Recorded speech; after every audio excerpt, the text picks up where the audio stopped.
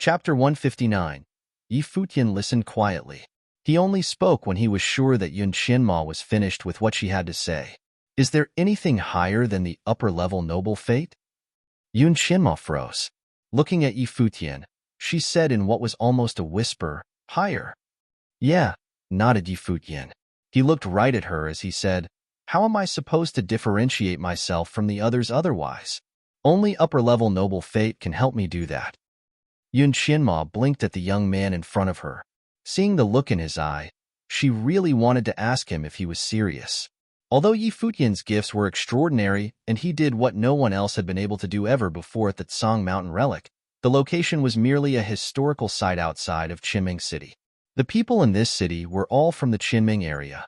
The most powerful cultivators here were still obviously weaker than those groomed in the Eastern Barren Territory. On the other hand, Yusheng was undisturbed by what Yi Futian had said. He was used to it. "I've never heard of it," said Yun Qianma. "Oh." Yi Futian nodded and continued. "After we get back to Qinming City, can you get your hands on a map of the ancient barren world?" "I can, but it won't be absolutely accurate," nodded Yun Qianma. "Okay." Yi Futian nodded as well and turned his attention away. He was looking into the distance as if he were in deep thought. The battle between the Nandu Nation and the Kangyi Kingdom should have begun by now. Luo Junlin should also already be cultivating at the Royal Xian Temple. Once Luo Junlin made a name for himself there and acquainted himself with people with any power at the Royal Xian Temple, it would be disastrous for the Kangyi Kingdom. These powerful groups had many noble plain cultivators. If Luo Junlin's talents were outstanding enough, it was possible that these powerful cultivators would step up to help him. Although this was the worst-case scenario, it was not something to be ignored. In the ancient barren world, Yi Futian must stand out against the others. At the very least, he had to exceed Luo Junlin. This was the only way he could take control of the narrative. Yi Futian would not be the passive party again. The events of that day in Donghai City were not going to happen again. In the past, Emperor Luo's imperial order was a force of power he could not go against. If the Royal Xian Temple was anything like Emperor Luo, then the results would be the same. Yi Futian refused to let such things happen to himself once again. However, all these pessimistic thoughts were only hypothetical at this point. Normally, the higher-ups of a great powerful force like the Royal Xian Temple would not meddle with wars between countries in the Hundred Lands. After arriving back in Qinming City, Yi Futian did not return to the inn from before. Yun Qianma found a private residence for him. It was very grand. Yi Futian secretly praised his maid for a job well done. It was indeed very convenient to have the top disciple of a powerful clan of the Qinming area as a maid. Yi Futian cultivated by himself in the court of the residence. He was practicing his sparring skills. There was an explosion of fate, climbing to new levels. His body was enveloped in a strong force of will, which carried into every punch he threw forward. However, the power of the will was very mixed because they had different origins. There was the Guqin will, the sword will, wind will, and will from different demon beasts. The power of these wills joined to form fate. With the fate, Yi Futian was much more powerful than before. Will was a true form of ability. It could be used in combat. If he was able to acquire enough fate to form noble fate and noble level willpower, it would increase his powers to a terrifying new level. The ancient barren world was indeed a mystical world. After cultivation martial arts for a while, Yi Futian began to practice on the Guqin. The melodious sound carried Guqin will, strengthening the artistic conception created by the song. Just then, a beautiful figure was headed towards Yi Futian. It was Yun Qianma who had just returned. She stopped in front of Yi Futian and quietly watched him play. When he played the Guqin, he was a completely different person. The music slowed until it came to stop. Yi Futian lifted his head to see Yun Qianma. "This is a map of the ancient barren world," said Yun Qianma as she handed the object over to Yi Futian. His Guqin spirit disappeared.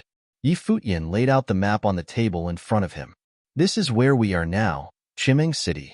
Yun Qianma pointed to a spot on the map. Yi Futian's eyes followed her finger. It was already labeled on the map. The words, Qinming City, were marked down. Yi Futian continued looking downward from their location on the map and saw a large piece of barren land. The end of the barren land was the border of the ancient barren world. That should be where he entered. The entrance to the Hundred Lands. The entrance to the Hundred Lands had just opened, so it was not yet marked on the map. There were also no other cities. Just a piece of barren land.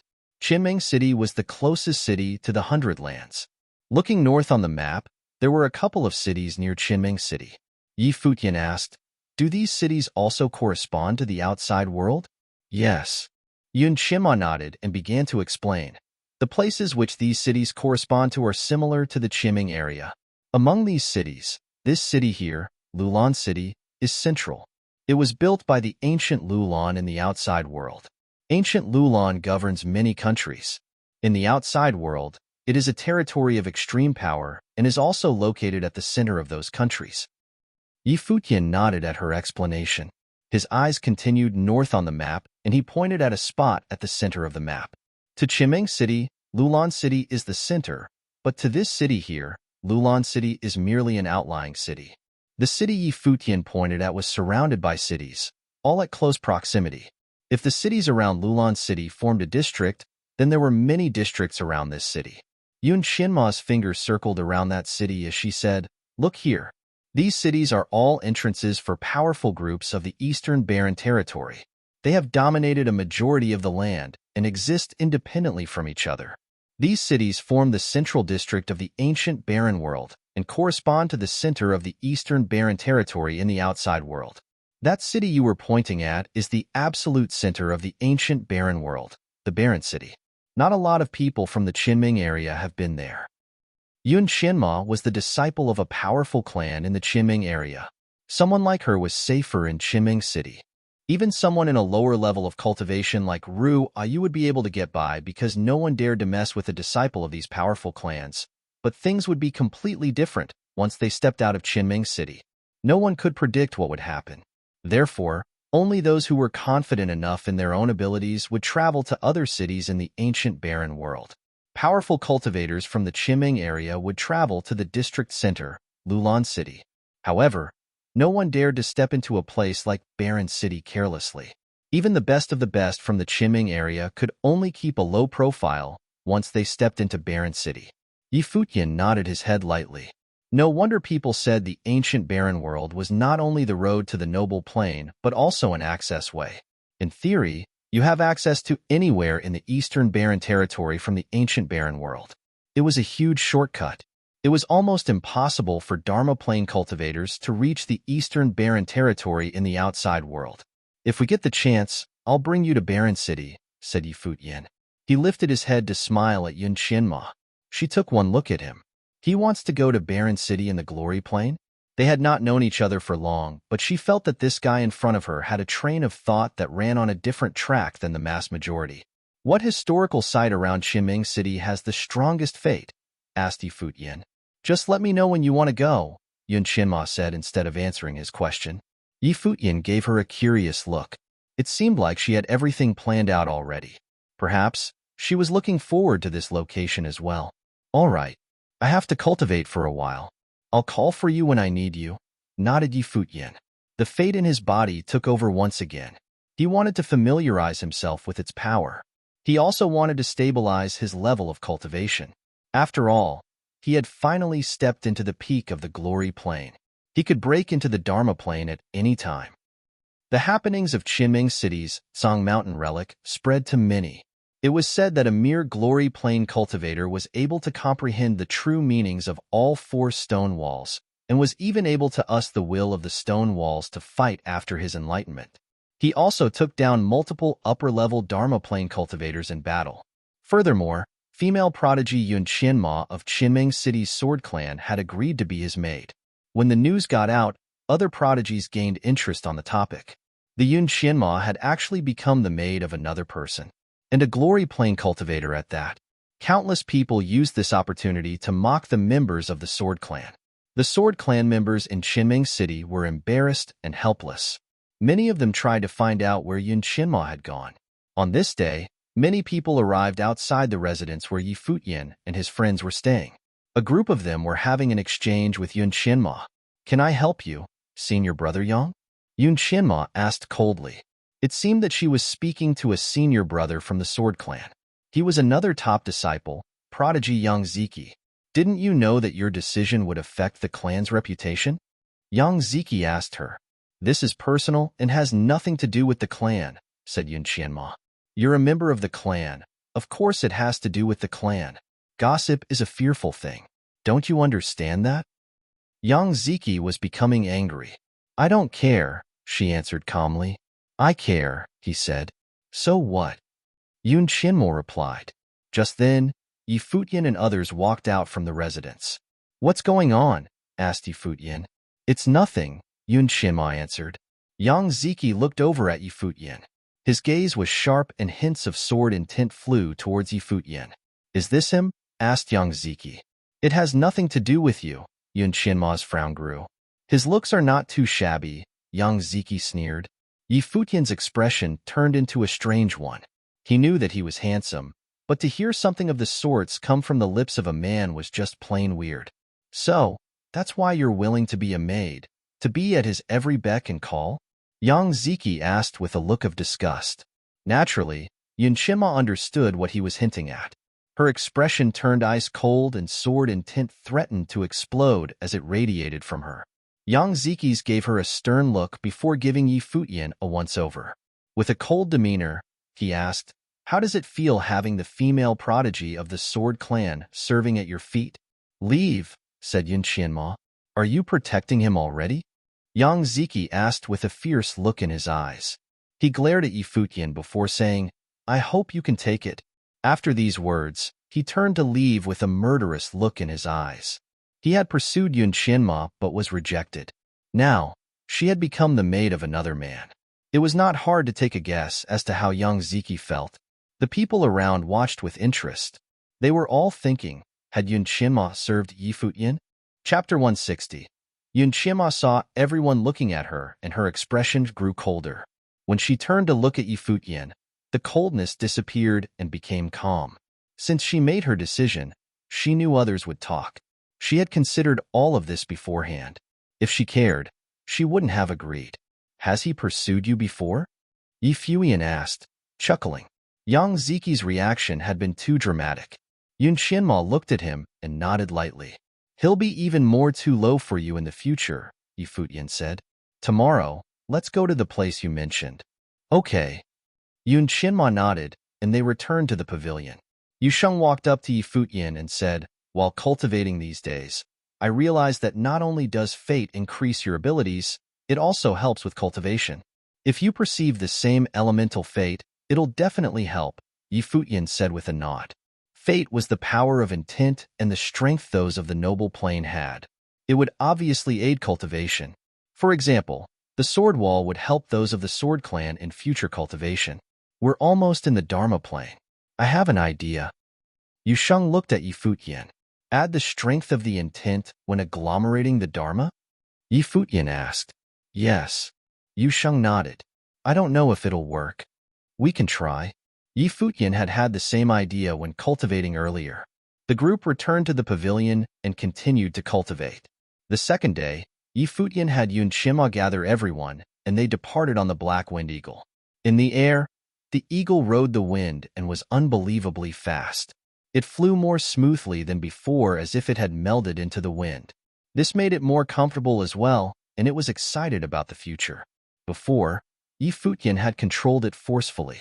With the snow ape there, it couldn't fight back. Now that Yi Futian developed, it finally saw a way to evolve.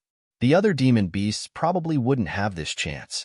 It could only pray that Yi Futian wouldn't look down on it and change to another demon. Yun Qianma pointed out the direction. This time, they were going into the Qinming city rather than out. Where are we going? Yi Futian asked. He'd only told Yun Qianma he wanted to go to the place with the strongest fate, but she didn't tell him the specific location. The Noble Grotto, Yun Qianma said. It's inside the city, and like you said, it's the place in the Qinming city with the strongest fate. It's much stronger than the Tsang Mountain relic. Yi Futian's eyes brightened. Why did Yin Lu go to the Tsang Mountain rather than here? The fate is strong, but it's not easy to attain. The Noble Grotto gathers the true creams of the crop. With Yin Lu's talent cultivation, he wouldn't receive anything even if he went. Yunqianma said. I went before but didn't accomplish anything. Yi Futian nodded. He was excited to see what the noble grotto was like. As the black wind eagle flew, Yi Futian saw many people also riding demon beasts toward the same direction. We're almost there.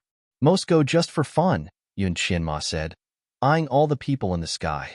Yi Futian chuckled. After a while, the crowd became denser. Some in the front went down. An extremely large grotto appeared in his vision. It took up a large expanse of land. The air around it glowed faintly like fate. It filled the sky, making the grotto seem mysterious. As they neared it, the black wind eagle started going downward and landed on the ground. At that moment, Yi Futian looked up at the large grotto. He actually felt a faint pressure. It was the noble intent pushing down. There were various carved head sculptures on top of the grotto. The strong noble intent seemed to come from them. The closer he got to the grotto, the stronger the pressure was. If he was walking on the corridor above the grotto, it would probably be too strong to bear. It's indeed much more powerful than the Tsang Mountain relic, Yi Futian said. He could feel just by standing here that the fate contained in the noble grotto was incomparable to the four walls of the Tsang Mountain relic. There were more people here too, and they all had unique auras. Many seemed to be perceiving the intent hidden inside the grotto from the top as well. In the near distance, a figure walked towards them. Coldness flashed past his eyes and he laughed. Oh, it's Yunqianma. It was Lu Yuan, the one wounded by Yunqianma at the Tsang Mountain relic. His voice attracted many people's attention. Mostly everyone here was from the strong forces of the Qiming area. They were familiar with Yunqianma from the Sword Clan. Many people looked over in interest. Lu Yuan continued with a smile. How does it feel being a servant? Coldness flashed past Yunqianma's eyes. Her sword intent grew more obvious. Lu Yuan wasn't intimidated. This wasn't the Tsang Mountain relic. Without Yi Futian and the intent of the sword wall, he didn't think he would be defeated like before. The battle from days ago was honestly humiliating. Yunqianma. Another voice rang out at that moment. A youth with an impressive presence stood in the distance and smiled at her. Yunqianma, you are the pride of the Sword Clan. Don't you feel undignified to be someone's servant? This was Mo Fan, another powerful clansman of the Qiming area. I'm more curious about who took you in as a maid. I heard it's someone in the glory plane. Someone else mocked and looked at their group. Who are they? Someone asked. Yi Futian was annoyed. Was Yunqianma really that well known? News of what happened at the Tsang Mountain relic had spread. Do you have any problems?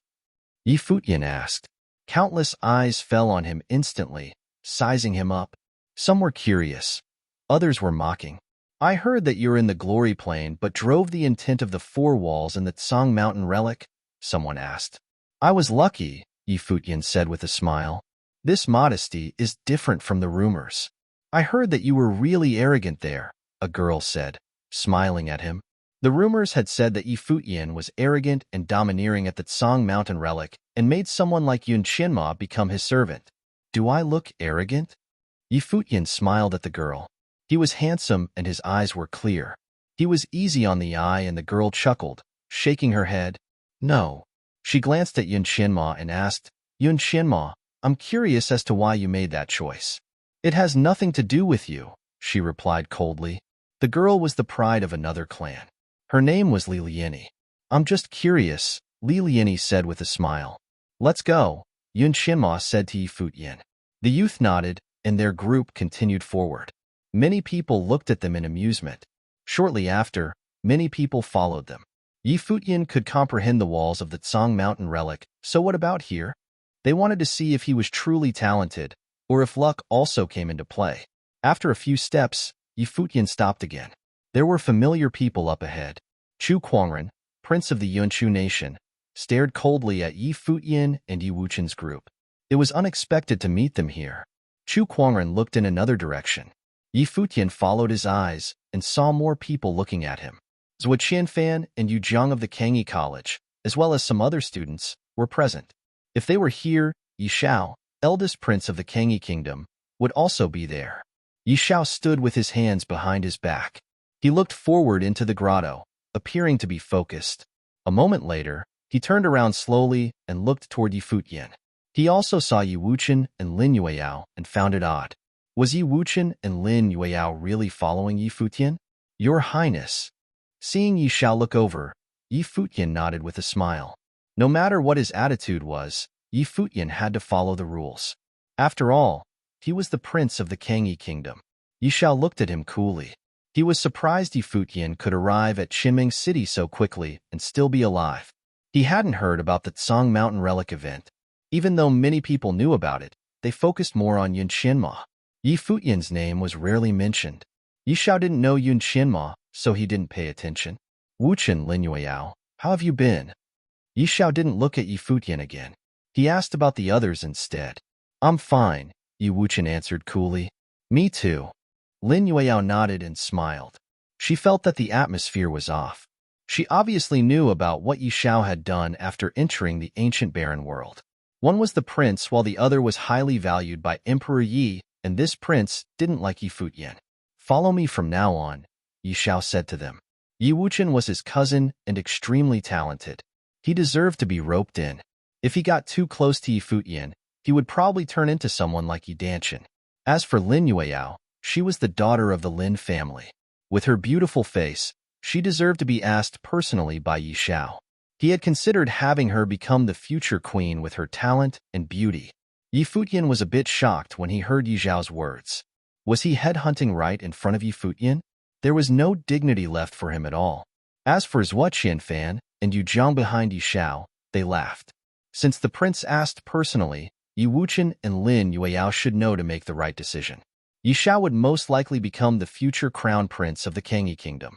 If he received the noble fate in the ancient barren world, there would be no competition. Chapter 161. Yi Wuchen arched an eyebrow. Determination flashed past his eyes. Yi Xiao was his cousin, but they actually rarely interacted. Yi Wuchen focused on cultivation. Power meant nothing to him. Especially after the ancient barren world opened, the Hundred Lands would change soon too. If they still held the old views that royal power was above all else, there would be danger. If the ancient barren world was permanently open, it would create more nobles. Yi Xiao was heavily influenced by royal power. This was probably related to his status as the most possible heir to the throne. Thank you, Your Highness, but I'm used to being alone. I won't travel with you, Yi Wuchen said. Saying that he wanted to be alone was to save Yi Xiao some embarrassment. However, Yi Xiao and the people of the Kangyi kingdom were shocked. They stared at Yi Wuchen. He was obviously with Yi Futian's group.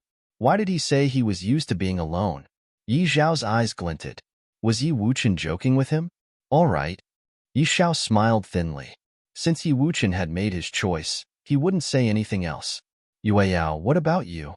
Yi Xiao glanced at Lin Yueyao. He'd removed her surname, making them feel closer as if it was some type of hint.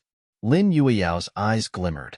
She felt a bit awkward but still smiled gently and said, Your Highness, it's hard for me to say. With that, Lin Yueyao looked at Yi Futian again. This answer didn't say anything, but it was undoubtedly still a rejection. Her eyes made people think of many things too. Hard for her to say? Yi Zhao's smile disappeared completely. Seeing Yi Futian and Lin Yueyao, the people of the Kangyi College sharpened their gazes. Many glared at Yi Futian. Was the top beauty of the Kangyi kingdom? Seeing Lin Yueyao look at him, Yi Futian was surprised too. Why did it feel like he was thrown under the bus? Hard to say. What did that mean? Good. Yi Zhao's tone was cold. Whether it was an excuse or something else, Yi Wuchen and Lin Yueyao had both undoubtedly rejected him. His confident words from before were even more like a joke. As the Kangyi Kingdom prince, he didn't have more of a right to speak than a 17-year-old genius? No matter how talented Yi Futian was, Yi Xiao was the future owner of the kingdom. He left, walking to the noble grotto, without looking at Yi Futian. Yi Futian didn't really mind Yi Zhao's attitude. Emperor Yi had saved him, and he would remember that. If Yi Xiao was willing to be friends, he would do so willingly. But Yi Xiao and Yi Danshan were all the same to him. They were both Emperor Ye's children, and he didn't want to get into the fight for the throne. But Yi Xiao had made the boundaries clear since the start, seeing Yi Futian as an enemy and part of Yi Danshan's group. He was too calculative, probably due to being born into royalty. This backfired on him. What do you mean? Yi Futian stared at Lin Yueyao. What does this have to do with me? Lin Yueyao looked wronged and innocent. She whispered, "Then what do you want me to say?" Right now, Lin Yueyao's eyes are so powerful, Yi Futian thought as he looked at her. Was she conquered by his charm? It's not good to be so talented, Yi Futian sighed as he looked away. Lin Yueyao stared at him unblinkingly. This guy was so conceited. What's so special about the noble grotto? Yi Futian asked Yun Xiaoma. He didn't mention Yi Xiao. It was a small thing to him. The powerful intent contained in the noble grotto will press down on anyone that gets close. It gets stronger and stronger as you go. If you cast some power to resist it, the grotto will retaliate with the same element, Yun Xiaoma said, looking at the majestic noble grotto. You can only receive the chance to transform the power attacking you into fate if you can endure the powerful pressure. Then you can walk to the corridor and sense the artistic conception at a close distance. Hearing that, Yi Futian looked up at the corridor. Two figures sat there cross-legged and cultivated with their eyes closed. Only two people were in the huge grotto. They were extremely brilliant. The two shone brightly, and their fate shook violently. At this moment, Yi Futian saw Yi Xiao walk towards the noble grotto.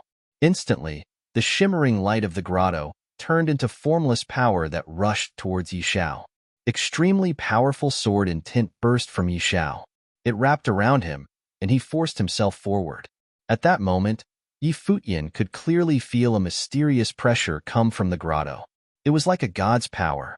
It rushed at Yi Xiao, transforming into sword intent as well. Yi Futian couldn't help but operate freedom meditation. He discovered that the pressure came from several statues in the grotto. The statues contained sword intent, the same elemental intent that Yun Qianma had said. As the elder prince of the Kangyi kingdom, he was naturally more talented than others. Not only was he a swordsman in training, he was also a spiritual elemental sorcerer. All royalty, even Yi Wuqian, actually focused on the spiritual elemental and minored in swordsmanship. They were extremely powerful. He continued forward, resisting the sword pressure. Yi Xiao continuously approached the grotto, not stopping until he was 13 steps away. These are known as the 13 steps of death, Yun Qianma said. The intent attacks multiply and will even truly injure the person. The geniuses are all stopped within these 13 steps. In fact, you can gain something from each step. Yi Futian nodded. The freedom meditation was operating at top speed. The grotto's intent slowed down in his eyes as it attacked Yi Xiao. Boom! Yi Xiao stepped forward forcefully. His sword aura cut through everything. There seemed to be a violent windstorm. Powerful waves swirled like tidal waves. The first waves were forced back. It grew stronger and screamed as it came for Yi Xiao.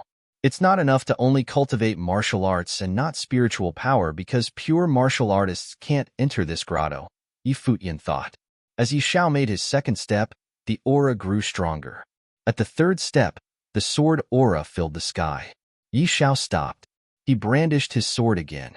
Sword intent blanketed him, enveloping his body, transforming into an extremely strong shield. He stepped again, but similar pressure transformed into a sword, sweeping towards him. It destroyed everything and fell upon Yi Xiao. There were sizzling sounds. Yi Xiao flew out and kept retreating. He looked pathetic and was even bleeding. Prince. The Kangyi Kingdom's people walked over, but Yi Xiao waved his hand. He looked embarrassed. He only made 3 steps. Every step is like a limit. You have to keep overcoming your limits, Yi Futian muttered. Genius, are you going to try? Someone giggled. Li Liani looked at Yi Futian from the near distance. The noble grotto is different from the Tsang mountain relic, Lu Yuan said. Many talents had come to the grotto and tried, but only those 2 could reach the corridor. They'd spent a lot of time trying too. The Tsang mountain relic is enlightenment, but the noble grotto relies more on your own intent power and strong cultivation talent. Mo Fan, the pride of the Qiming area. He also walked over. The 2 sitting in the corridor after the 13 steps of death were the top talents of the Qiming area. At this time, 2 more figures appeared in the air and descended. Yun Qianma, one called. She looked over and saw Yang Ziki, the senior brother who'd humiliated her yesterday. The one beside Yang Ziki had his hair tied up. He had a sharp aura. Seeing him, Yun Qianma called, Senior brother Zhao. Zhao Han. Everyone looked up at him. Zhao Han was the top disciple of the Sword Clan. He was extremely talented and had once made 10 of the 13 steps of death. He only had 3 more steps left, so it was obvious how powerful he was. Zhao Han looked at Yun Xinma and said, "Junior sister Yun, I'm very disappointed." No matter what, Yun Xinma's actions had disgraced the Sword Clan. After all, she was a top disciple. Senior brother, Yun Xinma wasn't as cold as she was to young Ziki. Zhao Han was respected and extraordinarily talented.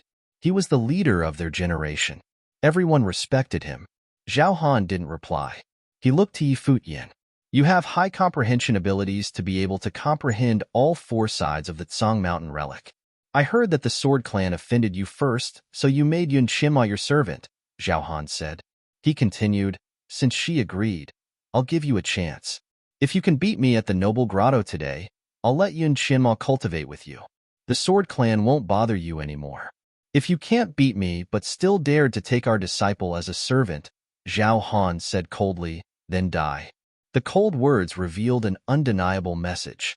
Beside them, young Ziki sneered. Zhao Han was so talented. He'd once made 10 of the 13 steps of death. Barely any of their generation could do that. Yi Futian would definitely die today. So domineering. Everyone chuckled after hearing Zhao Han's words. With his abilities, he was qualified to say that. He gave Yi Futian a chance. If Yi Futian won, he would have the right to take the Sword Clan's pride as a servant. If not, he would die. Chapter 162. Yi Futian looked at Zhao Han. He had handsome and clear features. Just standing there gave him an extraordinary aura. Yi Futian had naturally noticed that Yun Xinma's attitude towards Zhao Han was different from hers to young Ziki. It was obvious that Zhao Han had a higher status in the Sword Clan. That was why he had a cold expression and arrogant words. He said that if Yi Futian could defeat him, he wouldn't care about Yun Xinma again. If Yi Futian lost, he would die. However, what did Yun Xinma being a servant have anything to do with him? This meant that if Yi Futian won, he would win. If he lost, he would die. How tyrannical. Would you like to consider taking your words back? Yi Futian asked Zhao Han. Zhao Han gazed at Yi Futian. His eyes were sharp as if sword intent was flowing from them. He said coldly, I never take back my words. If you don't accept it, you'll also die. No one in the Glory Plane was qualified to negotiate with him, especially not one from the 100 Lands. Yi Futian smiled. Instead of arguing, he walked towards the Noble Grotto. Yu Shang glared coldly at Zhao Han and followed Yi Futian. The group walked towards the grotto. Zhao Han's eyes were indifferent. He moved towards the grotto with young Ziki. Everyone around them started walking towards the grotto as well. Zhao Han had once walked 10 steps into the grotto. Could he break the record this time? Of the 13 steps of death, apparently, the last 3 were the most terrifying and could really kill someone. They were all a bit sympathetic of Yi Futian. This genius from the 100 Lands had extraordinary comprehension but would most likely die here. The Noble Grotto was vast and wide. The people scattered in all directions, ready to try with Zhao Han and Yi Futian. They were secretly competitive. Motivation came with competition and made them want to go forward even more strongly. Many extraordinary figures stood before the grotto. An invisible burst of majesty traveled over. The people in the back looked forward with an odd brightness in their eyes. These geniuses were going forward together. It was rare and interesting. Zhao Han was the best of the Sword Clan this generation. He was extremely talented and had already taken 10 steps. No one else could top him. All the talents of the Qinming area were eclipsed by him. Liliani was a girl, but she was extremely talented as well, and would probably have a great performance. Yun Xinma had agreed to be Yi Futian's servant, but she wasn't weak either. According to rumors, she had defeated Lu Yuan at the Tsang Mountain relic. However, she'd relied on the stone wall sword intent at the time. The people wondered who would be stronger now, and how would young Ziki and the prides of the 100 Lands perform. Of course, they were excited to see how Yi Futian would fare as well. He was a genius who had once comprehended all 4 walls of the Tsang Mountain relic. The end was already determined, but they still wanted to see how many steps he could take. 7 steps? If he could take 7 out of the 13, it would be more than half, and he would be astonishingly talented. Those of the Qinming area who could take 7 steps were all renowned figures. Yi Xiao studied Yi Futian's group and stepped forward. He prepared to continue trying. Last time, he'd only taken 3 steps, which wasn't a good result. Chu Kuangren and the people of the Yunshu nation all walked to the grotto. At the Nandu nation's Tingfeng banquet, he didn't even have a chance to fight. At that time, Yi Wuchen's power had made him want to avoid him. Now, he had the chance to quietly compete with Yi Wuchen. Yi Futian didn't know what everyone else was thinking.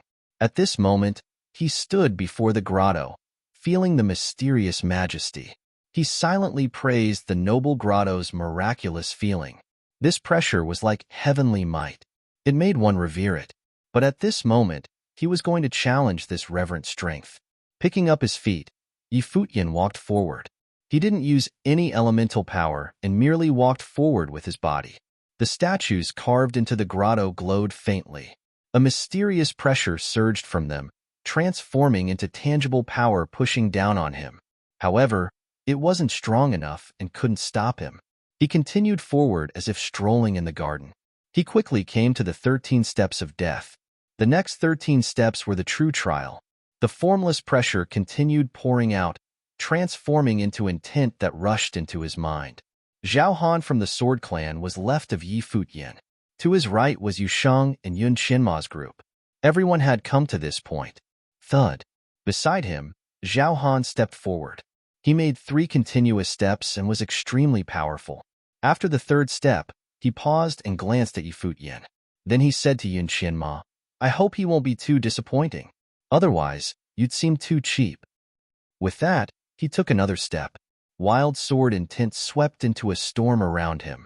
Taking 4 continuous steps, he was extremely powerful and threw everyone far behind him. Yi Futian didn't mind. He calmly made his first step. An invisible aura radiated from him. This step was extremely stable. His body didn't even shake at all. Countless statues lit up and countless waves of pressure came down on him. They transformed into powerful intent, attacking his tenacity wildly. The strong cultivators around him all stepped forward. The first step was nothing for the geniuses present. Yi Futian quietly felt the power. Instead of looking at the others, he focused on the grotto up ahead and walked forward. As he continued, he still didn't release any elemental power. The mighty grotto had a mysterious power. It came again like a tide and was even stronger, crashing heavily against his body. Strong intent rushed into his mind. It was terrifyingly powerful, almost enough to break down his will. The strong power transformed into a windstorm, but Yi Futian was still unmoved.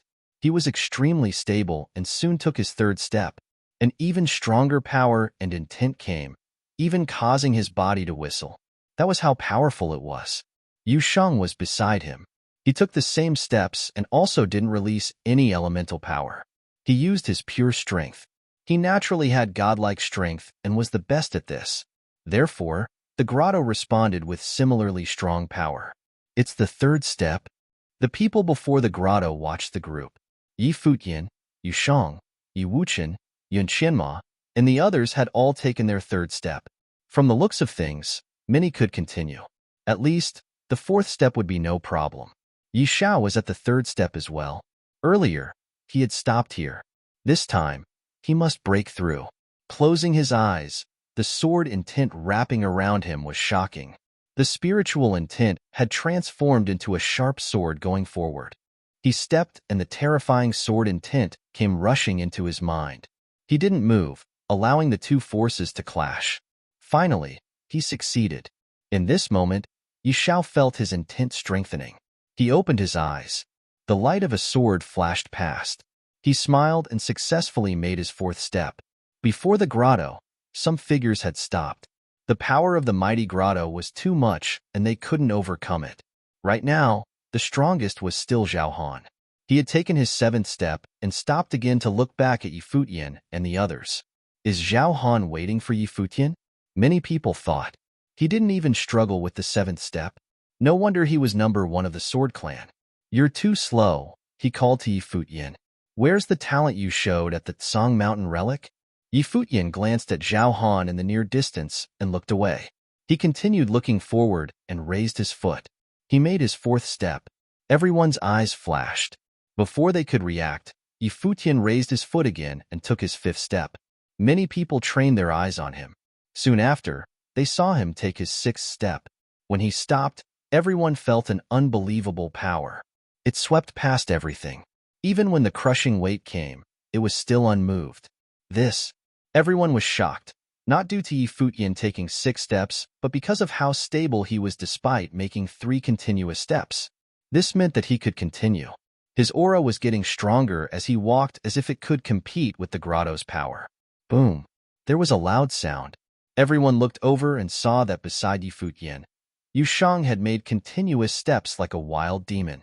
He also made his 6th step, and his body was filled to the brim with wild power. Wuchen's sword intent was like a storm, wrapping around him. He pointed forward fearlessly, facing the mighty pressure directly as if he wanted to cut a path with his sword. As he pointed, he also took 3 steps in a row and came to the 6th step. The 3 had all taken 6 steps. Many people looked at them, hearts shuddering slightly. Yishao took this in with some humiliation. They had taken 6 steps, such powerful 6 steps, while he'd only taken 4. He was so far behind Wuchen and the others. There was no comparison usually, but now it was obvious. Even Lin Yueyao had taken her 4th step and was on her 5th.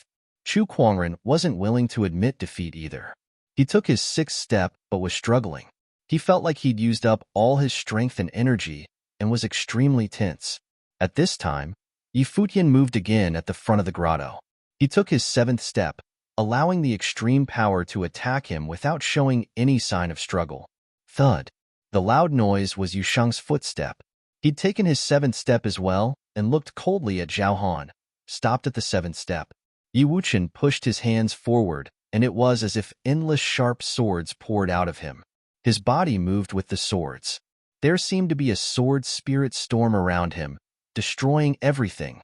But he made his 7th step steadily. Boom. With the loud boom, Chu Kuangren was thrown into the air when he tried for the 7th step and crashed onto the ground. He spat out a mouthful of blood, his face pale. Yishao looked at the trio who had taken their 7th step and didn't have the courage to make his 5th. Even if he did, so what? Chapter 163. Zhao Han saw that Futian's trio made 7 steps, just like him. His expression changed slightly. Huffing coldly, he continued forward. On the 8th step, the sword intent destroyed everything but couldn't stop Zhao Han. Not stopping, he made his 9th step.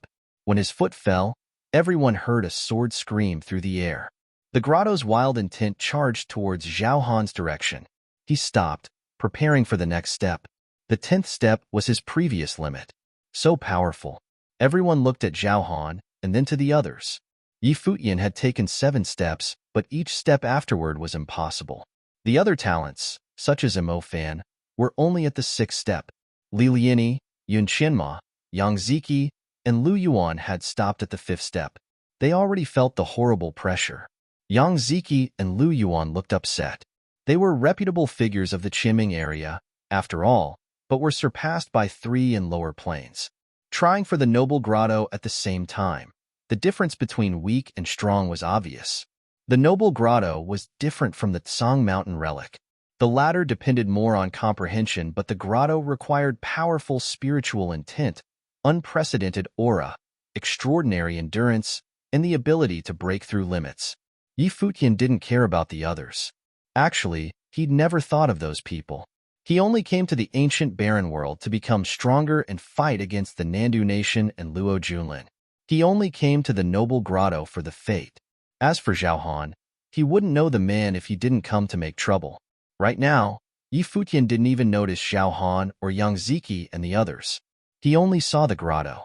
Unifying his spiritual qi, his aura rose up. As if performing the 9 heavenly attacks, he stepped forward again. With the 8th step, the power swept towards him. Intent rushed into his mind, almost destroying his will. However, his spiritual intent strengthened instead. He took another step. The void shook. Futian had taken a 9th step. He was once again equal to Zhao Han. Now, Zhao Han's expression changed slightly. He'd already taken 9 steps, and his previous limit was 10. Futian had actually caught up. There was one more step, and it would be his previous limit. So powerful. Everyone's hearts trembled as they stared at Yi Futian. The majority had been left in the dust already. Yi Xiao had been forced back at the 5th step. Yang Ziki and Lu Yuan were stuck at the 5th step too, studying the two figures in the front. Boom. However, someone seemed unwilling to let Yi Futian and Zhao Han get all the attention. He took another step and the air shook. Yu Shang had taken his 8th step. He didn't stop. Roaring, he made his 9th step. The burly body was filled with explosive strength. The power seemed unstoppable. Zhao Han, Yi Futian, and Yu Shang were at the same point. Yi Wuchen seemed to see Yi Futian and Yu Shang. He also moved. His body seemed to transform into a sword. He melded into the endless sword intent. Closing his eyes, he was entirely focused. He took his 8th and then 9th step. He was entirely in his own world. In this world, he was alone with his sword. Now, the four were together. Seeing this, the black-winged eagle in the back grew excited too, flapping its wings. As for the others, they trembled inwardly. Yi Futian, Yu Shang, and Yi Wuchen had come together. Now, they all made their 9th step. The spectators' shock was imaginable. If they took another step, it would be 10. Zhao Han's limit was 10. This would mean that the trio was equal to Zhao Han. That was shocking. Zhao Han was the top disciple of the Sword Clan. He was extremely talented and was one of the best of the clan's younger generation. As if sensing danger, Zhao Han gathered himself and took his 10th step. He yelled and his sword aura turned into a river. His entire body drowned in the sword, but he still stood firmly and made his 10th step. Only the last 3 steps remained. Then he could step onto the corridor and feel the grotto's intent at a close distance to add the fate to himself. However, before Zhao Han could relax, Yi Futian moved too. He made his 10th step. His aura grew stronger and stronger. It combined with his intent. Right now, he seemed to be fighting the grotto's intent. Boom. With the 10th step, wild wind rose up like tidal waves. His long hair flew and his clothing fluttered. Even more terrifying was the attack on his spiritual intent. It was powerful enough to destroy everything. He's standing. Everyone stared at him, insides trembling. This was the 10th step. This was Zhao Han's limit. Just like him, Yi Futian had reached this step. If they tied, what would Zhao Han do? Zhao Han obviously couldn't accept a tie. His eyes sharpened to a point. He looked forward and closed his eyes, feeling all the power. Then he took his 11th step. The last 3 steps, the most terrifying 3, had caused many top talents to stop. Some were even heavily wounded by the backlash. In fact, some very terrifying talents had died during these 3 steps. It was known as the 13 steps of death, but the truly fatal ones were the last 3. Now, Zhao Han was forced by Yi Futian to take the first of the last 3 steps. Sword intent seemed to bite into his body. The grotto's intent rushed into his mind. That moment, no one knew what kind of attack Zhao Han bore. They only saw his body shake violently. Countless eyes fell on him, staring at his body. Would Zhao Han be injured by the backlash? This step was too dangerous. Even with Zhao Han's top talent, the people still felt that his steps were unsteady. He seemed to sway, about to die at any moment. The space muted. Even Yun Qianma had stopped to look at Zhao Han. Mo Fan, Li Liani, Yang Ziki, and the others all looked at Zhao Han's 11th step. The air seemed to coagulate. After a long while, Zhao Han's body steadied. He yelled and opened his eyes. Sword intent shot out. The 11th step. Many people's hearts shook. Zhao Han had started with the 3 fatal steps and surpassed his limits. How will you take this step? Zhao Han asked. His tone was wildly arrogant. Yi Futian had taken 10 steps and was good enough. But unfortunately, Zhao Han had surpassed himself and taken the first of the 3 fatal steps. Only personally experiencing it would one know how terrifying this step was. Yi Futian couldn't do it. If he tried, he would die. Shut up. Yi Futian gazed at Zhao Han coolly. Without any hesitation, he took the first of the fatal 3. That moment, Yi Futian felt the grotto shine brilliantly. He had the hallucination that this mighty grotto only targeted him. Even worse, the carved statues magnified in his eyes. They filled his vision, rushing into his mind. He no longer felt pure intent attacks. The statue's intent transformed into tangible shadows. They appeared in his mind like true noble figures. An unmatchable pressure swept through. It transformed into an impossible power that worked to destroy his will. He finally understood how horrifying this step was. It was completely different from the earlier 10 steps. No wonder Zhao Han's limit had been 10 before. Now, Futian closed his eyes. In his mind, his will confronted the noble statues. The impossible pressure weighed down on him. A terrifying figure appeared in his mind. It was a humongous demon ape. It was extremely powerful and waved its staff, moving the clouds and wind. The 9 heavenly attacks could shatter the world. Before, the snow ape had destroyed heavenly soldiers with a staff. The noble intent couldn't defeat him now. The intent power seemed to recreate a past scene. The demon ape split the skies and earth. It was attacking rather than defending. An extremely resilient intent sliced down at the statues. A rumble came from his mind. The stone statue shattered, but Futian remained standing straight and tall. He took the 11th step steadily. That moment, countless eyes stared at Futian's backside. His figure was still standing so tall as if he was looking down on the world. How is this possible? Yang Ziki and Lu Yuan stared at Futian in shock. He'd actually taken the 11th step. Beside Futian, Zhao Han stared at him coldly. He'd already surpassed his own limits and taken the 11th step. He couldn't continue. The last 2 were impossible to challenge. He was at his true limit. But Futian was still tied with him, coming to this step together. I can't believe you can be equal to me. Zhao Han's voice was tinged with shock. He seemed to have overthought. Ignoring him, Futian raised his foot again. Everyone's hearts shook. Was he going to advance again? Was he crazy? This was Futian's first time here. He'd already taken 11 steps and could still continue. Under their shocked eyes, Futian stepped again. When the noble intent descended, he still didn't hide. He took the offensive and destroyed it with horrible intent. At this moment, he was like a god. No intent was impossible to destroy. The 12th step. The people couldn't stop shaking inside. Futian had taken the 12th step. Only 1 remained. This was... Before the spectators could process this, they discovered that Futian didn't stop. He raised his foot again. Countless eyes were fixated on that steady figure. Was he going to take the last step? Boom. As Futian brought his foot down, the air before the grotto shook. Similarly, everyone's hearts shook as well. Chapter 164. When Futian made his last step, it felt as if the entire grotto was imprinted in his mind.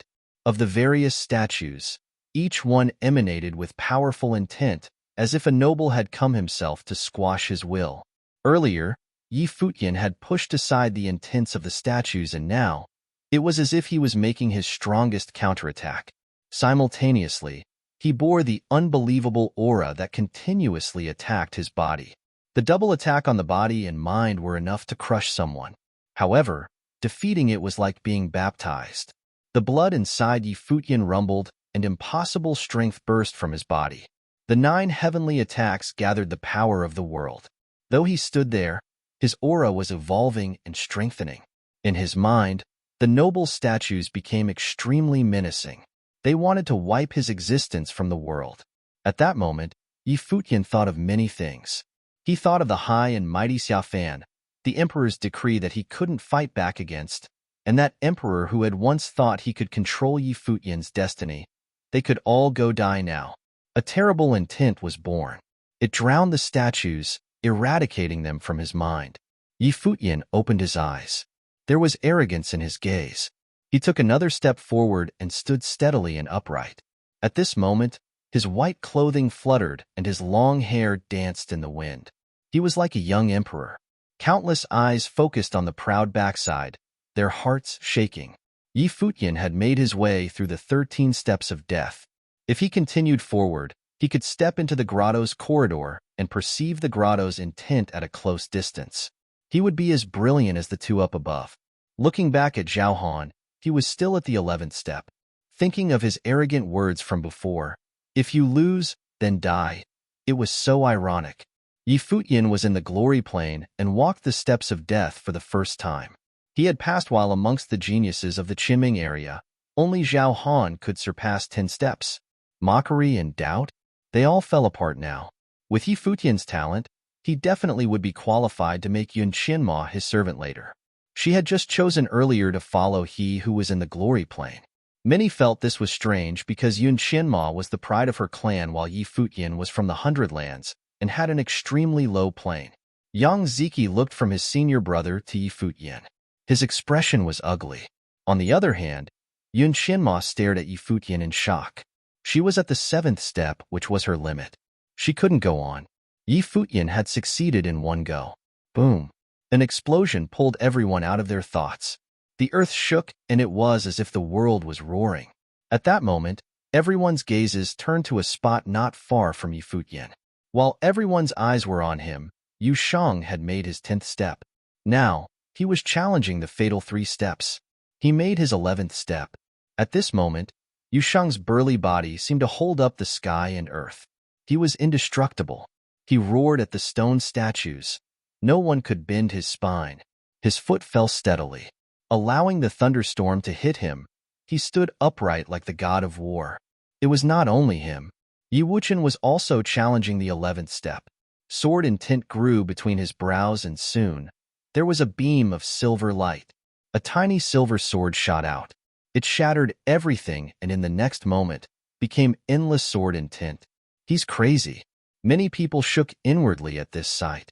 Today, 4 people had challenged the fatal 3 steps and all succeeded. Yi Futian had even completed all 13. This was the first try for all 3 of them, and Zhao Han had lost to all of them. Yu Shang's arrogant gaze turned and looked at Zhao Han in the near distance. He said coldly, "Who do you think you are? You aren't even good enough to wipe his shoes." There was nothing to be won, while only death awaited the loser. Did Zhao Han think he was very powerful? Hearing Yu Shang's imposing words, everyone hushed. The top disciple of the Sword Clan, the extremely talented Zhao Han, had been humiliated in public. Reality was right before his eyes. Zhao Han's face turned livid when he heard Yu Shang's words. Faced with someone who had made 13 steps on his first try, Zhao Han had neither the ability nor the talent to prove anything. Even now, he couldn't make his 13th step. Now, Zhao Han was still wondering if he should attempt the 12th. Just as he was pondering, Yu Shang had looked away and made his 12th step. His strength was extremely wild and burst through everything.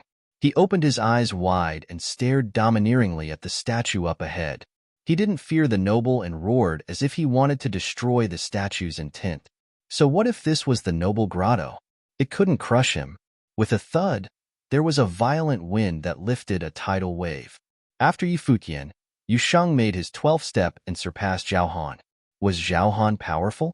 Was he extraordinarily talented?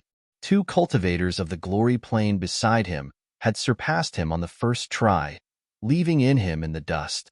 Seeing Yi Futian's 13th step and Yu Shang's 12th step, sharpness flashed past Yi Wuchen's eyes like a sword. He grew more determined. A man would only feel motivated when he was with the strong.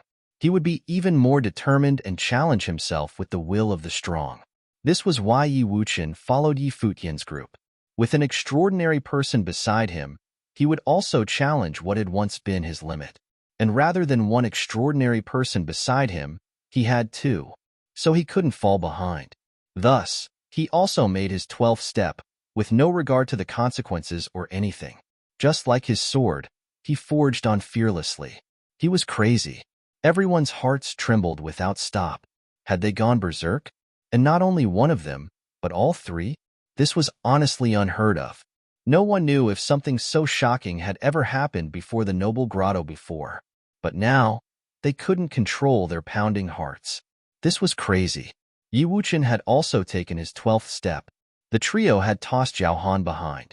Zhao Han, who had been unbeatable before, now stood behind them alone. It was so mocking. He didn't deserve to be arrogant. 3 people in lower planes from the Hundred Lands had surpassed him, the top disciple of the Sword Clan, the pride of Qinming. Did he have the right to say that the loser would die? He had thought that he would win, but realized that he wasn't even as good as the 2 beside Yi Futian. Such mockery. Behind them, Lin Yueyao watched the 3 unblinkingly. There was an odd look in her eyes. She felt hopeless. Couldn't they think about her feelings? Remembering that they were the top 3 of the Fenghua rank, she couldn't help but think that Emperor Yi foresight was great. They were brilliant even in the ancient barren world and defeated so many prides of the Qiming area. Yun Qianma was speechless too. Earlier, she'd only thought that Yi Futian was extremely talented. She didn't expect that Yu Shang and Yi Wuchen would be like this too. Now, she vaguely understood why Yi Futian dared to make her be his servant. It was silent. All that seemed to remain was the trio that had stolen the light from the world. Everyone stopped to feel the strength within the grotto. But just then, there was a sound. They all watched as Yi Futian slid backward, pushed back by the aggressive power. Is he finally unable to withstand it? Everyone's eyes flashed. Why didn't he step directly onto the grotto's corridor? Many people didn't understand why Yi Futian had stopped at the 13th step. He raised his head and gazed at the noble grotto. He uttered, "Again." Everyone was shocked. Again? What did he mean? Amidst their confusion, Yi Futian stepped forward again. This time, he released his elemental power. A gust of wild aura erupted from his body. They could faintly see aggressive lightning, the heavy intent of the earth, and a sharp metallic aura. At that moment, more statues in the grotto lit up. The bursts of wild power charged at Yi Futian. Simultaneously, an even more terrifying intent cut into his will. Boom, boom, boom. The wild power pounded against him, but he just strolled forward casually. 1 step, 2 steps. He quickly got to step 7. The steps that many were unable to attempt were so easy for him. At that moment, they finally understood what Yi Futian had meant. He chose not to step into the corridor and perceive the grotto's intent. He chose to walk the steps again. Without any hesitation, he chose to restart the thing that many people couldn't challenge and put all their effort in. It was as if he could restart the 13 steps of death whenever he wanted. His 8th step, Yi Futian's body was like a dragon. The power of lightning and thunder danced on him. His 9th step, his shadow was like a rock. It was unbelievably sharp. His 10th step, Yi Futian was like the majestic ape, shaking the world. The unparalleled intent transformed into tangible attacks that rushed violently into him, causing there to be an endless string of explosions inside him. He made the 3 fatal steps again. At the 11th step, his blood boiled and rumbled. The intent of martial arts was released. When the shocking intent rushed into him, he bore it rather than fighting back. He withstood the incredible attack, and the cracking sounds continued. His body seemed to be evolving. Boom. An even wilder aura burst from Yi Futian's body. The intent of martial arts transformed into a solid light and broke out of him like a true dragon. Endless power poured out of him violently, and he was covered in a brilliant glow. His physical body had a breakthrough, and his martial arts evolved. He had broken into Dharma plane. He had done it again, not to prove how amazing he was, but to use the power of the grotto to test his body and try for another plane. Chapter 165. He'd actually advanced to the next level. Countless eyes studied Yi Futian. Everyone knew that the noble grotto could test cultivators. Many were able to break through their limits after enduring the grotto's intent. But no one had ever been like Yi Futian and choose not to enter the corridor after completing the 13 steps, choosing instead to do it again without hesitation. He released the elemental power within him and used the grotto's intent power's attack to test his body, thus having a breakthrough into the Dharma plane. After his martial arts broke into the Dharma plane, the martial intent grew stronger and formed a Dharma. Yi Xiao and the people of the Kengi College stared at Yi Futian's backside. They looked embarrassed. Yu Shang and Yi Wuchen made the Kengi College students seem unaccomplished. The strongest had only taken 5 steps. 5 steps actually wasn't weak, but with Yi Futian's trio present, they looked horrible. Even worse, Yi Futian didn't show any signs of stopping yet. Right now, he was under extreme pressure but could also feel his power changing. In his mind, an even stronger intent attacked. Intent of different elements swept up a chaotic storm. It destroyed everything and more statues imprinted in his mind. Yi Futian fought against this power. He didn't fear the noble intent. Was a noble intent enough to destroy him? Arrogance emanated from him. His blood bubbled as the imperial tactics operated subconsciously.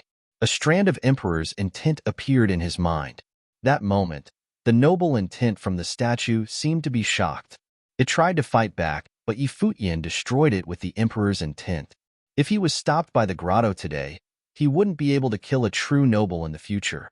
Without hesitation, Futian took the 12th step for the second time. His arrogance didn't reduce. He was still like an emperor.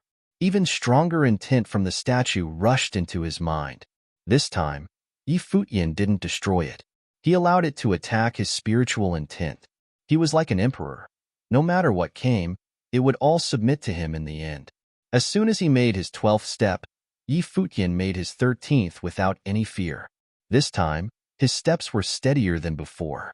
There wasn't any faltering. Instead of going through the trial, it was as if he was going to conquer. After the 13th step, the entire grotto imprinted in his mind. It seemed to feel his arrogance. The various statues all appeared in his mind to eliminate this brash man. Futian didn't fear anything. The emperor's intent was extremely powerful. It didn't move no matter what the noble intent tried. He enveloped the noble intent with the emperor's intent. The powerful noble intent seemed to meld into his intent, submitting to the emperor. At this moment, something seemed to break open. His spiritual power was evolving. A powerful spiritual windstorm carried the surrounding power and swallowed it. All types of spiritual chi and the strong intent all turned into food for Futian. Breakthrough in spiritual power. Everyone's hearts trembled again. Futian cultivated both martial arts and sorcery. After a breakthrough in martial arts, he still wasn't satisfied and continued using the grotto's power to have a breakthrough in spiritual sorcery. Now, he had advanced in both spiritual and martial arts power. He entered the Dharma plane completely. Many people felt numb.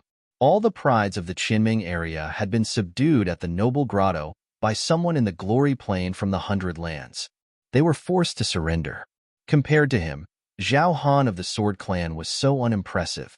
If he was a pride, then what was Futian? At this time, fate bloomed from Futian. It rose up several meters and was still strengthening. The intent of the stone statues flowed in endlessly, transforming into fate and making it stronger.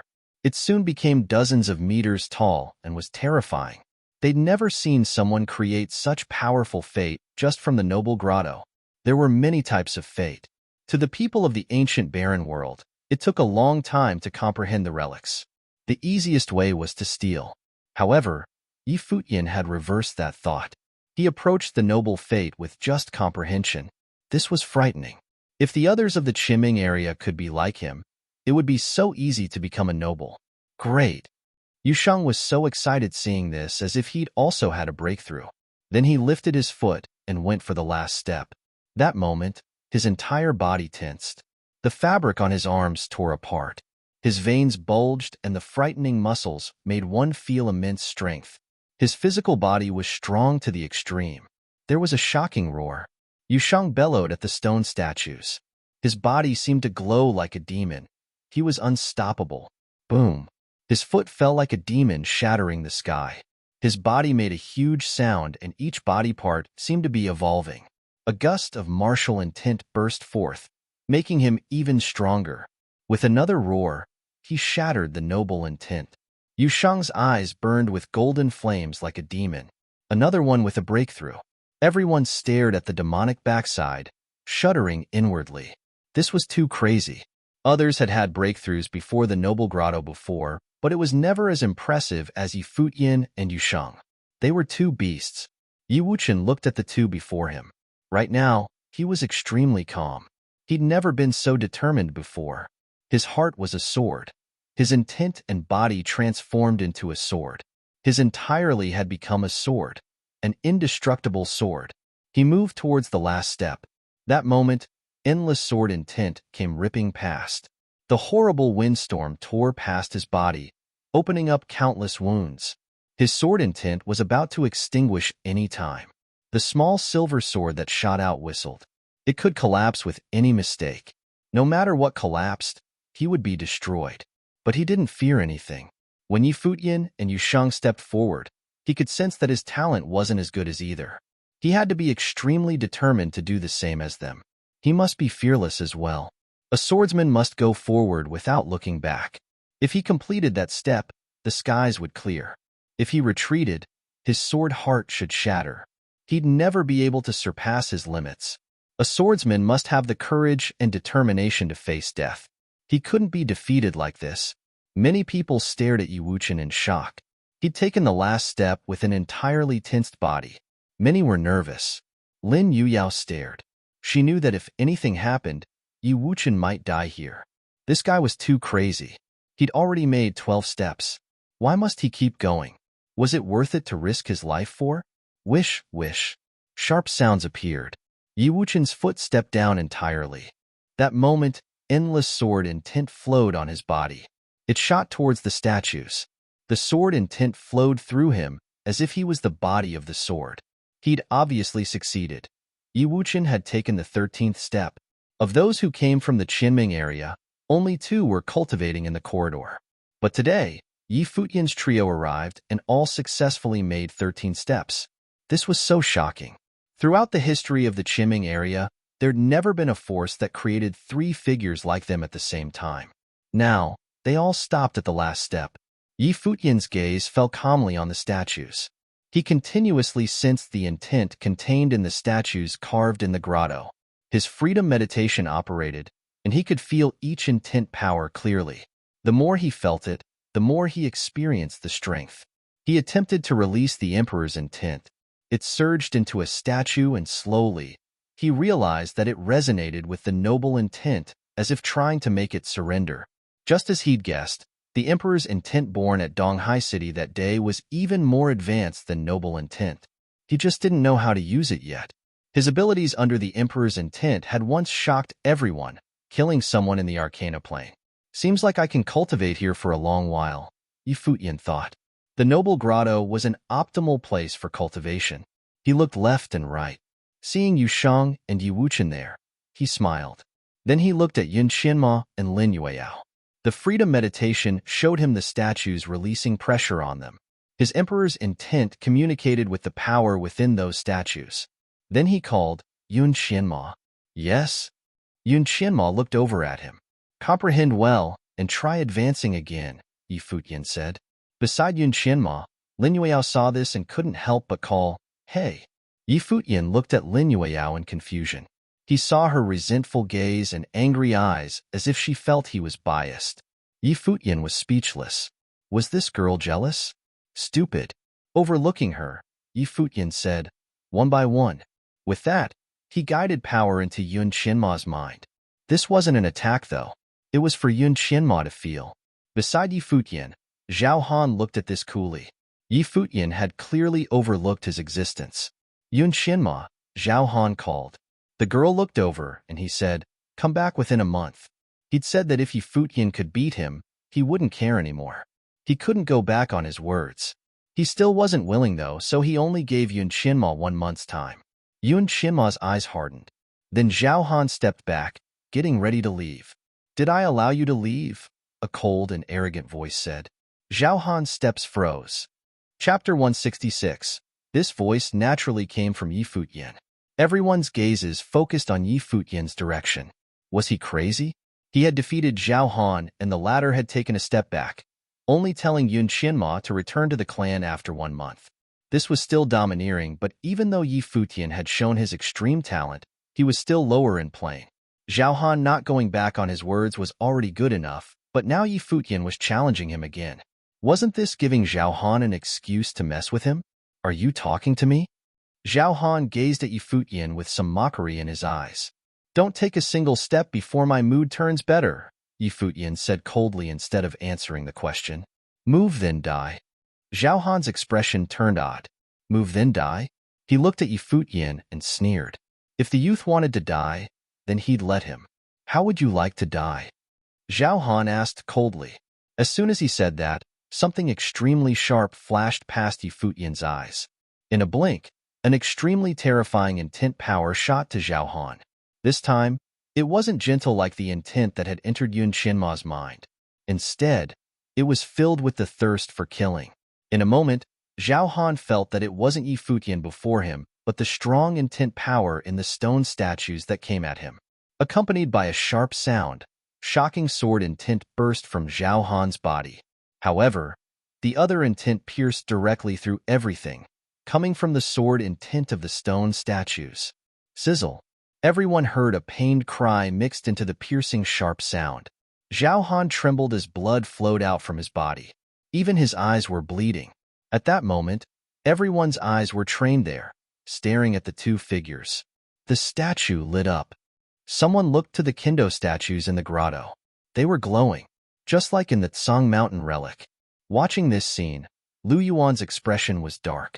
Yi Futian had used his musical sorcery to activate the intent within the stone walls at the Tsang Mountain relic. Now, he didn't even need the musical sorcery to activate the even stronger intent of the grotto. Was he even human? When the attacking strength disappeared, Zhao Han couldn't help but tremble. At that moment, he had felt death. Do you think I'm joking? Yi Futian smiled at Zhao Han. He was handsome and had a nice smile. He looked harmless, but in Zhao Han's eyes right now, he was like a demon. Everyone could feel shudders from the coldness. Earlier, Zhao Han had been extremely domineering. He'd set the rule that if Yi Futian lost, he would die. Without saying anything, Yi Futian had walked quietly towards the grotto. At that time, he couldn't fight against Zhao Han. Next, he walked towards the grotto and showed his talent. Now, he could use the intent of the grotto to crush Zhao Han. His entire presence had changed. If Zhao Han moved, he would die. There was no reason. Now, Yi Futian set the rules. Zhao Han's features twisted. He was the top disciple of the Sword Clan and an extremely talented cultivator. His arrogant words from before were still fresh, but now he was in such a position. It was so embarrassing. If he moved, he would die. So should he stay here for everyone to gawk at? Did he, Zhao Han, still have a place in the Qinming area now? He was forced to the point of not even daring to move. It was such a humiliation. If you don't believe me, you can try. Yi Futian no longer looked at Zhao Han.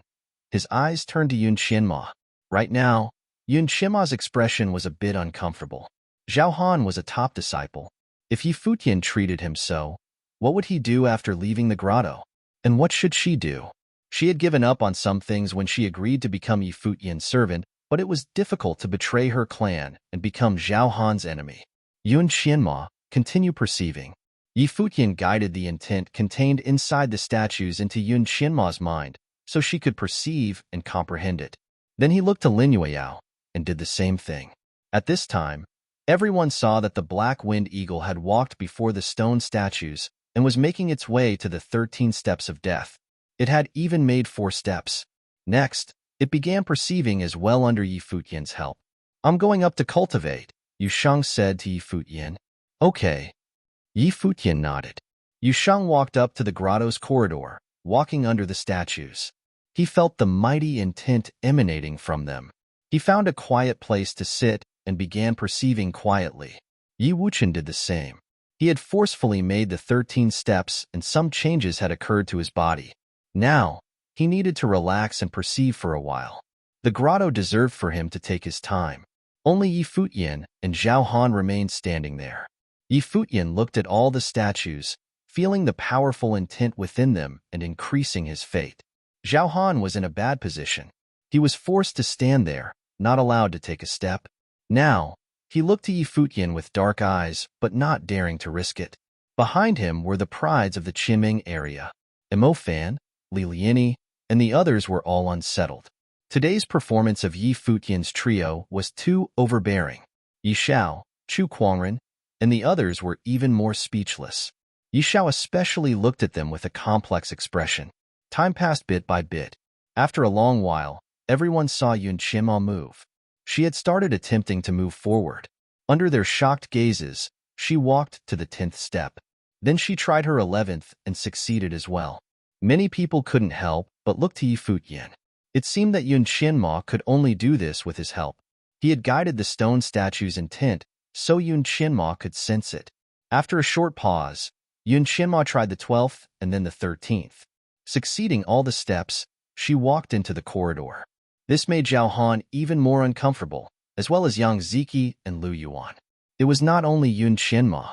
Next, Lin Yueyao, her guards, and even the Black Wind Eagle tried to step forward with Yi Futian's help.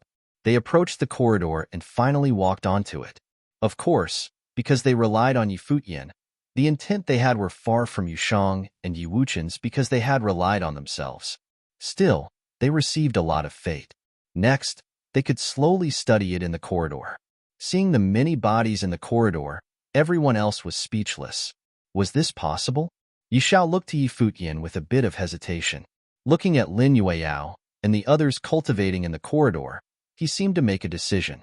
Yi Xiao finally called out, Yi Futian. Yi Futian looked away from the statues and turned to Yi Xiao. Yes, Your Highness? Take us to the corridor, he said with a straight face. He said us instead of me. He'd included the people of the Kangyi College. Obviously, just saying himself would be very embarrassing, so he added the others as well. Yi Xiao knew that begging Yi Futian wasn't too glorious, but he'd only taken 4 steps. If he had to use that rate for accumulating fate, it would be hard to receive the noble fate. He needed the noble fate. If he had it, the throne would be his. He may also have a chance similar to Luo Junlin too. Then Kangyi Kingdom's throne would just be a backup plan. Thus, he lowered himself like this. Even so, his voice was still cold as if he was ordering Yi Futian instead of begging him. Hearing Yi Zhao's voice, Yi Futian smiled. Since the emperor ordered that we shouldn't rely on others, I'm sure you will understand him and rely on yourself. This was what Yi Xiao had said when they entered the ancient barren world. Now, Yi Futian returned it to him. Yi Futian hadn't forgotten Emperor Ye's kindness to him. If Yi Xiao hadn't done those things, they would still be friends and he would help. But since Yi Xiao wanted to keep the boundaries clear, Yi Futian could only go with the flow. Hearing these words, Yi Zhao's expression grew uglier. He'd already lowered his pride, but he was still rejected. Yi Futian had humiliated him completely. He stared coldly at Yi Futian and didn't say anything else. Yi Futian continued to cultivate. He prepared to study the statues and agglomerate his dharma.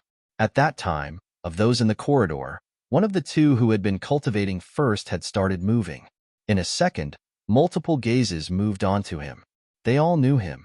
The figure walked down from the corridor and towards where Zhao Han was. His features were as defined as if they were carved by a knife, and he was abnormally handsome. His entire body radiated a mighty presence, as if he was extraordinary from birth. His sharp gaze was deep and his face was emotionless, though he gave off an invisible pressure. When Zhao Han saw him, he couldn't help but call out, Young Master Qian. There are mountains past the mountains and skies past the skies. Do you understand the phrase now? The young man said calmly. Zhao Han nodded. He could admit that his talent was far from Yi Futian's, but he still couldn't accept it. Go, the young man said. Zhao Han glanced at Yi Futian but still nodded and retreated. It was as if the young man's words were like an order, even more powerful than Yi Futian's threat. Yi Futian, who was cultivating, frowned. He looked over and an invisible intent power surged towards Zhao Han. At the same time, a terrifying gust of power came out of the young man. It transformed into a dragon that wrapped around Zhao Han, protecting him. He hurried backward and retreated from the grotto. The dragon returned to the young man. At that moment, he was dazzling as if he was a dragon among the people. Noble fate. Everyone's hearts trembled. He was a legendary figure, a monstrously talented figure of the Qiming area, and had absolute authority. It's just a small matter. End it now, the young man said to Yi Futian. There seemed 2 absolute authority hidden inside the monotonous voice. Amongst the younger generation of the Qiming area, his words were the command. Chapter 167. Yi Futian studied the youth before him. He already knew Zhao Han's identity as the son of the Sword Clan's clan master, but he became respectful the moment the youth appeared. Zhao Han retreated as soon as he was told, so who must this be? Of course, Yi Futian was only curious. He wants my life, and you think it's a small matter? Yi Futian said, smiling. You better convince me. The people of the Qiming area all stared at Yi Futian. This guy probably dared to speak like this because he didn't know who this person was. What would he do if the man couldn't convince him? Fight? Even if he won. If he fought this young man, Yi Futian would definitely be dead. He wouldn't be able to leave this city alive unless he hid in the grotto forever. Compared to why you entered the ancient barren world, of course it is a small matter. The youth smiled nonchalantly and said, It's only a grudge. Even if you kill him, no one can touch you if you use the grotto's power. But are you never going to leave? Why do that just for a grudge? In the ancient barren world, compared to getting the noble fate and strengthening, nothing else is important. Yi Futian didn't speak. He continued gazing at the youth quietly, waiting for the other to keep talking. With your talent, it shouldn't be hard to receive the noble fate. It's only a matter of time. But in the ancient barren world, there are things beneficial to cultivation other than noble fate. For example, there is the Lulan relic in Lulan City. There are relics that have disappeared in the outside world. For countless years, many talents go to the Lulan City to see the relic, but few can go in. Even if they go in, it's hard to receive anything. I believe you'll be interested. The youth smiled as if confident in his judgment. Indeed, Yi Futian was interested. Qimeng City was the city closest to the entrance to the Hundred Lands. They'd come directly after entering the ancient barren world. After learning about the map, Yi Futian had wanted to go out. He couldn't stay in Qimeng forever.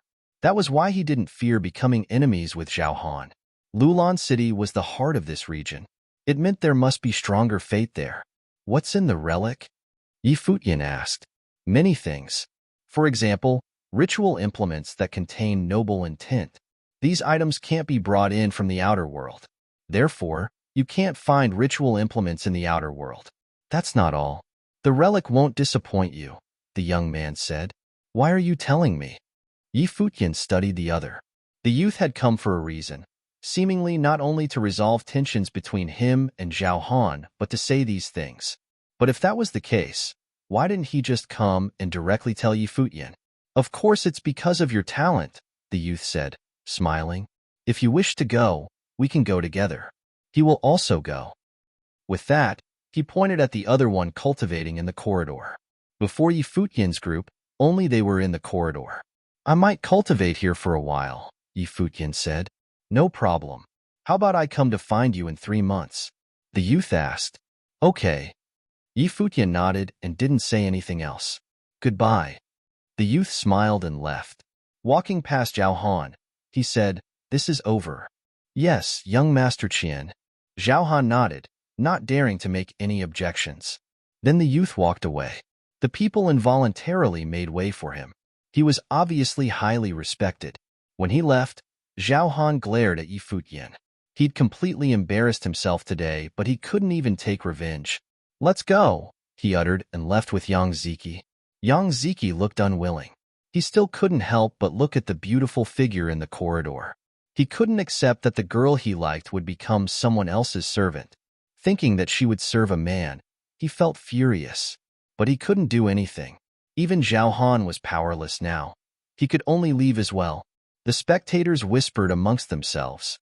Yi Futian was valued highly by young Master Qian and was invited to Lulan City. With Yi Futian's talent, he would be terrifying in the future. Perhaps young Master Qian wanted to pull Yi Futian under him. If he agreed, he might become a top figure of the Qinming area. Young Master Qian was the young leader of the Qinming area. Yi Futian didn't think about Zhao Han. Just as the young man had said, this truly was a small matter. He anticipated more interesting things from the ancient barren world. Of course, he knew why the man had invited him. There was definitely a use for him. Maybe the man wanted to use him, but he didn't mind. This was mutual, and he'd see after arriving at Lulan City. He stepped out and onto the corridor. Faint intent weighed down on him. He walked down the corridor. Whenever he walked past a statue, he could feel the intent coming from it. It was very clear, and it was easy to sense under the statue. There were also many caves in the grotto that seemed natural. Yi Futian walked into one. The outside pressure was gone. If he didn't want to endure the pressure, he could go into a cave. After familiarizing himself, Yi Futian walked down the corridor. He returned to outside the 13 steps of death. He walked through it again without using the Emperor's intent. Instead, he used pure elemental power, such as fire, water. He continued using the Noble Grotto to test himself. This made many speechless. The Noble Grotto, the place with the strongest fate in Qinming City, had become Yi Futian's toy. He could cultivate however he wanted. In the following days, the people who remained saw Yi Futian cultivate in various ways. Sometimes he used comprehension. Sometimes he communicated with the statue's intent. Sometimes he walked before the grotto as if relaxing. The poor geniuses couldn't even take 7 steps. Seeing Futian's active figure, they really wanted to beat him up. Even worse, the black wind eagle would sometimes get up and caw. Every time it flapped its wings excitedly, the others wanted to roast it. This beast was too much of a bully. After a few days, Futian finally quieted down. He walked into a cave inside the grotto. The grotto was deep and dark. They couldn't see him. What made them speechless was that he made Qianma guard the cave, so the others couldn't peek at him. He was really ordering the beauty around like a servant. Time flew by. Yushang, Wuchen, and the others were also cultivating quietly. One day, a terrifying aura filled the air outside Futian's cave. His body produced a huge rumbling sound. His blood bubbled and roared. 3 life spirits appeared behind Futian: the majestic thunder dragon, the dazzling golden rock, and the aggressively powerful ape. The 3 released 4 elements: thunder, wind, metal, and earth. Outside the cave, horrible spiritual chi flowed wildly into the cave. The spiritual chi in the grotto seemed to be sucked dry as it grouped towards Futian. It used the life spirits as the original shape and covered them to create dermis. Cultivators in the Dharma plane could create dermis. Martial artists could create Dharma with the martial arts intent, and sorcerers used spiritual chi and spells. The Dharma could greatly increase combat power and endlessly cast spell attacks. Mandate sorcerers usually used life spirits to solidify Dharma and fuse the life spirit into the Dharma. Futian had more than 1 life spirit. Theoretically, he could create many dermis. Now, the 3 life spirits behind him were going to create 3 different Dharma. However, Futian didn't do that. His emperor's intent came to life and enveloped the life spirits and Dharma. At the same time, he released noble intent and fused it in. There was a whoosh and the world tree was released.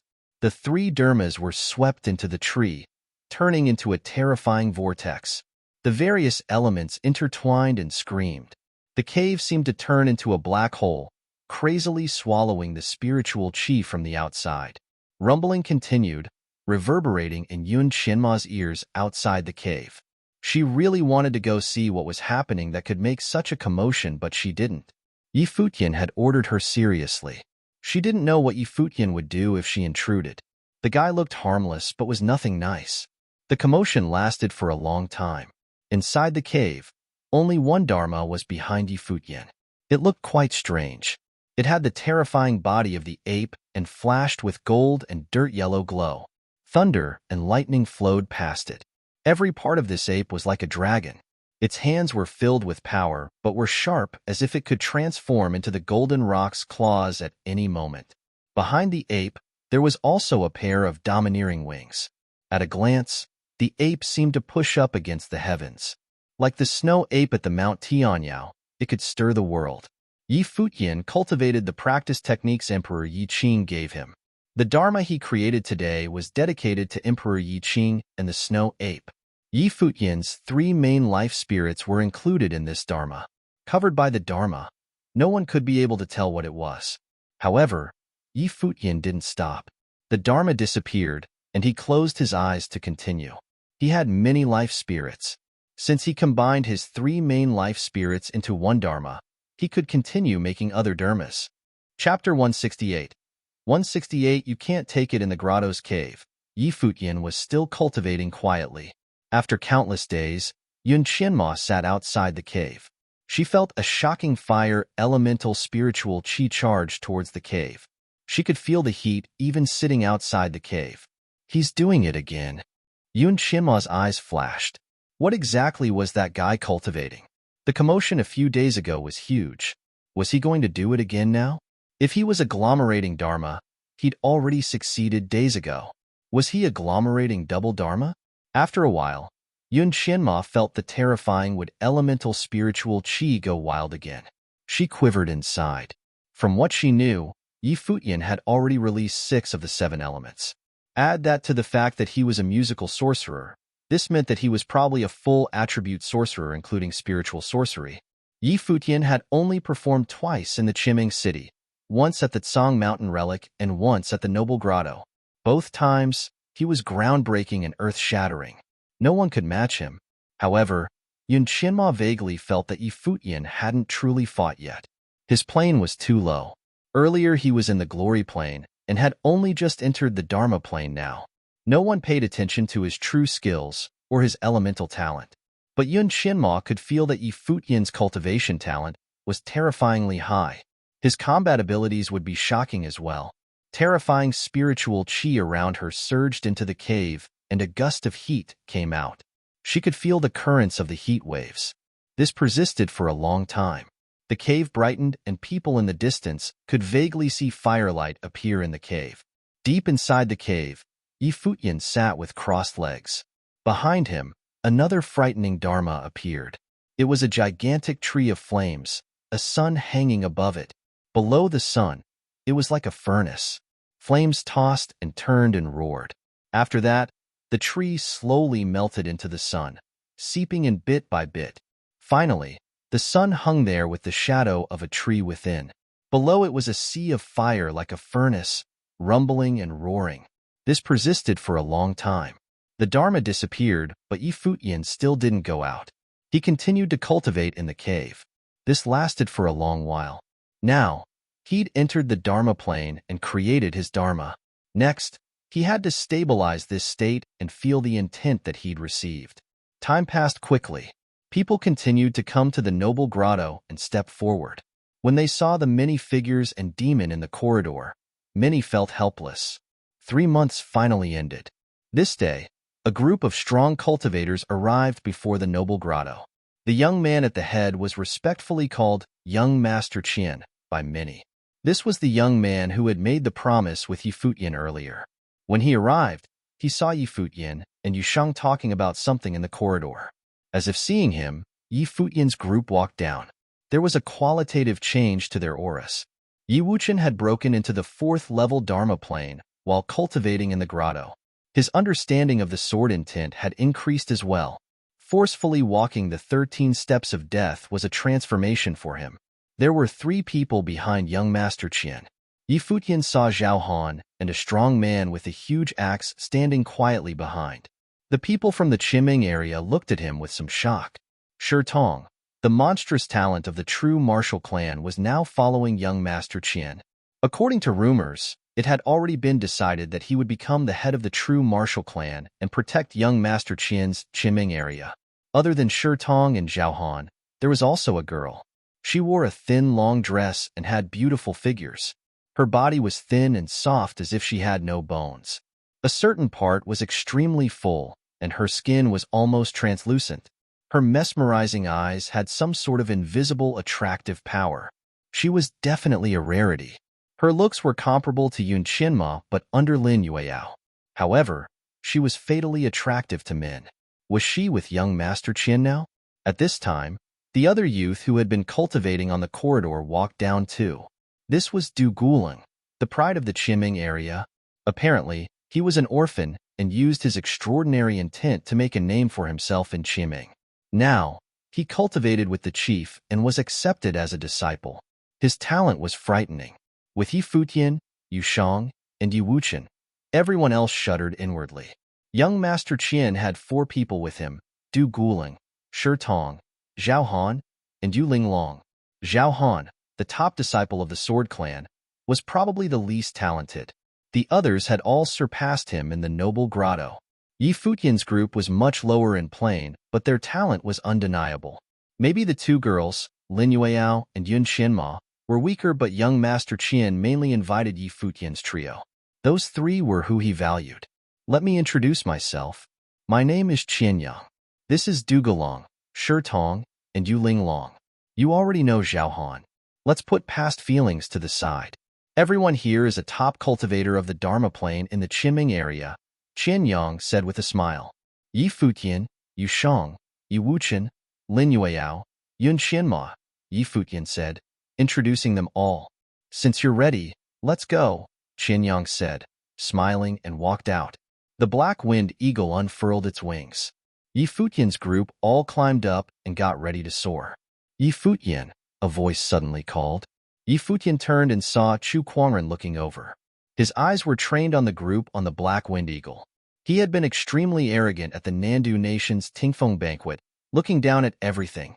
He provoked Yi Futian and Yi Wuchen many times, but they'd never fought before. After everything else happened, both Yi Futian and Yi Wuchen had left him in the dust. This made him unhappy. Was he, the pride of the Yunchu nation, that bad? You've entered the Dharma plane and have agglomerated your Dharma these months, right? Chu Kuangren asked. Let me see your Dharma. He asked to see it, but really, it was an invitation to fight. He wanted to see if he was truly surpassed by the one who used to be in the glory plane. Yi Futian's eyes flashed, and he said, You can't take it. Boom. A gust of strong power bloomed from Chu Kuangren, sweeping to Yi Futian. Yu Sheng walked forward.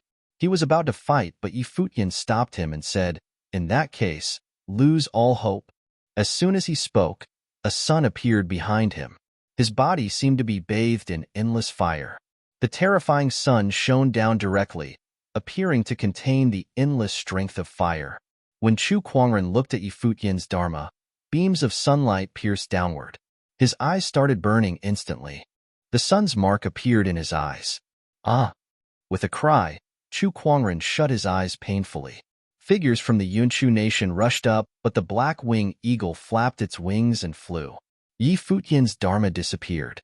Chu Kuangren didn't open his eyes until they soared into the air.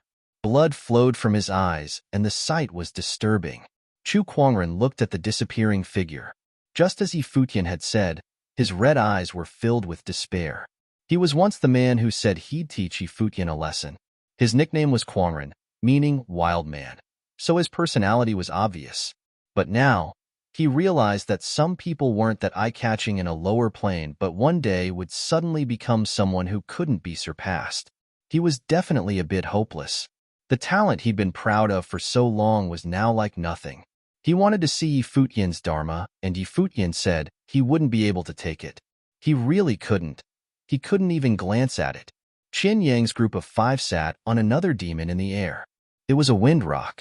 When the Black Wind Eagle caught up, Qian Yang chuckled and said, Your Dharma is pretty good. Was it created with a spell and spiritual qi? It's all right, Yi Futian said casually. He obviously wouldn't tell Qian Yang that he'd included his life spirit in his Dharma, as well as spiritual intent. Otherwise, why would Chu Kuangren get hurt just from a glance? You're being modest. We're headed towards Lulan City now, though. Perhaps you'll see even more talented people, Qian Yang said with a smile. Yi Futian nodded and didn't speak further. Yun Qianma, Qian Yang called the girl behind Yi Futian. Yun Qianma looked over. It was very difficult for you to make the decision. You have guts. On the other hand, Zhao Han is a bit too arrogant, and I told him to move on from it. Don't worry about it, Qian Yang said. Thank you, young Master Qian. Yun Qianma was a bit reassured. The group continued forward. The wind rock sparkled and was extremely fast. The Black Wind Eagle didn't want to appear weak. It rode with the wind, as if trying to compete with the wind rock. Its eyes were more arrogant now, and occasionally glanced at the wind rock with pride. It had eaten wind rock meat before, after all, and it was tasty. It wondered when this wind rock could be cooked too. After countless days, a city even grander and more ancient than Qimeng City appeared in Yi Futian's sight. They'd arrived at the Lulan City. The ancient Lulan has an extremely long city. This city was built inside the ancient barren world by the ancient Lulan countless years ago. Inside this ancient city, the ancient Lulan has absolute power, Yun Qianma said behind Yi Futian. Yi Futian nodded. The Black Wind Eagle sped up and caught up with the wind rock. Yi Futian asked, Where are we going now? Qian Yang turned to look at Yi Futian and answered with a smile. We're going to visit the Lulan Palace inside the ancient barren world. Chapter 169. Ancient Lulan was inside the Lulan city of the ancient barren world. For countless years, ancient Lulan controlled this old city. They even built a palace inside. Apparently, it connected the outer world to the true Lulan Palace. Even the top forces from the barren city couldn't shake ancient Lulan's status in this city. According to rumors, ancient Lulan only had one reason for controlling the Lulan Palace, forbidding anyone from looking into it, the Lulan Relic. The Lulan Relic was the most well-known relic of Lulan City. Apparently, even ancient Lulon didn't have some of the items inside. Thus, for many years, ancient Lulon had been sending strong cultivators into the relic to dig everything out. To enter the relic, one must receive permission from the Lulon royalty. Therefore, Qin Yang went straight to the Lulon Palace after arriving at the city. Clearly, he was prepared and had planned this early on. The palace was the most majestic building in the Lulon city. It had an ancient aura about it. When Yi Futian's group arrived, the Black Wind Eagle and Wind Rock descended. Many people were outside the palace, gazing at the steps before the palace and the majestic arched gate. There were also many guards. Qin Yang, the young master of the Qiming area, is here to visit, Shi Tong called in the palace's direction as he stepped forward. Welcome, a guard declared, raising his spear. He seemed to know about their group's visit and let them through. Qin Yang walked forward. The others followed and entered the Lulon Palace. Many people in the palace looked at them with a strange expression. They seemed to come from Qiming City. The junior leader had come personally with his group. It was obvious they were here for the Lulon relic, but many top figures from all over the ancient barren world had come. Things were going to get interesting. The group was brought to a peaceful place. There were various independent pavilions, and they chose one each. Yi Futian, go rest in your pavilions first. I'll find you if anything happens, Qin Yang said. Yi Futian's eyes flashed. Along the way, he'd asked Yun Qinma some questions, but she didn't know much. She only knew that this trip was for the Lulon relic and didn't know anything else. Young master, can you explain this trip to us? Yi Futian asked. What are you in a hurry for? Beside Qin Yang, Yu Linglong smiled at Yi Futian. Her sexy body was alluring and so were her eyes. Since young Master Qin brought you to the palace, he'll naturally take you into the relic. Just wait for news. But I'm still unsure about some things, Yi Futian replied. He didn't believe that Qin Yang had brought him out of the good of his heart. There must be another reason. You don't need to know, Shi Tong said indifferently. Yi Futian. Qin Yang reached out to stop Shi Tong and said, I know your suspicions. The relic is a magical place. You won't receive anything just because you're in a high plane. I need your talents, so I teamed up with you. If we receive anything in the relic, we can discuss how to split it. You don't need to worry over anything else. Okay. Yi Futian nodded. He walked away towards the pavilion he would reside in. After entering the pavilion, Lin Yueyao's pretty eyes flashed. I don't know how genuine he is, she said.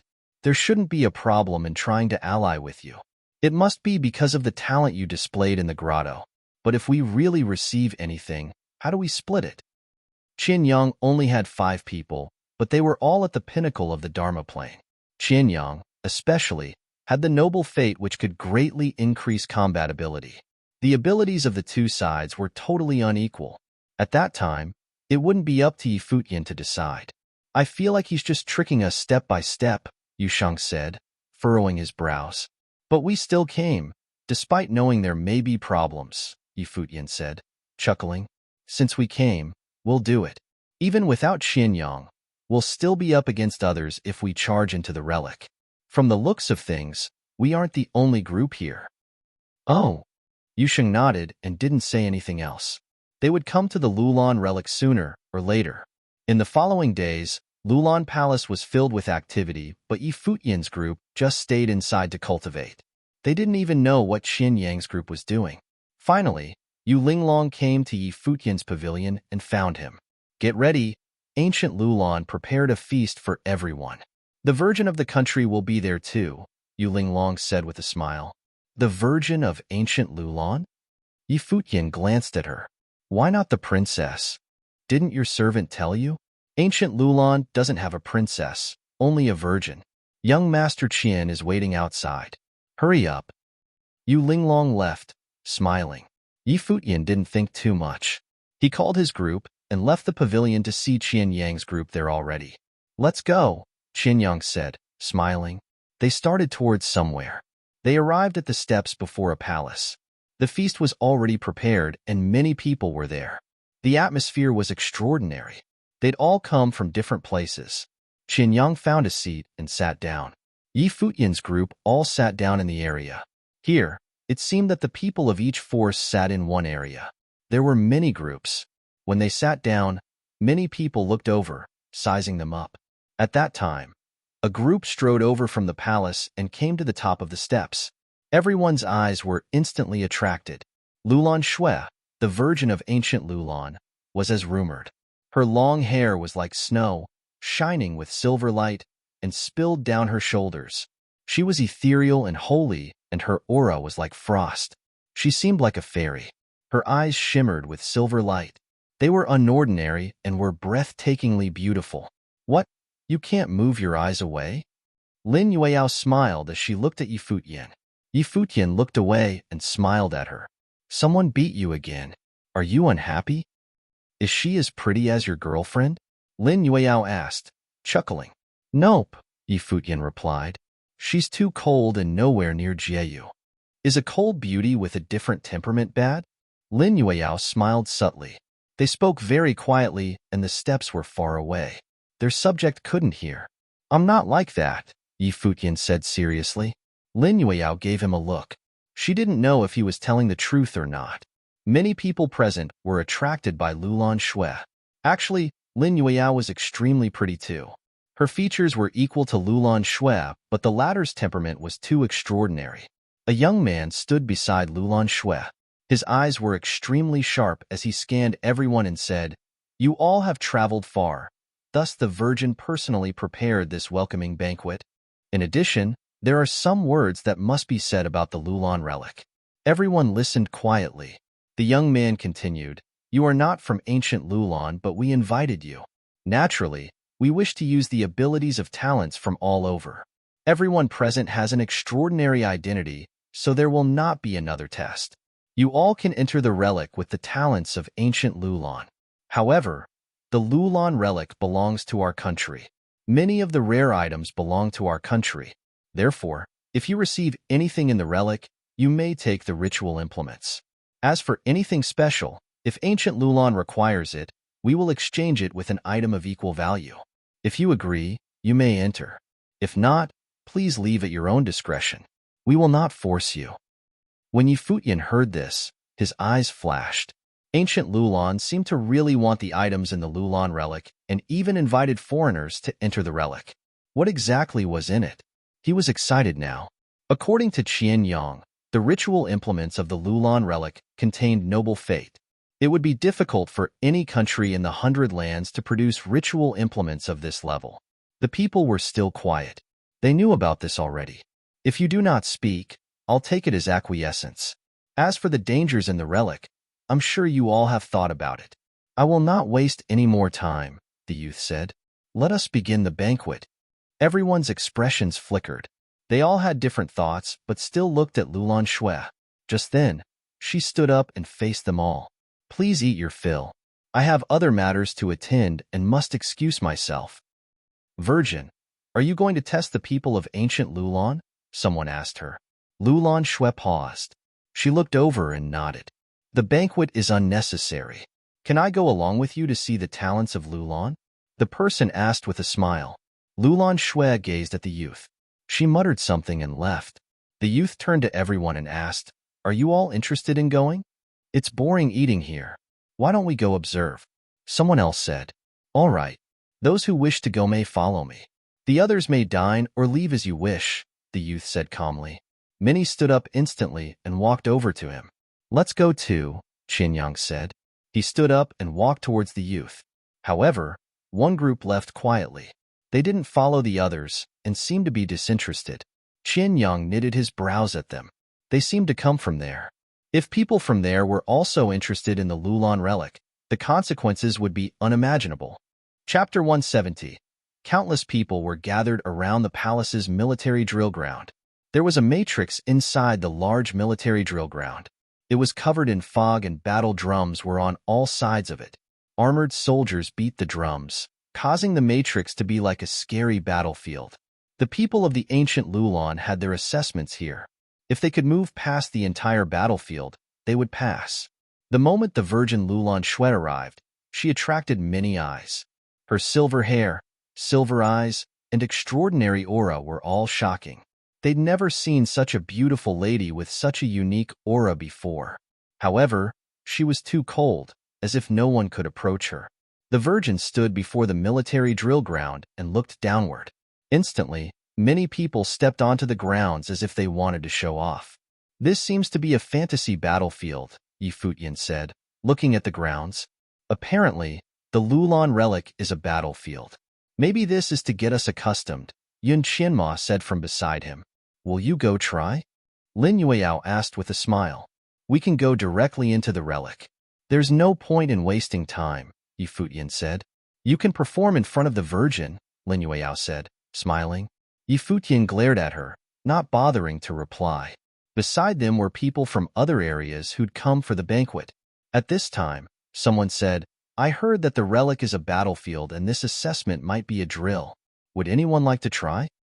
The speaker came from the Yin city of the ancient barren world. The Yin clan was a terrifyingly powerful force with an extremely high attainment in fire. The Yin clan was the top of these comers.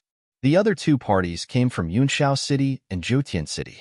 Yunshao City's head force was the Yunshao Mountain clan. They had absolute authority in that city. In the outside world, the Yunshao Mountain was a renowned sacred mountain. Countless clans pledged loyalty to it. The Zhoutian City's top force was the Zhoutian Pavilion. In the outside world, the Zhoutian Pavilion ruled over many kingdoms. In those places, the kings didn't dare disobey them. These cities all represented powerful regions in the outside world. The 100 Lands couldn't be compared. The Yin clan cultivates fire, and the ancient Lulan cultivates water. Fire and water do not mix. I'm afraid the Yin clan will find it difficult during this trip into the relic, someone from Yunshao City joked. Shouldn't fire and water be complementary? A Yin clan member chuckled nonchalantly. This matrix is a battle matrix that tests the will. If you all are interested, you can try, the sharp-eyed youth beside the Virgin Lulan Shui said to the group from the podium. Everyone's eyes flashed, seeming to be a bit interested. The head of the Zhoutian city said, why don't each of us send 3 people forward to try? All right, people of the Yin city and Yunshao city agreed. Sure. Qianyang nodded too. He looked to Futian and said, you 3 performed brilliantly at the grotto. This matrix is like a different melody that utilizes the same playing techniques. It is quite similar, so how about you all take this chance? No need. We're not interested. Futian smiled and shook his head. Qianyang glanced at them. He quickly smiled and nodded. No problem. If that's the case, then you go try. Behind him, Shi Tong, Yu Linglong, and Zhao Han all nodded and walked to the other end of the grounds. You're willing to miss such a good opportunity? Qianyang asked Futian with a chuckle. Aren't you the same? Futian replied, smiling. Qianyang's eyes flashed and didn't say anything. Not too long after, the 4 parties entered the drilling ground at the same time. Shi Tong was extremely domineering. He cut open a path with his axe. Yu Linglong was agile while Zhao Han opened a path with his sword. The Yin clan had terrifying flames, the Yunshao Mountain clan was bathed in thunder, and the Zhoutian Pavilion's cultivators all had different tricks. They were all extraordinary and forced their way through the matrix. When they reached the end, they looked up at the Virgin Lulan. Lulan Shui nodded lightly, but her expression was still as cold as ever. She didn't say anything either, as if she was born with this personality. Everyone returned to their positions. Yu Linglong smiled and said, the Virgin is so cold, but also so beautiful. Indeed, Shi Tong nodded. Qianyang's eyes flashed. He studied the woman as cold as ice with something deep in his eyes. Wait for me, Futian suddenly said to Yushang and the others. Then he started walking towards the side. Where's he going? Lin Yueyao looked at him.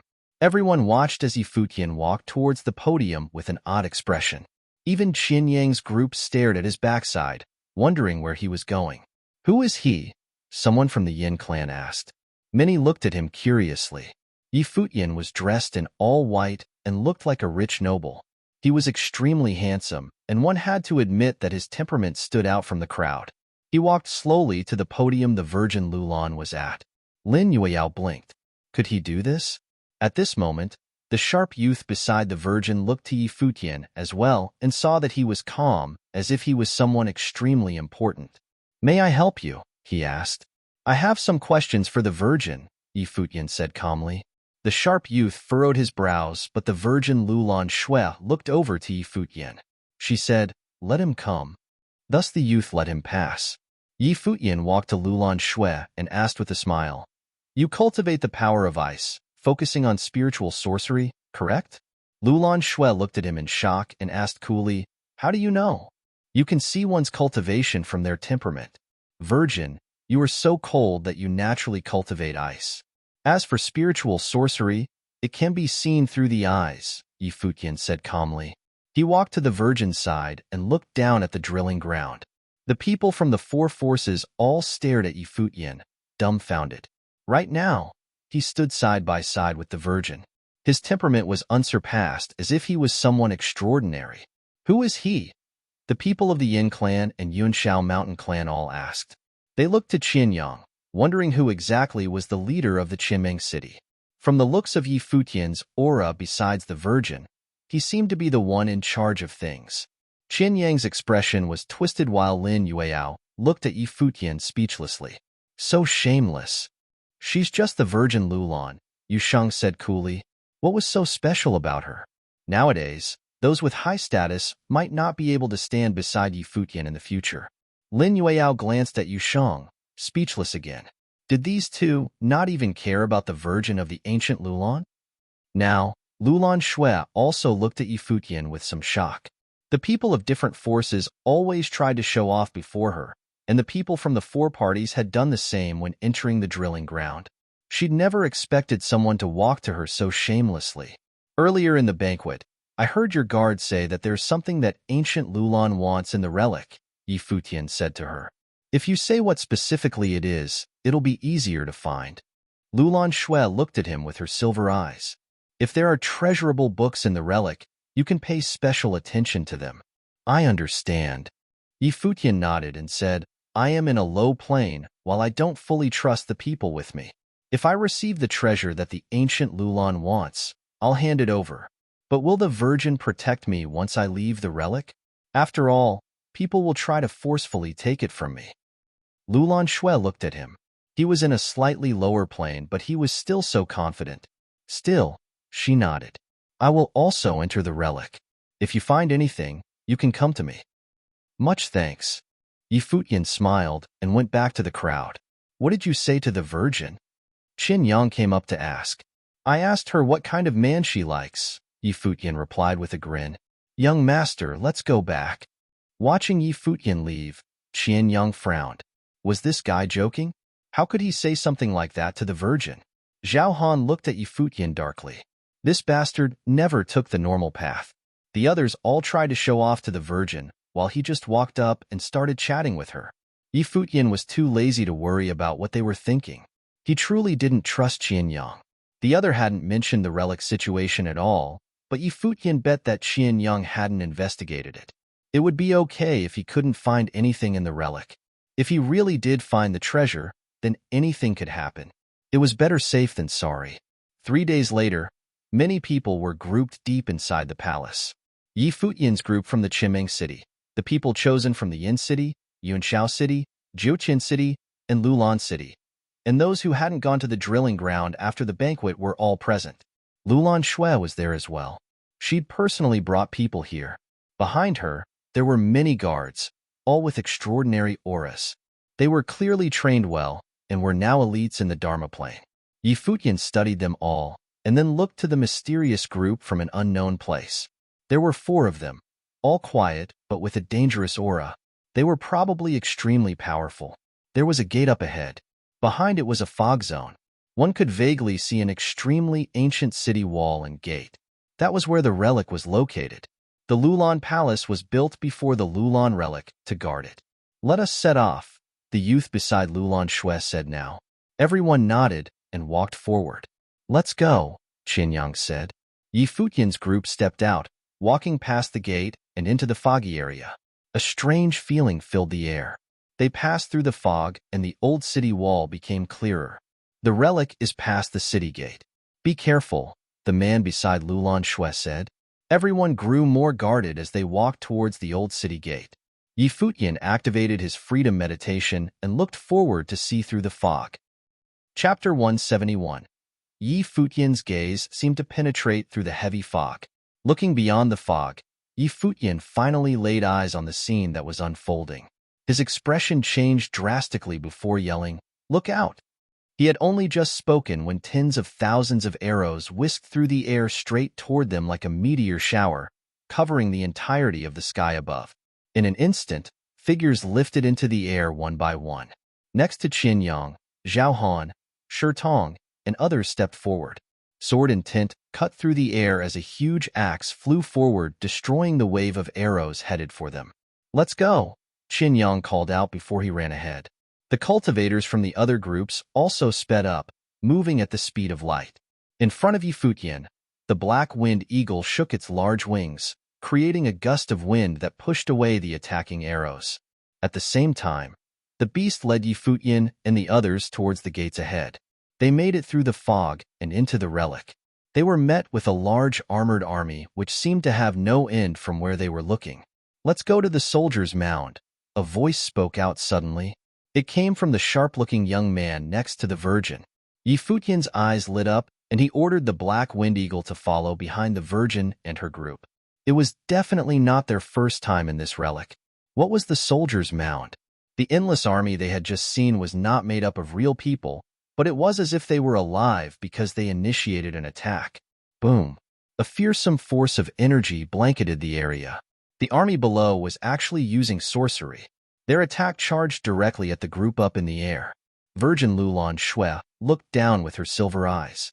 A terrifying glow emitted from her eyes, sealed all the charging arrows in ice as they made their way into the skies. On Yi Futian's side, the black wind eagle kept spitting out wind blades down at the army. However, the army seemed to have an unlimited supply of arrows. Yun Shinma descended from the skies to release a shower of swords. Light gleamed off of the blades as the swords rained down, creating a protective field in the surrounding area to aid the black wind eagle's advance. An ancient city. Yi Futian lifted his head to look up ahead. The Lulan relic was actually a mysterious ancient city. Furthermore, it seemed as if the entire city was set up to form a powerful matrix. Traveling straight ahead, Yi Futian noticed that the city below was packed full of people. There were powerful cultivators everywhere. "This is a matrix," said Yi Futian, "a very powerful one at that." The matrix covered the entire city. Entering the city, they had also made their way into the matrix. Yi Futian observed the crowd below. The armies suited in silver armor radiated the aura of the lower-level Dharma planes. However, among those clad in silver, there were generals suited in golden armors.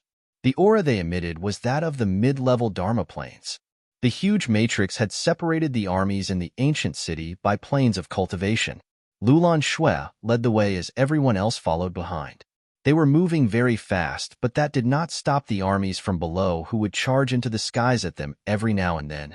However, among the people entering the relic, only Yi Futian and his friends were in the lower-level Dharma planes. All the others were top-level Dharma plane cultivators. Naturally, the people below were not able to stop them from moving forward. Despite this, Yi Futian predicted there would be an existence of greater power at this historical site.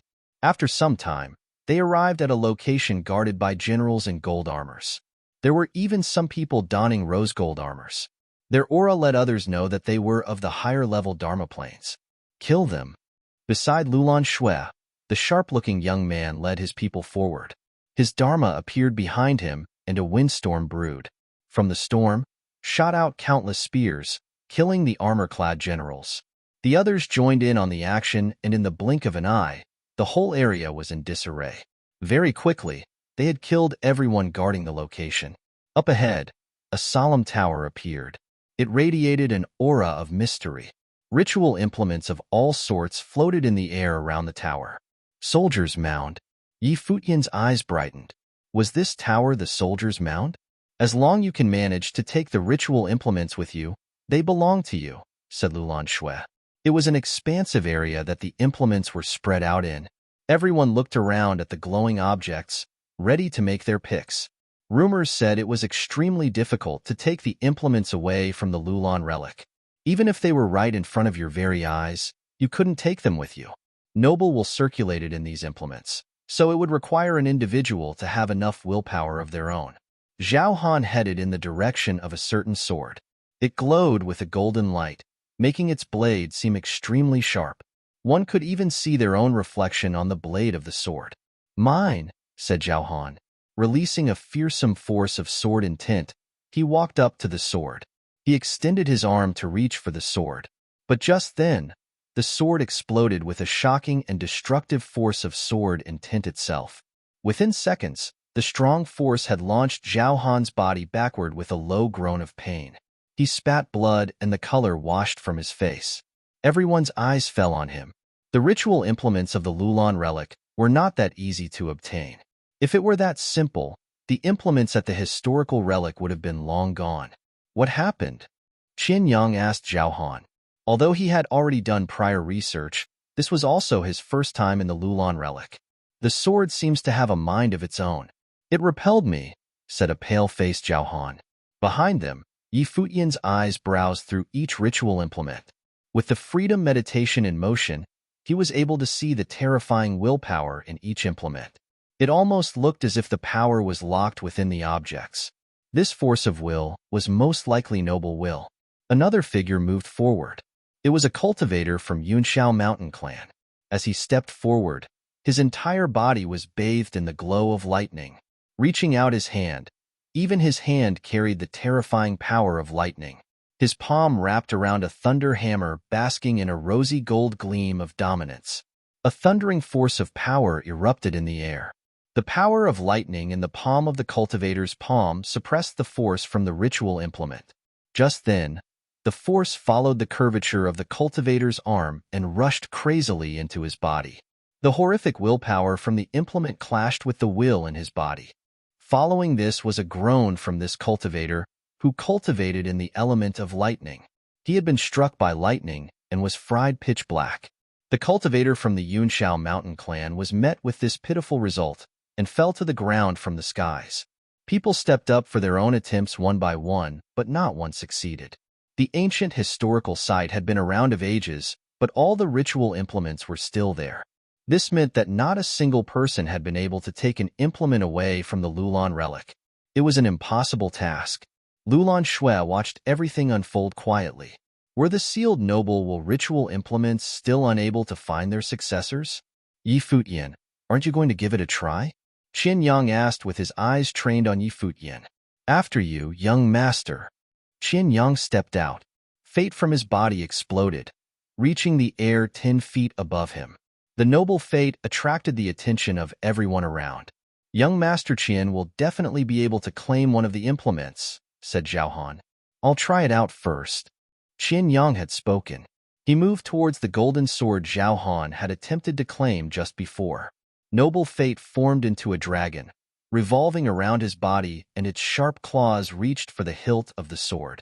A fearsome force of sword intent burst from the sword, disregarding the power of the fate. It rushed directly into Qin Yang's mind. His fate returned to his body. The will that made up his noble fate was terrifyingly powerful. Closing his eyes, his will fought against the sword intent in his mind. The two parties engaged in a formless battle. Sword intent flowed outside of Qin Yang's body, creating a sharp screeching sound as it battled against his willpower. Zhao Han and the others had their eyes glued on Qin Yang. Just a little while later, Qin Yang's forehead was already drenched in sweat. Perspiration ran down his face like an endless waterfall. Whoosh! A force of sword intent whisked by. Qin Yang was pushed back and the sword intent dissipated, returning back into the sword. A voice spoke out right after, still lacking a little something. Hearing the voice, everyone's eyes widened and looked towards the sword.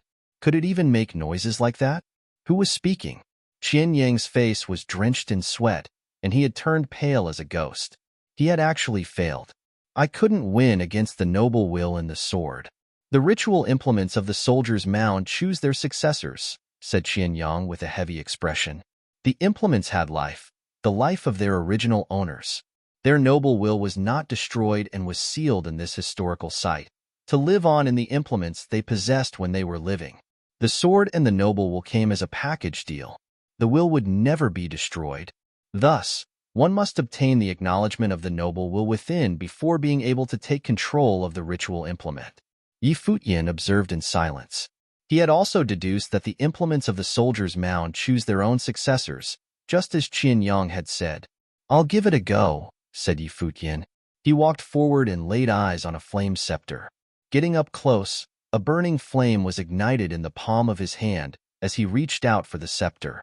A first-level Dharma plane cultivator? Everyone looked at Yi Futian in shock. This was the guy who walked up to stand side by side with the Virgin the other day. No one expected his level of cultivation to be so low. The moment Yi Futian's palm wrapped around the flame scepter, a wild force of fire will rushed into his mind. It was almost as if the power from the terrifying force wanted to burn him down to nothing. Yi Futian immediately let go and took steps back. He stared at the flame scepter in front of him. "Where is the Virgin Lulan?" asked a voice that suddenly appeared. Lulan Xue stepped forward and finally spoke, "Here." Just then, an apparition formed by will appeared next to the flame scepter.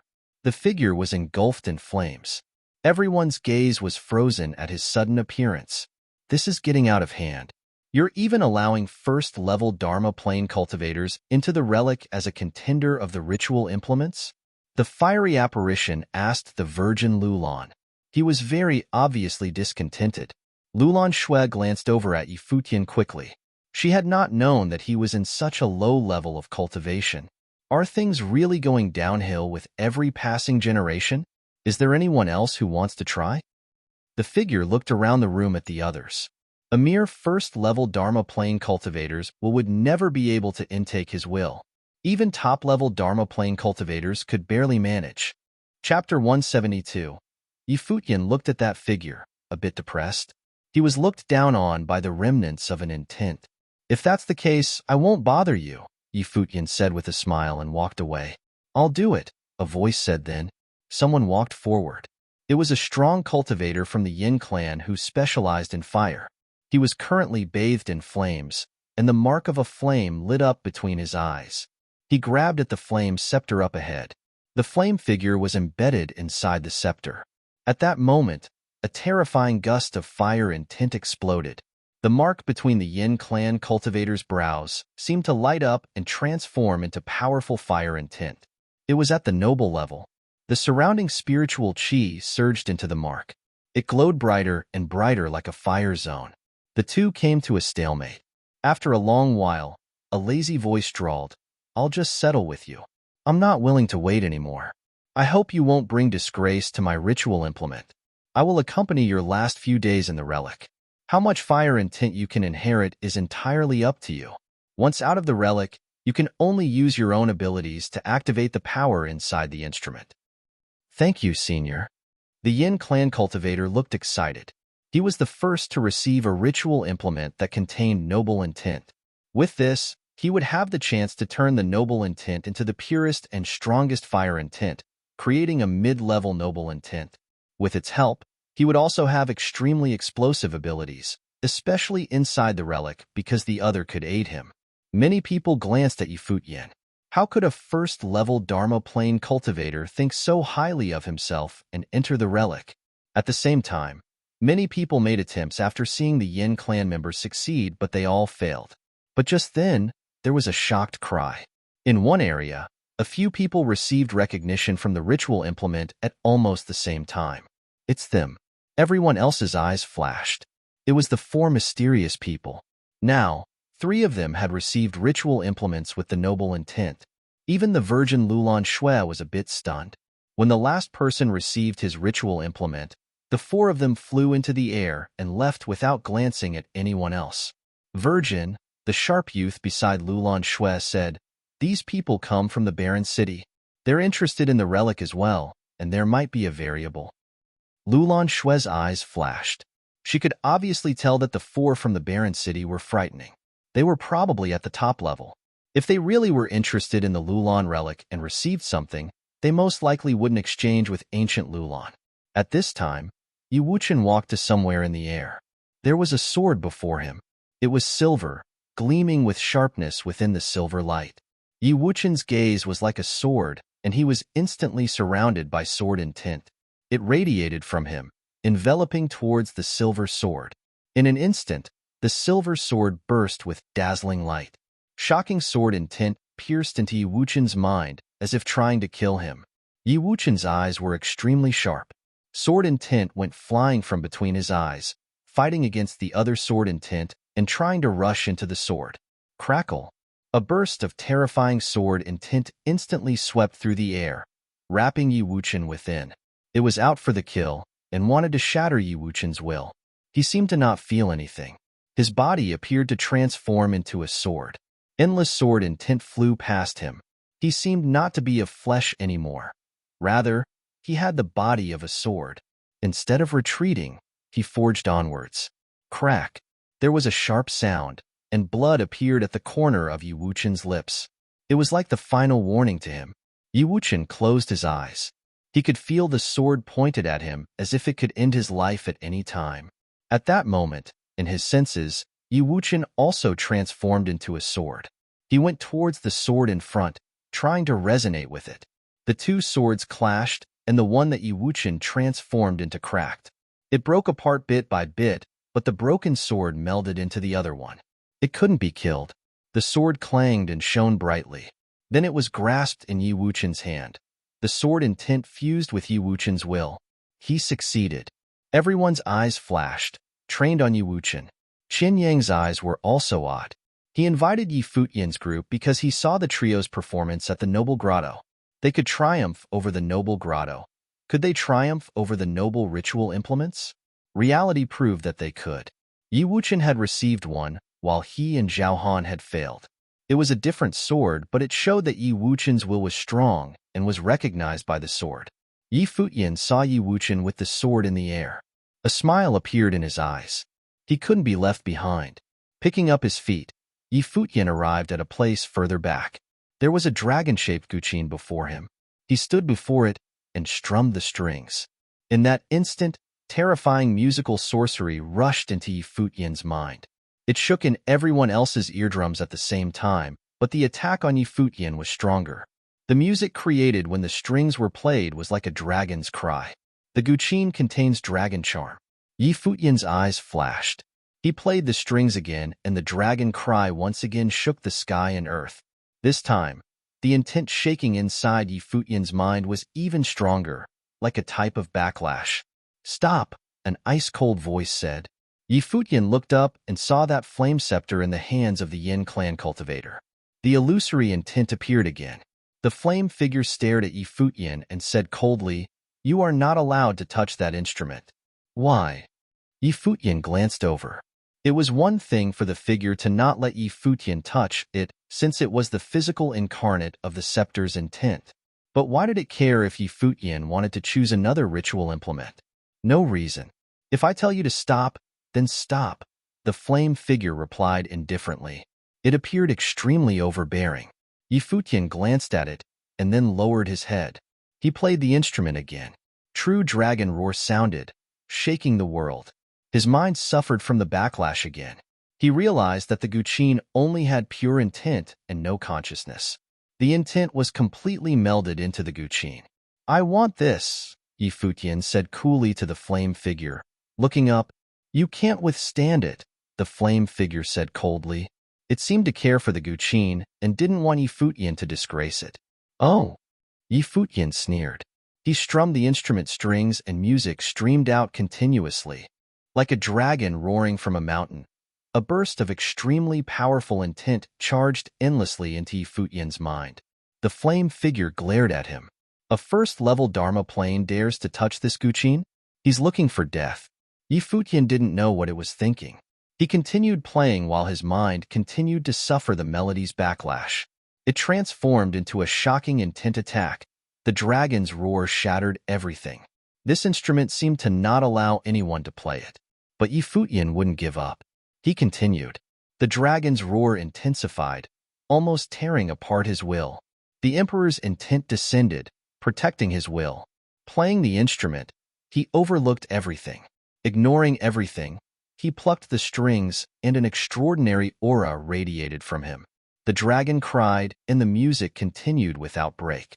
The surrounding people stared at Yi Futian, listening to his melody. The flame figure furrowed its brows. The music grew higher and more domineering, but Yi Futian was still unmoved. A strange look flashed past its eyes. Could Yi Futian really stimulate the Guqin? But how could he withstand the backlash with his playing? The old and simple Guqin slowly started glowing as Yi Futian played. The music grew more and more terrifying while the light became brighter and brighter. Following an extremely loud dragon roar that shook the sky, the music became bright. It cut across the sky and many ritual implements rattled, seemingly affected by the music. At that moment, Yi Futian felt something break in the Guqin. It was dazzling bright, and his intent finally melded directly into the Guqin, no longer feeling any backlash. In fact, he felt the extremely powerful intent contained within the Guqin. It seemed to lie on the instrument, just as how the flame figure had been on the scepter. Seeing this, the flame figure's expression grew uncomfortable. Yi Futian had actually awakened the Guqin. Terrifying flame intent burst from its eyes, going to brand Yi Futian. It was so frightening. Yi Futian's emperor's intent seeped into the Guqin. He plucked the strings, and a shockingly resonant music seemed to explode. It was like a true dragon coming to life. It collided with the incoming fire intent, shattering it. The surrounding ritual implements shook even more violently, seemingly guided by the music. The flame figure's eyes were extremely cold. It attacked once again, but Yi Futian, immersed in the Guqin, didn't even look. He played the strings again, and an even more powerful note tore through everything, wiping towards the flame figure's intent. Seeing this, everyone's eyes were on Yi Futian. He had received the ritual implement, and it seemed to be really powerful. Yi Futian used its strength to fight directly against the flame scepter's intent. What they didn't understand was why this flame figure wanted to stop Yi Futian. What was the story behind this Guqin? Finally, the flame figure stopped. It looked at Yi Futian and said coldly, "You are able to receive this instrument by serendipity. If I see you disgrace this Guqin in the relic, I will kill you." Yi Futian glanced coldly at it. He tried to communicate with it, but was rejected directly because of his low plane. Now that he'd received the Guqin, it was still being nosy. Chapter 173. Yi Futian continued to play. He could feel the remaining bit of will within the Guqin and wanted to awaken it. Yu Sheng threw a cold glance at the fiery figure before it disappeared. Then, he made his way toward a ritual implement. It was a giant axe. The golden axe was filled with a sharpened tint and a thick feeling. The implement seemed like it would destroy just about anything. Previously, Shitong from the Qinming area wanted this giant axe but failed. Yu Sheng reached out, grabbing the handle of the axe. In an instant, a fearsome force of sharp intent rushed into his mind. He could faintly see the gleaming of the axe's blade as it cut down on his will. He growled. Yu Sheng released his will in a frenzy. However, all he got in return was a voice in his mind that told him, "You're too weak." His level of cultivation was the same as Yi Futian's, at the first level Dharma plane. He was far from Shitong's level. In his mind, his will formed into what seemed like a demon god with a fierce aura. The demon god stood opposite of the will of the axe. Coldly, Yu Sheng asked, "Are you going to come with me?" Everyone around froze and stared at Yu Sheng. Was there something wrong with this guy? The ritual implements picked their owners and needed to go through the test of will. But here he was, asking the will directly, "Are you going to come with me?" Who did he think he was? Yu Sheng did not care about all that. Naturally, his will was nowhere near as strong as the will of the axe. Its will was at the noble level. How could he compare? But Yu Sheng didn't care. So what if its will was at the noble level? If this noble will wouldn't acknowledge him, then he would move on to the next implement. The words that the will of the flame scepter said to Yi Futian had ignited a flame of rage in Yu Sheng. How dare it look down on Yi Futian when he was willing to choose that instrument? The will of this ritual implement was the same. If this was how it would act, then Yu Sheng would simply ask if it would go with him. If the answer was no, then he would simply switch over to another instrument. He was not going to waste his time seeking acknowledgement from the other party. Yu Sheng was the one picking a ritual implement, not the other way around. The will of the giant axe felt the willpower of the apparition in Yu Sheng's mind. Then, the glow on the instrument slowly dimmed, lying peacefully in the palm of Yu Sheng's hand. Yusheng retracted his extended arm, taking the axe with him as he turned around. Spectators were completely dumbfounded by the scene that unfolded. Was that even possible? Shurtong's expression did not look too good. He had his sights on the giant axe, but was rejected by its will. Now, the will of the axe had no objections after one simple question from Yusheng. Shurtong felt so humiliated.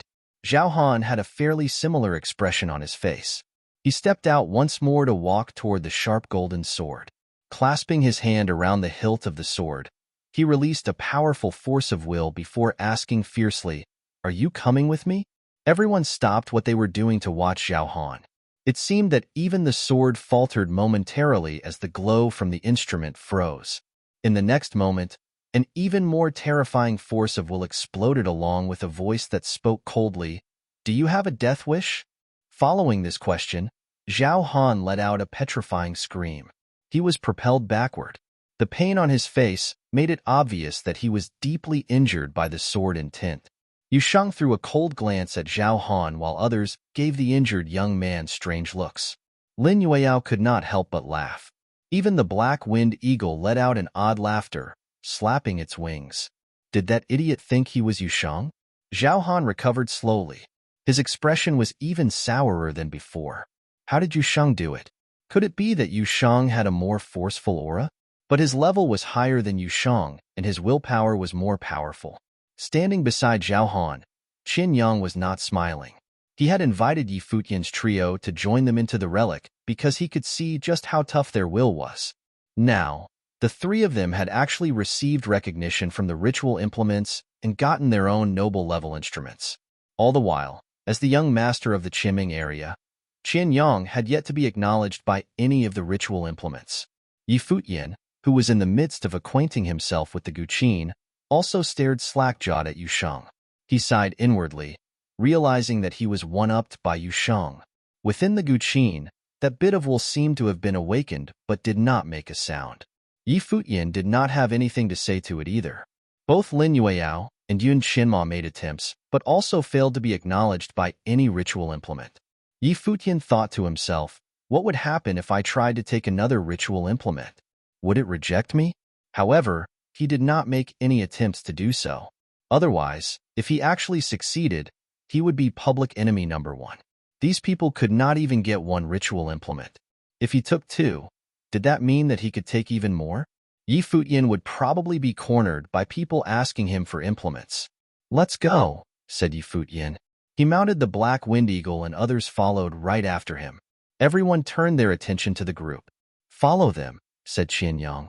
The 5 cultivators from the Qiming area got on the wind rock and trailed after Yi Futian and his friends.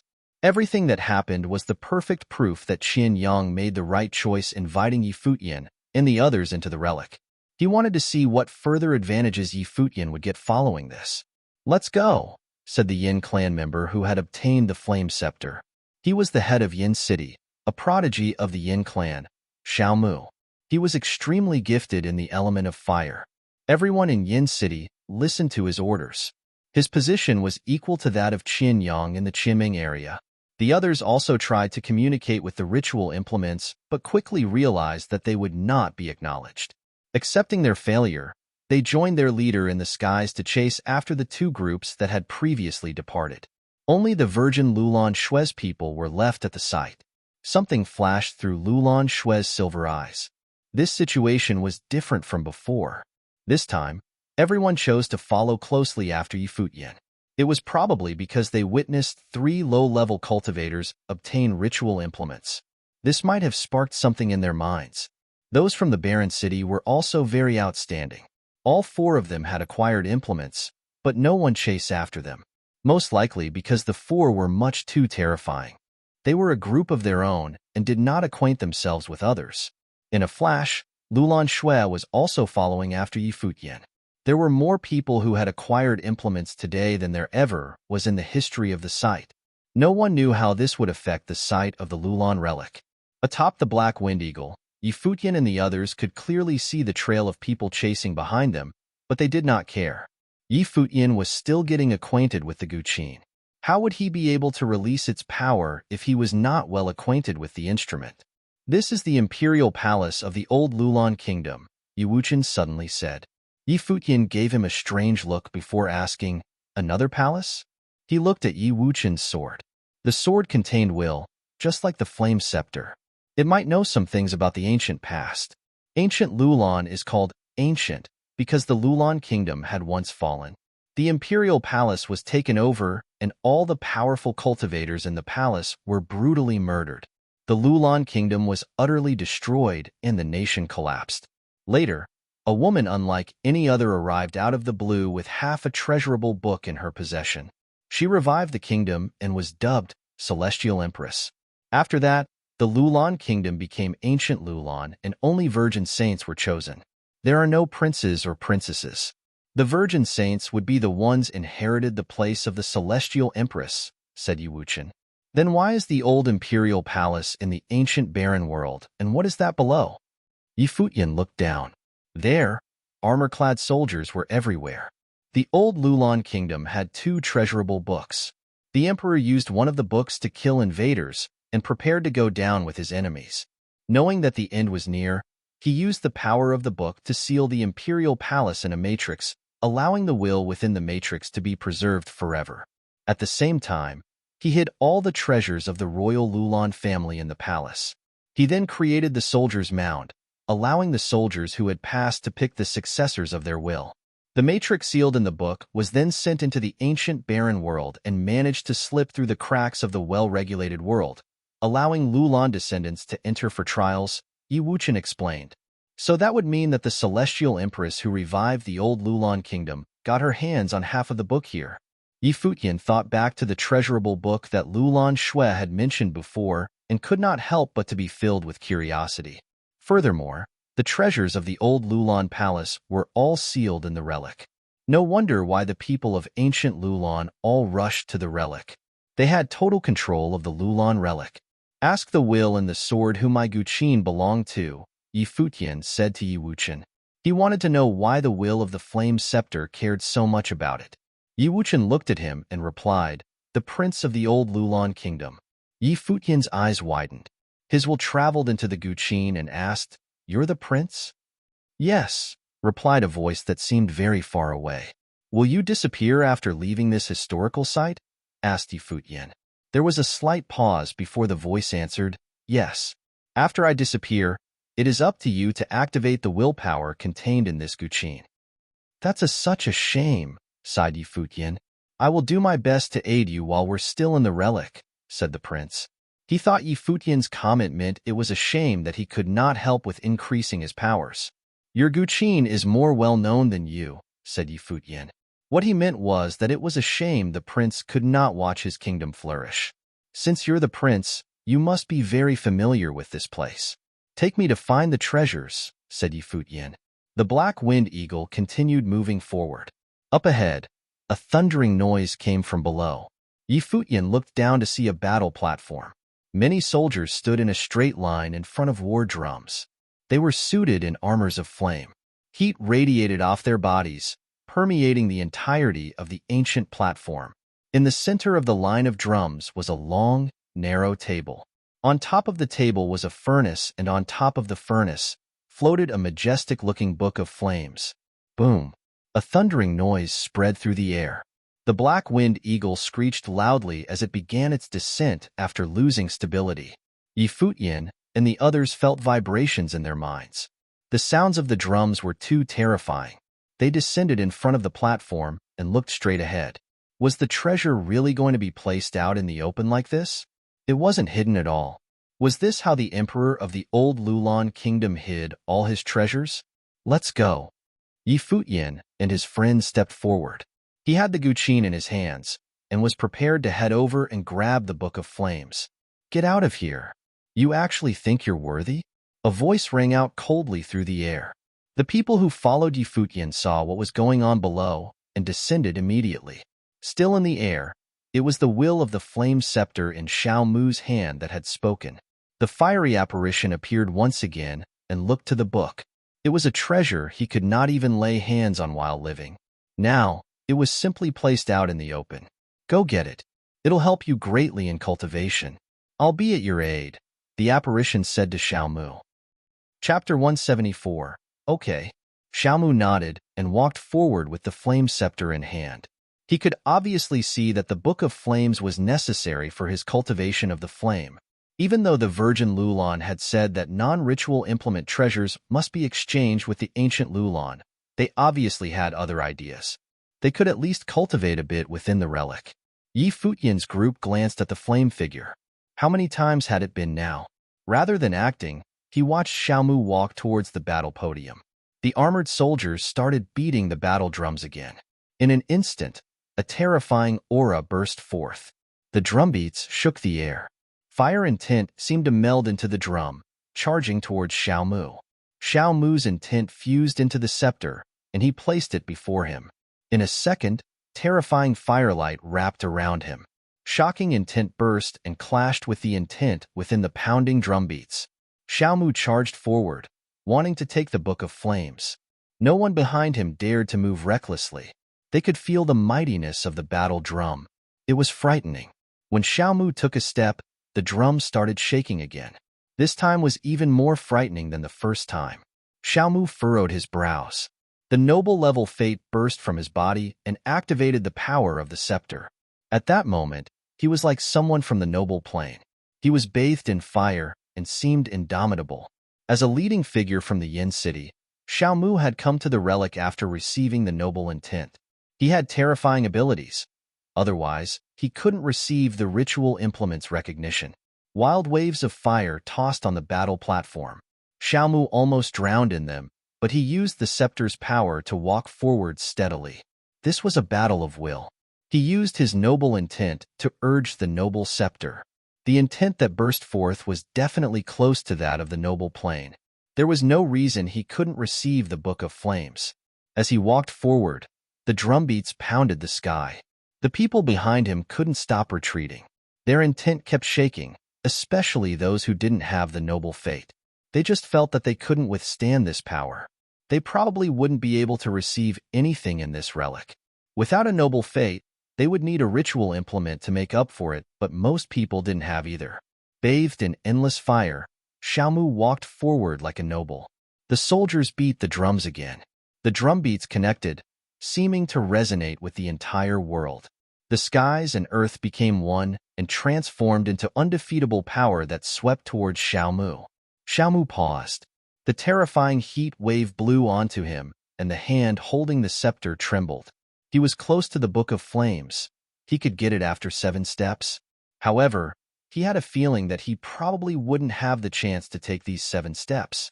He forced his feet forward. With a boom, the drumbeats started up again. In an instant, gales of fire swept through. Terrifying intent went alongside the drumbeats, attacking the scepter and Xiaomu. Boom. With a loud boom, Xiaomu was forced back. He frantically urged the power within the scepter. The mark between his eyes burned brightly, but the scepter cracked. It almost broke, but he held on. The crack healed, and he panted heavily, his pallor slightly pale. He failed. Many people's eyes flashed. The powerful Xiaomu had failed, even with the help of the noble ritual implement. This meant that they had no chance. In the back, the sharp youth besides Lulan Shui said, "It seems difficult for anyone to receive it. I wonder if those in the barren city would be able to do it." For many years, generation after generation of strong cultivators walked into the relic. The ritual implements that could be taken were all taken already. The ones that still remained were extremely difficult to take. The sharp man had tried for the Book of Flames before but had failed, though he'd gone further than Xiaomu. Virgin Lulan Shui had obviously tried before too. She'd almost succeeded but failed at the last step. The flame figure appeared once again where Xiaomu was. Its expression was not pretty. "Senior, I tried my best," Xiaomu said. "I know." The flame figure nodded. "It seems that no one can take it. What a pity. Were the treasures in the palace so hard to take nowadays? If so, there would probably be no other gains." People started whispering amongst each other when they heard its words. Could no one take it? Since the noble intent's physical incarnate said so, it must be so. But just then, a figure clad in white walked out towards the battle platform, stealing everyone's attention. Everyone looked at him with some shock. Yi Futian's talent was unparalleled and was recognized by a ritual implement, but his plane was low. He didn't have the noble fate either. How would he utilize all the power of the ritual implement? Would he try something that even Xiaomu couldn't accomplish? The flame figure was stunned when Yi Futian walked past it. It looked at him in shock and asked coolly, "What are you doing?" "Trying, of course." Yi Futian smiled at it. "Are you stupid?" The flame figure asked coldly. Xiaomu had failed even with its help, but Yi Futian still wanted to try? Was he qualified to try? He totally didn't know his place. "Maybe I'm lucky?" Yi Futian smiled. "You overestimate yourself," the flame figure said coldly. Yi Futian didn't reply and continued forward. Drumbeats sounded continuously, shaking in his ears. He could faintly feel the heat. Placing the guqin before him, Yi Futian carried it with one hand and plucked the strings with the other. Music streamed out. The scene was like a battlefield, so the decree of the general was obviously the most suitable song. In an instant, everyone was pulled into the artistic conception as if they were truly in a battlefield. Yi Futian really didn't have a completed noble fate, but he had the emperor's intent. Fusing it into the guqin could influence the ancient Lulan prince's intent to the max and activate the guqin's power. The music streamed out. A powerful feeling seeped from it, and there seemed to be a stampede of horses on the battlefield. On the other side, the drumbeats pounded. They transformed into a terrifying presence as well. The two auras collided and extinguished together. Yi Futian walked steadily. He had a peculiar pattern and advanced with the music's rhythm. The music continued strengthening. Each time it strengthened, he took a step. Activating the noble intent and ritual implement with the emperor's intent caused the decree of the general to be much more powerful than he'd ever imagined. The drumbeats and music continued to overlap. The two forces were all terrifying. They went from weak to strong and became scarier and scarier until everyone present felt that they were on a battlefield, watching two armies clash. They seemed to have underestimated Yi Futian again. With this grandeur, he could most likely catch up to Xiaomu's progress. But they couldn't figure out how Yi Futian accomplished this with his abilities. How could he activate the ritual implement to this degree? At this time, Yi Futian's surroundings were all filled with flames. The terrifying flames seemed to bury his body, but a music storm wrapped around him. It destroyed everything as if it was made of intent. The flames couldn't break through. He continued advancing, nearing where Xiaomu had been. This made Xiaomu uncomfortable. The flame figure stared deeply at Yi Futian. It looked down on Yi Futian because the youth's plane was too low and didn't have the noble fate. With this ability, he couldn't do anything in the relic. However, Yi Futian first received a ritual implement and then made the same progress as Xiaomu. This shocked the flame figure. Had it judged incorrectly? He can't go further. It didn't believe that it could be wrong. It watched as the drumbeats grew stronger and the mightiness multiplied. It tore through everything, and that music storm was no match. Yi Futian's fingers seemed to transform into shadows. He strummed the strings violently, and a music storm swept out.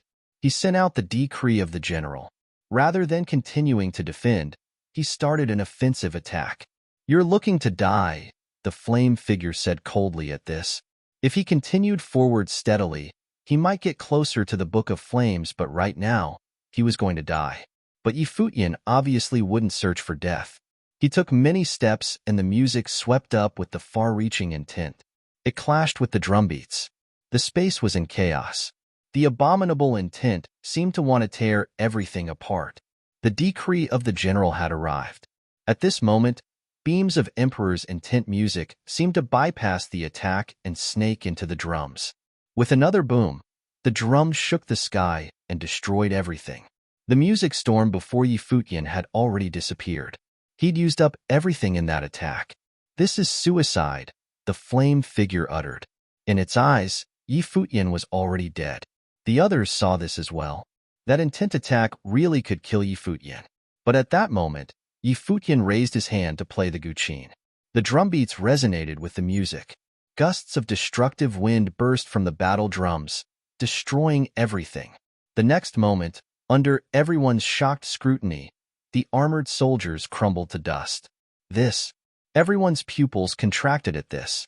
What was this? How did Yi Futian do this? The flame figure trained its eyes on him too. Yi Futian had really succeeded and killed the soldiers. The Book of Flames hovered there without any other obstacles. Xiaomu flashed and charged forward, ready to steal it. Yi Futian glanced back and played his guqin again.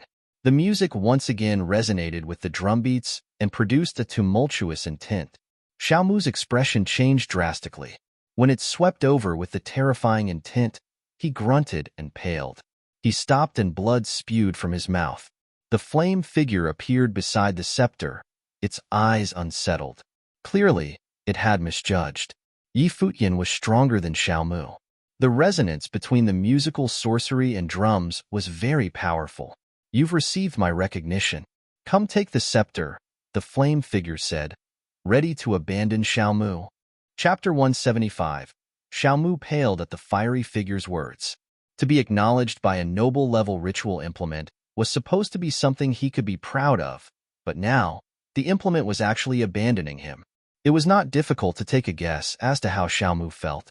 Everyone standing behind him was also surprised. Yi Futian's gifts actually received recognition from a noble implement. As long as he agreed, Yi Futian would be in control of 2 noble implements. It was undoubtedly going to elevate his abilities. Although the apparition of the flame was not too nice to Yi Futian before, he was still a noble-level existence. There was no reason for Yi Futian to reject now that he was willing to help him. This was an opportunity extremely hard to come by. The apparition stared at Yi Futian. He knew that he had not been the friendliest being to Yi Futian, but he was a noble plane cultivator after all. He was now willing to help Yi Futian and bless him with a noble implement. Why would Yi Futian reject? This was not what Yusheng thought, though. This flame scepter had previously insulted Yi Futian. How could he sound so righteous while practically begging Yi Futian to take him in? To be honest, after he rejected Yi Futian the first time, Yusheng was already pissed off. It was a miracle that he was able to keep his temper under control until now. You actually think you're worthy? Asked Yusheng in a cold demeanor. He was throwing the words the will and the scepter used with Yi Futian right back at him. The fiery figure frowned at Yusheng. What did you say? He asked, his tone just as cold. You said yourself that you would rather be with someone at the top-level Dharma plane than someone at the first-level Dharma plane. Now, you actually have the audacity to ask for a change in owners? What would he need you for? Said Yusheng. He stepped closer and continued. Where did you get the confidence to sound so righteous while asking to be taken in? You think someone like you is worthy of being used by him? How preposterous, scolded the figure. He was formed by noble will. How dare a junior in the mere first-level Dharma plane speak to him in such an insulting manner? Yusheng, you're at fault here. Yi Futian spoke up suddenly. Both Yusheng and the apparition looked to Yi Futian. Everyone else followed suit. His eyes were glued on the fiery figure with a smile on his face. Yusheng was hot-tempered, but Yi Futian knew what to do in his own advantage. The fiery apparition of will looked satisfied at Yi Futian's words. Don't worry. If you're already this capable, you'll only get stronger with my help. Yi Futian looked at him with a smile. Pardon, art thou worthy? The figure shot Yi Futian a glare. Everyone else also looked over at him. Some not understand the meaning behind his words. Are you playing me? The fiery will asked coldly. Yi Futian did not look at him. Instead, he said to Yusheng, what were you thinking? Although this guy is a bit of an idiot, we can just get rid of him. It is a noble implement after all. Even if I don't use it, I can still sell it, right? Yusheng was dumbfounded by Yi Futian's utterance. A smile then spread across his face. His rage dissipated, and he scratched the back of his head. I guess you're right. Jaws dropped all around as the bystanders stared at Yi Futian. Forget about whether or not Yi Futian would actually be able to get rid of the flame will of the scepter. If it really was possible, it would greatly reduce the power of the ritual implement while still in the Lulan relic. Was Yi Futian really not planning on using the implement? The apparition's expression fell as he stared dead at Yi Futian. In a cold demeanor, he spoke, You dare to insult me? You're too noisy, so you can disappear now.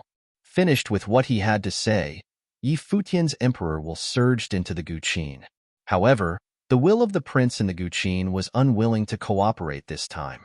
The fiery apparition used to be a lord in the Lulan kingdom. Yi Futian's eyes grew cold. So what if he refused to cooperate? The emperor will pushed on forcefully. Yi Futian's fingers danced across the strings of the instrument. The music instantly rushed into the war drums, striking down on them. The drum beats shook the air, creating a terrifying battlefield. The sounds of the guqin and the drums intertwined to form a ferocious force of willpower. A terrifying windstorm washed towards the fiery figure. "You're acting out of line," reprimanded the apparition. He was formed by will, and the flames around him blazed wildly to withstand the incoming windstorm. "Kill him," Yi Futian shouted. As soon as the words left his mouth, the sounds of the guqin started once again. The energy was through the roof. The drumbeats vibrated through the air in the melody of a chaotic nation. The music was a destructive force. The windstorm swept past and the fiery figure shouted, "You psycho!" After his outburst, two gusts of wind came together and washed over the figure with great force. The power from the combined forces wiped out the apparition formed by flame will. The spectators shook in fear as their eyes remained on the young man clad in white. This was crazy. He actually destroyed the will of a noble implement others couldn't obtain. The reason being it was unworthy of him. What an arrogant guy. "Yusheng, hold on to this for now," chuckled Yi Futian. Yusheng nodded and walked forward to take the scepter. Xiaomu watched from the sidelines but could do nothing to stop him. He was injured by Yi Futian even when he had the ritual implement in his possession. Now without the instrument, Xiaomu was definitely no match for Yi Futian. So, of course, he wouldn't want to go ahead and get in Yusheng's way. Yi Futian walked over to the Book of Flames and reached out for it. In an instant, the Book of Flames turned into nothing. The Chinese characters seemed to have escaped the pages of the book and were floating in midair. Each character contained a powerful will. Yi Futian released his own will. Afterward, he felt a rush of fire and tint assimilate into his own will. At this moment, Yi Futian glowed in a strange light. The Book of Flames was truly mystical. The characters from the Book of Flames were incorporated into his released Sun Dharma under the guidance of willpower, becoming the power of the Dharma. At the same time, every character became ingrained in his mind. He acquired more fate, and the Book of Flame will probably enhance the power of his Dharma. Everyone around stared at Yi Futian. Xiaomu's expression was far from happy. He couldn't do anything about Yi Futian now. All he could do now was to wait until they left the relic so he could steal Yi Futian's fate. The Book of Flame might have been able to aid his noble fate into becoming mid-level noble fate, but now it had been taken by Yi Futian. Yi Futian turned his head to look in the Virgin Lulan Shui's direction. He gave her an apologetic smile. He couldn't possibly be blamed for this, right? The Book of Flame had been absorbed into his Dharma. There was no way he could exchange it with ancient Lulan, even if he wanted to. "I'm off," said Yi Futian. The Black Wind Eagle came forward immediately. The group stepped onto the back of the demon beast, and they continued to travel ahead. When everyone else saw Yi Futian leave, they immediately moved to follow behind them. Who cared if they weren't able to take down Yi Futian now? They could at least witness how far he could go. They finally understood. It was not their fault that they could not receive recognition from the implements. They should not even think about getting something from the relics based on their abilities. The Lulan relic existed for so many years. Who knew how many powerful cultivators from ancient Lulan had already set foot in the relic? Although ancient Lulan was inviting people from all different places to enter the relic now, the reality was anything that could be taken was already taken by ancient Lulan. To ancient Lulan, the most important thing now should have been to get their hands on the treasures they could not obtain previously. That was the real truth behind the invitations to the cultivators of other cities. Looking ahead at the figures on the Black Wind Eagle, nobody would have expected for a first-level Dharma Plane cultivator to have the most outstanding performance in the relic. Qianyang, Zhaohan, and the others were in even greater disbelief. Qianyang thought that even though Yi Futian had extraordinary gifts, everything would still be easily controlled since his level of cultivation was so low. On the Black Wind Eagle, Yi Futian's will entered the guqin. He asked, "Do you know where the treasurable books of the Lulan kingdom are located?" "No," answered the prince. He sounded very aloof. The prince had not wanted to destroy the fiery apparition before, but Futian used his powers by force. Although the power was greatly weakened because of his resistance, Futian was still able to activate the will and the war drums with the power of his own will, creating a harmony with the Guqin to wipe out the flame will. Despite it all, he was a noble will. You were too arrogant.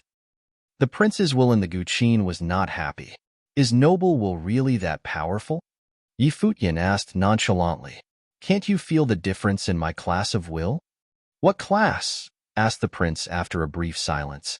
Although he could feel that it was powerful, he could not really tell of what class Futian's will belonged.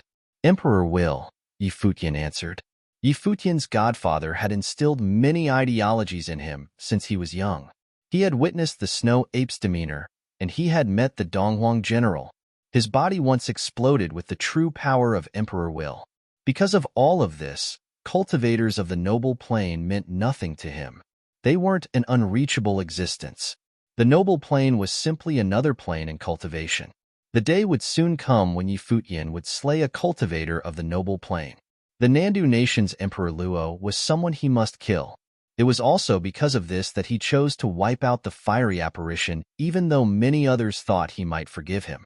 Are you joking? Asked the prince. It's a shame that I cannot release its power in all its glory just yet. I can only activate simple uses of this power. And to think you won't even be able to witness it in the future.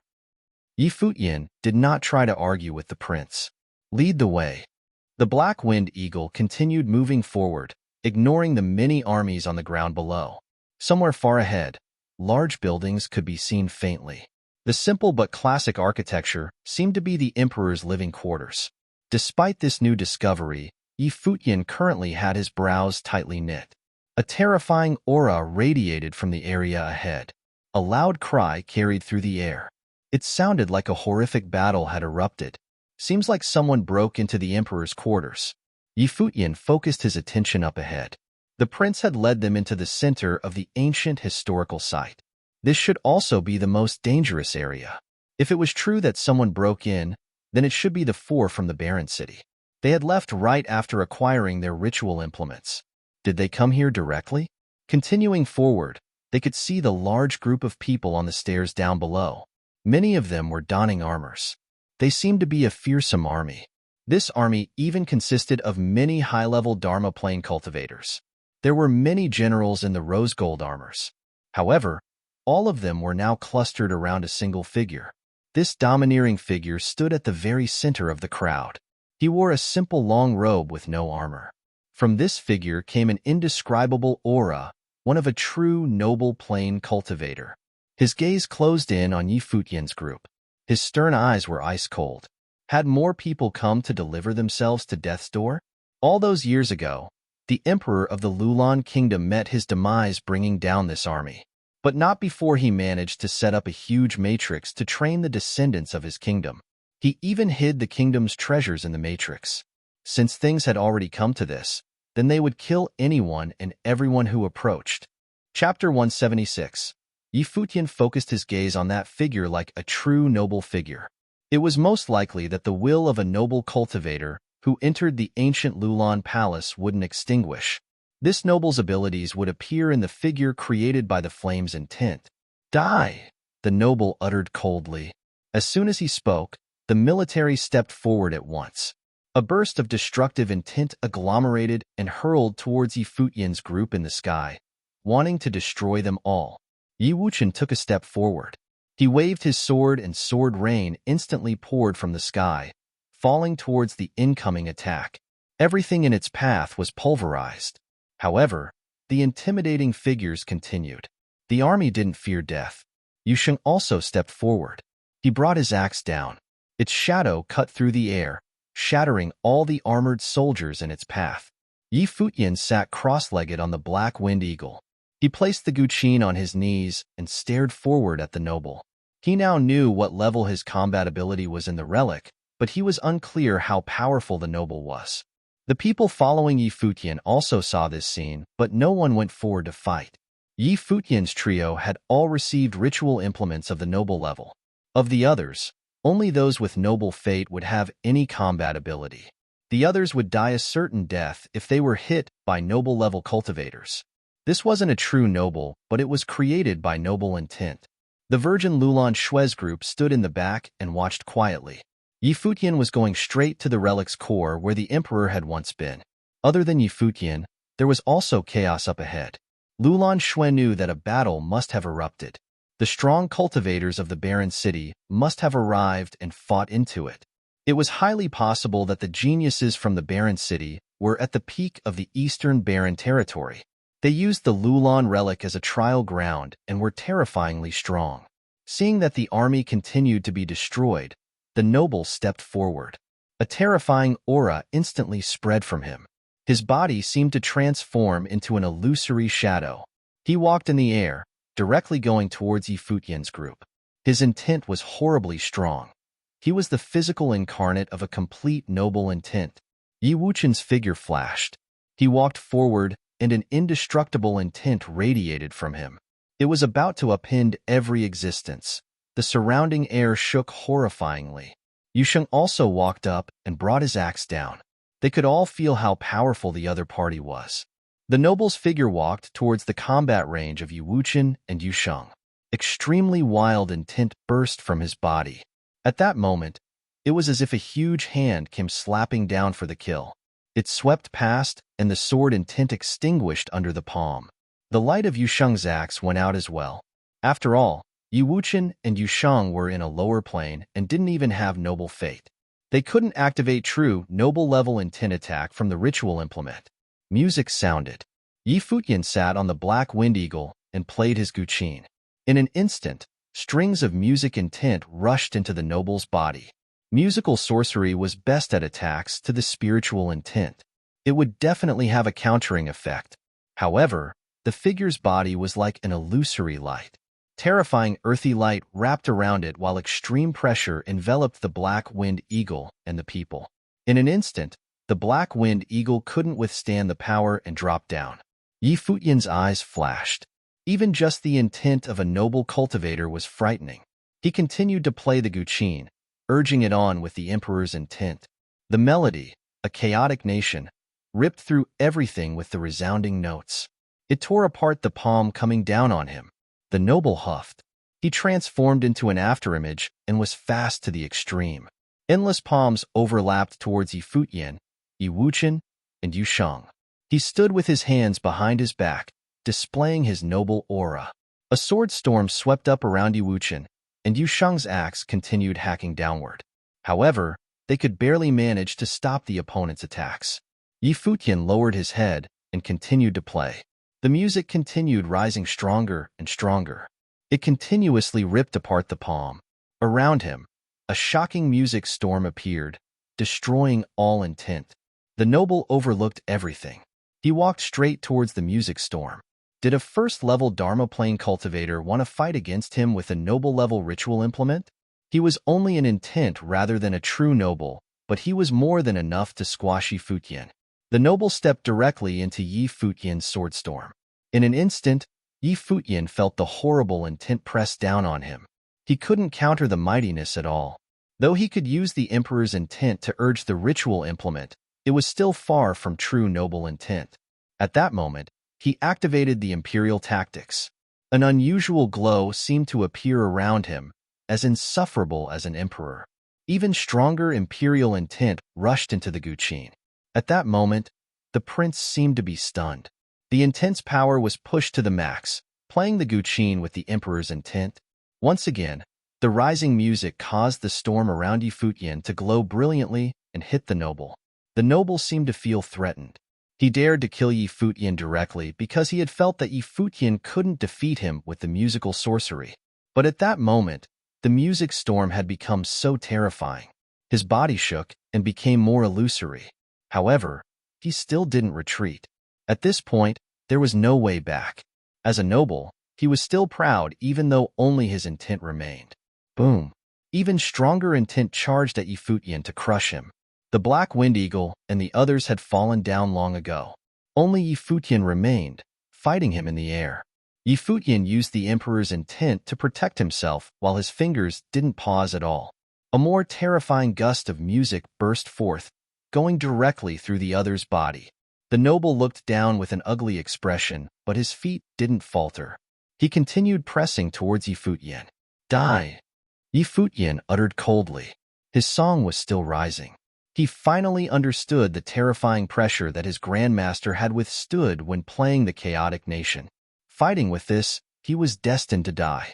The music storm destroyed everything. It pierced through the noble figure, tearing it apart bit by bit. The illusory figure was unwilling, but finally transformed into nothing. When the wild current dissipated, the people behind looked forward in shock. Futian had actually killed that noble. Noble intent couldn't be compared to a true noble, but this was still shocking. Lulan Shui was surprised. Futian's accomplishments were beyond her expectations. The army below was still charging forward, but they weren't a threat anymore.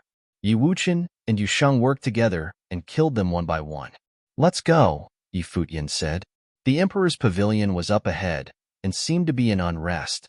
The prides from the barren city had entered it, and he wanted to see what it was like. The black-winged eagle landed by Futian's feet and flew forward. The group moved on while the others followed close behind. "They're so annoying," Yusheng said coldly. They followed without fighting at all. Were they really the prides of their cities? Were they all planning on stealing the treasures after they found them? Finally, Futian came to the site of chaos. Screams shook the sky from all directions. "Be careful," Futian said. The black-winged eagle slowed down. They were at some steps now. The majestic emperor's pavilion was right in front, but there was unrest left and right. At that time, a horrible aura came from behind. Futian looked back and saw countless terrifying armies rush in from all directions. They seemed to know they'd broken in and were encircling them. The people behind Futian were aghast. These armies all had generals in the noble plain, and they couldn't fight at all. With a flash, they moved aside, escaping quickly. "We're entering the pavilion," Futian said. At this point, there was no reason to retreat. But here, two figures flashed quickly from both left and right.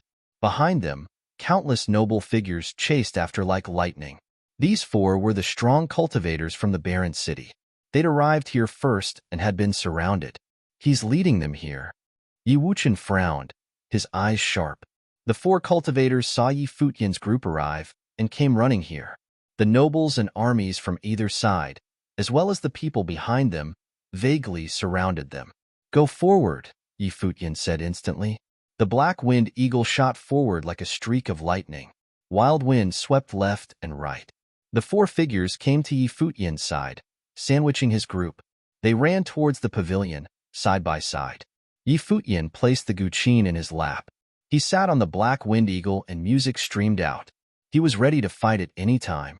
"Go back." A barren city cultivator rushed before Futian's group and withdrew his sword. It burst and sword light submerged everything, enveloping everyone on the black-winged eagle. Not only that, but the other three acted at the same time. Using the power of the ritual implements, the four worked together, forcing the black-winged eagle back. After forcing them back, their spells disappeared. They didn't really want to kill Futian's group. Instead, they just wanted them to block the pursuers. Streaks of noble figures descended and rushed to Futian, coldly glancing at the four who had entered the pavilion. Cold, murderous intent flashed past the eyes of these nobles. In their eyes, Futian's group was already dead.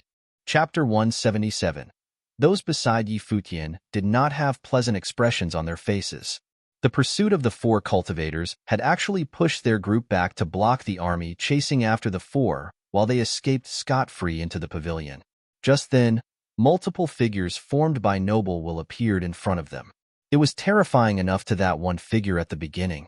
Now, it was basically mission impossible. They were not going to stop until Futian's whole group was dead. "Respectable seniors, please carry on." "I'm simply passing by," smiled Futian. The black-winged eagle retreated into the sky above the pavilion, clearing the entrance to the building. But the noble beings just stood there, disregarding Futian's words. An enormous army rushed towards them from behind.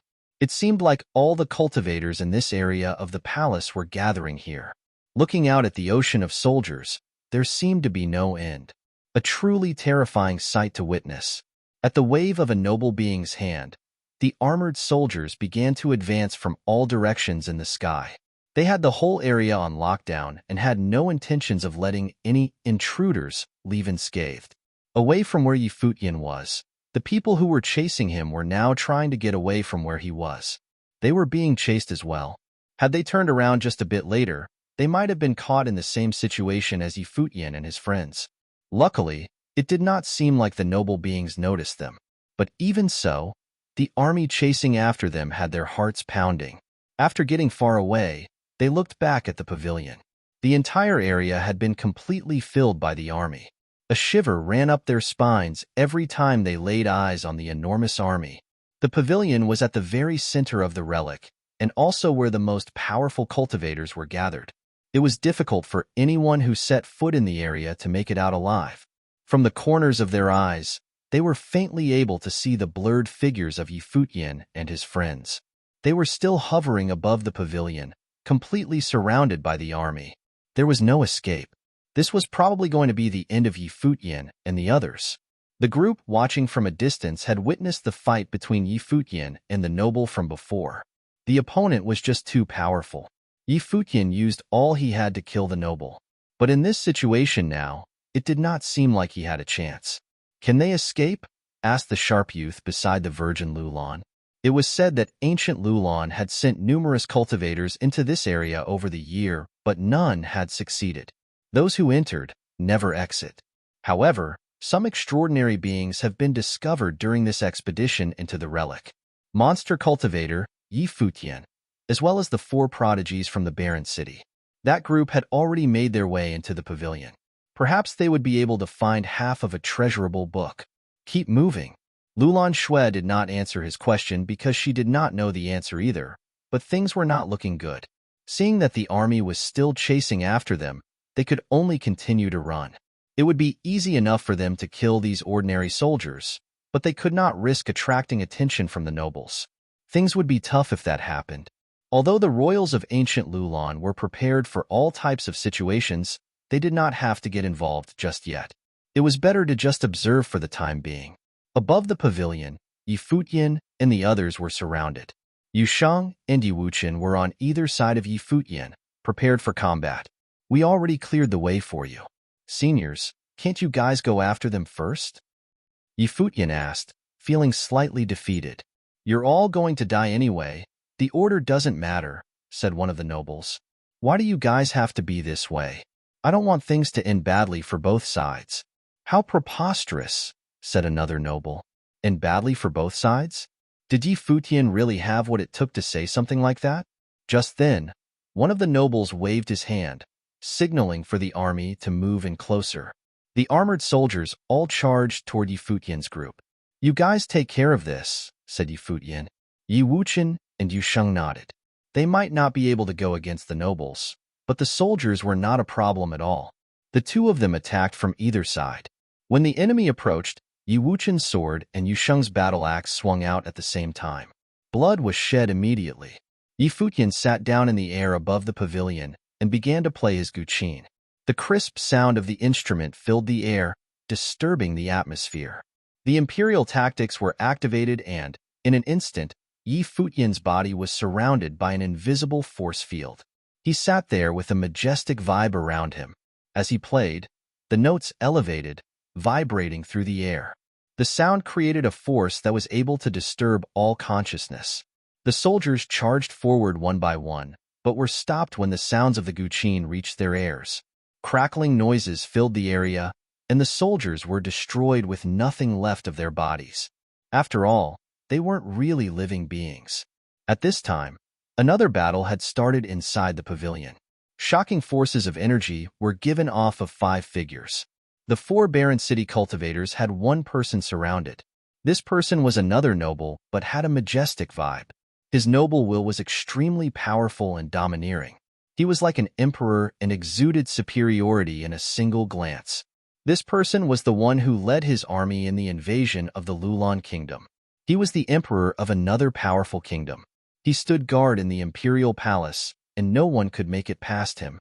The barren city cultivators did not come from the same group. They were sent by 4 different powerful groups in the eastern barren territory. Groups from there treated the Lulan relic as a training ground and a test. The test was to see who could acquire the most treasures from the Lulan relic. They all had noble fate and mid-level noble fate at that. In addition to their powers as top-level Dharma plane cultivators and their ritual implements, they were extremely capable. However, they were still no match for one noble even after joining forces. The noble's abilities were incredible. He wielded his sword, also formed from noble will, ready to kill. The barren city cultivators kept retreating. They only managed to defend themselves against the opponent's attacks when working together. "Let's go," said one of the cultivators. It seemed that it would be impossible to get any treasures from this building. Under the watch of such a fearsome being as well as the ones outside, they were overpowered and had no chance of finding anything remotely valuable. The four fought back as they retreat.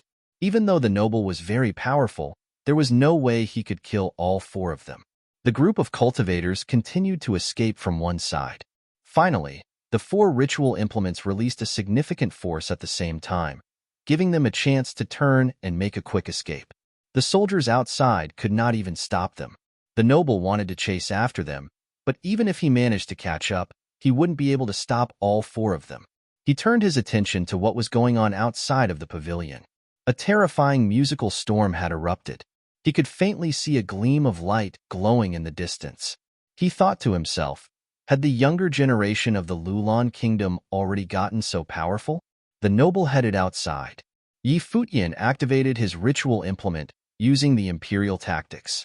The air exploded as he played his piece, a chaotic nation. Even the nobles stepping toward Futian could feel the fearsome power of his music. The sound from his guqin could be threatening to them.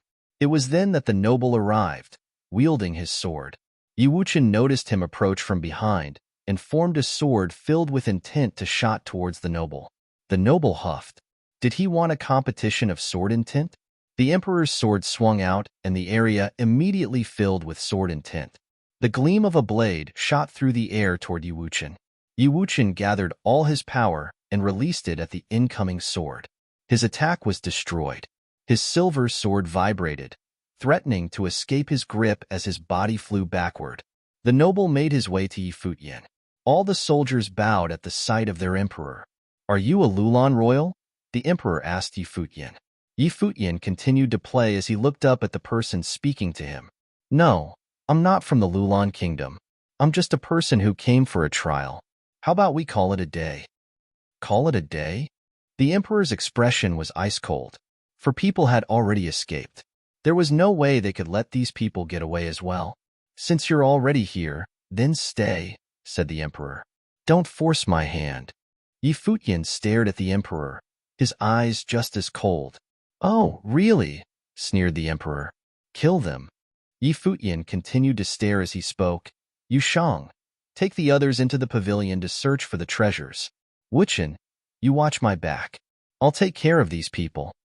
Yushang, Wuchen, and the others widened their eyes. Futian spoke so nonchalantly, but how was he going to take care of such powerful beings? "Go. Trust me," said Futian.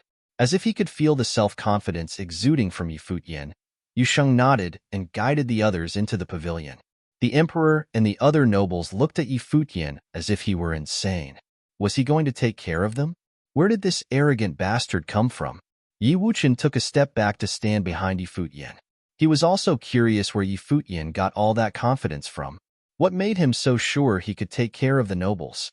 After Yusheng and the others were out of sight, Futian looked to the emperor and said, "Senior, you're a swordsman and is formed by will. If I am victorious today, then you shouldn't let your sword will go to waste. My friend is an extremely talented swordsman and definitely will not disgrace you. Will you consider allowing him to be the successor of your will?"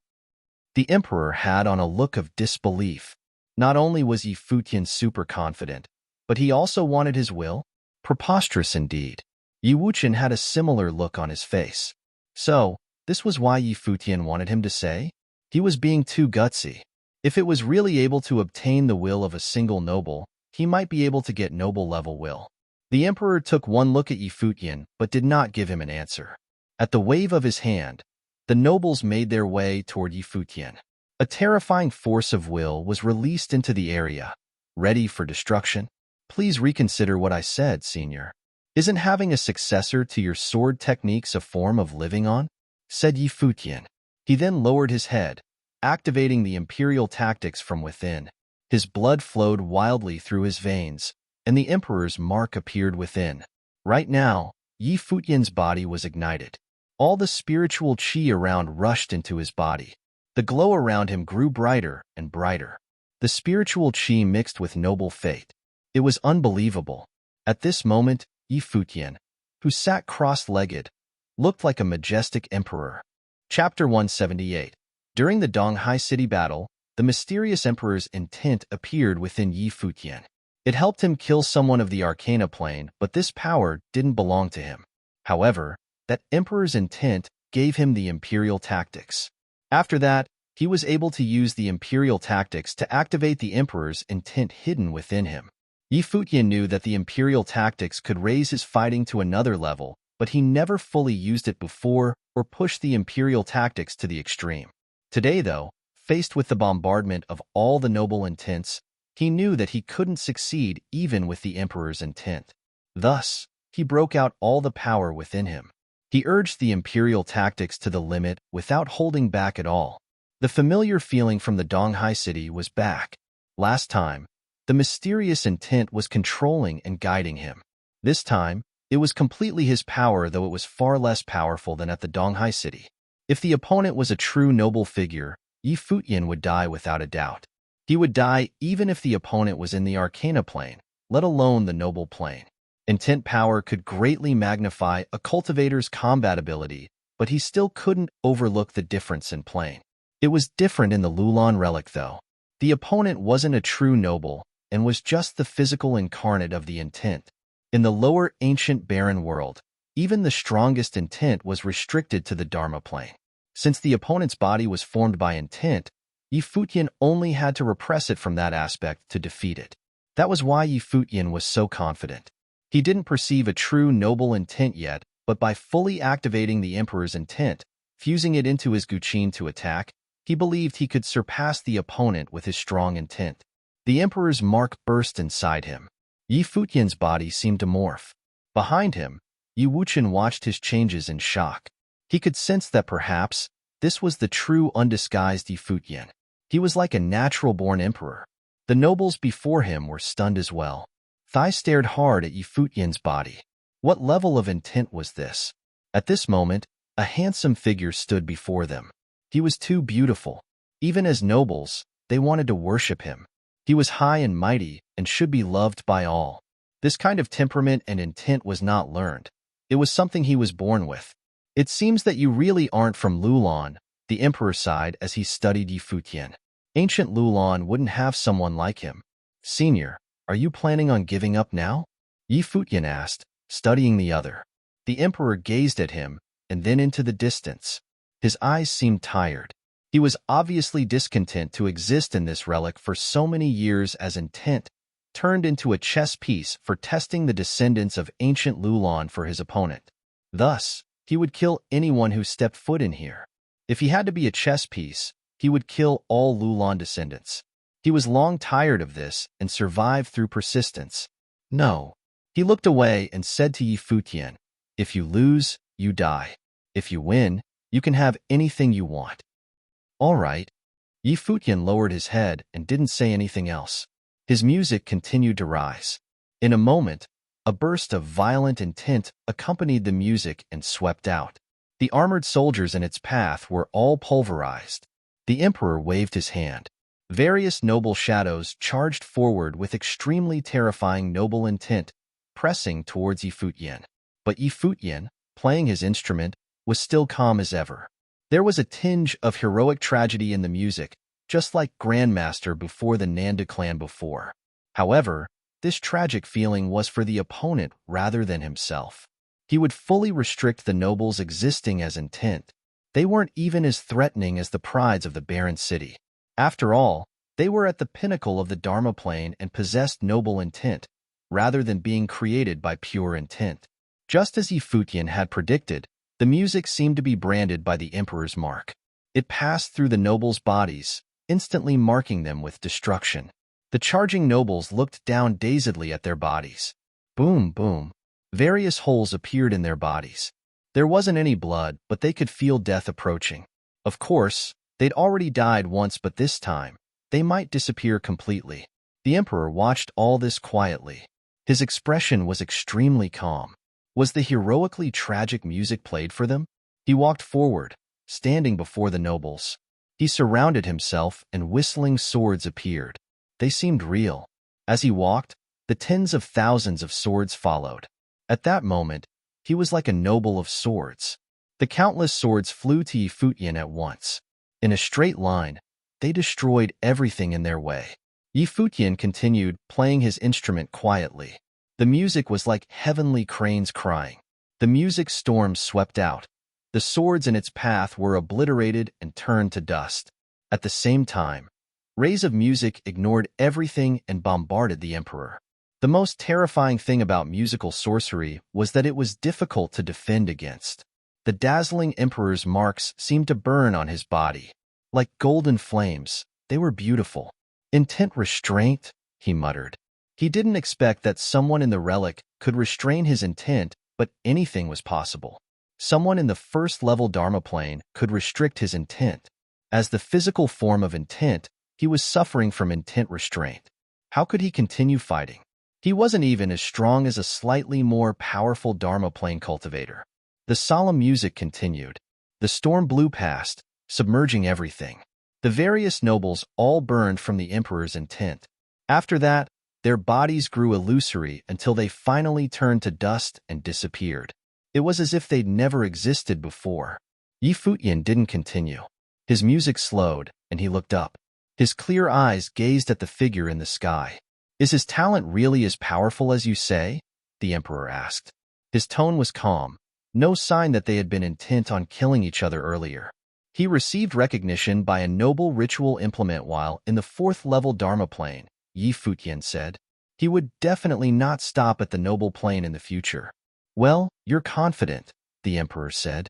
He was a powerful noble and knew how difficult it was to advance further. "Then, senior, do you believe me?" Futian asked. The figure in the air fell silent. He looked at Futian, understanding what he meant. Looking to Wuchen, he said, "Do not fight back." Wuchen looked at the figure in the air and nodded. After that, the figure slowly turned transparent, as if transforming into a boundless yet illusory sword shadow. It shot toward Wuchen and dug into the spot between his brows. At that moment, Wuchen closed his eyes tightly. Terrifying sword intent flowed across his body, strengthening by the second. Futian watched this scene with a smile. His emperor's intent disappeared.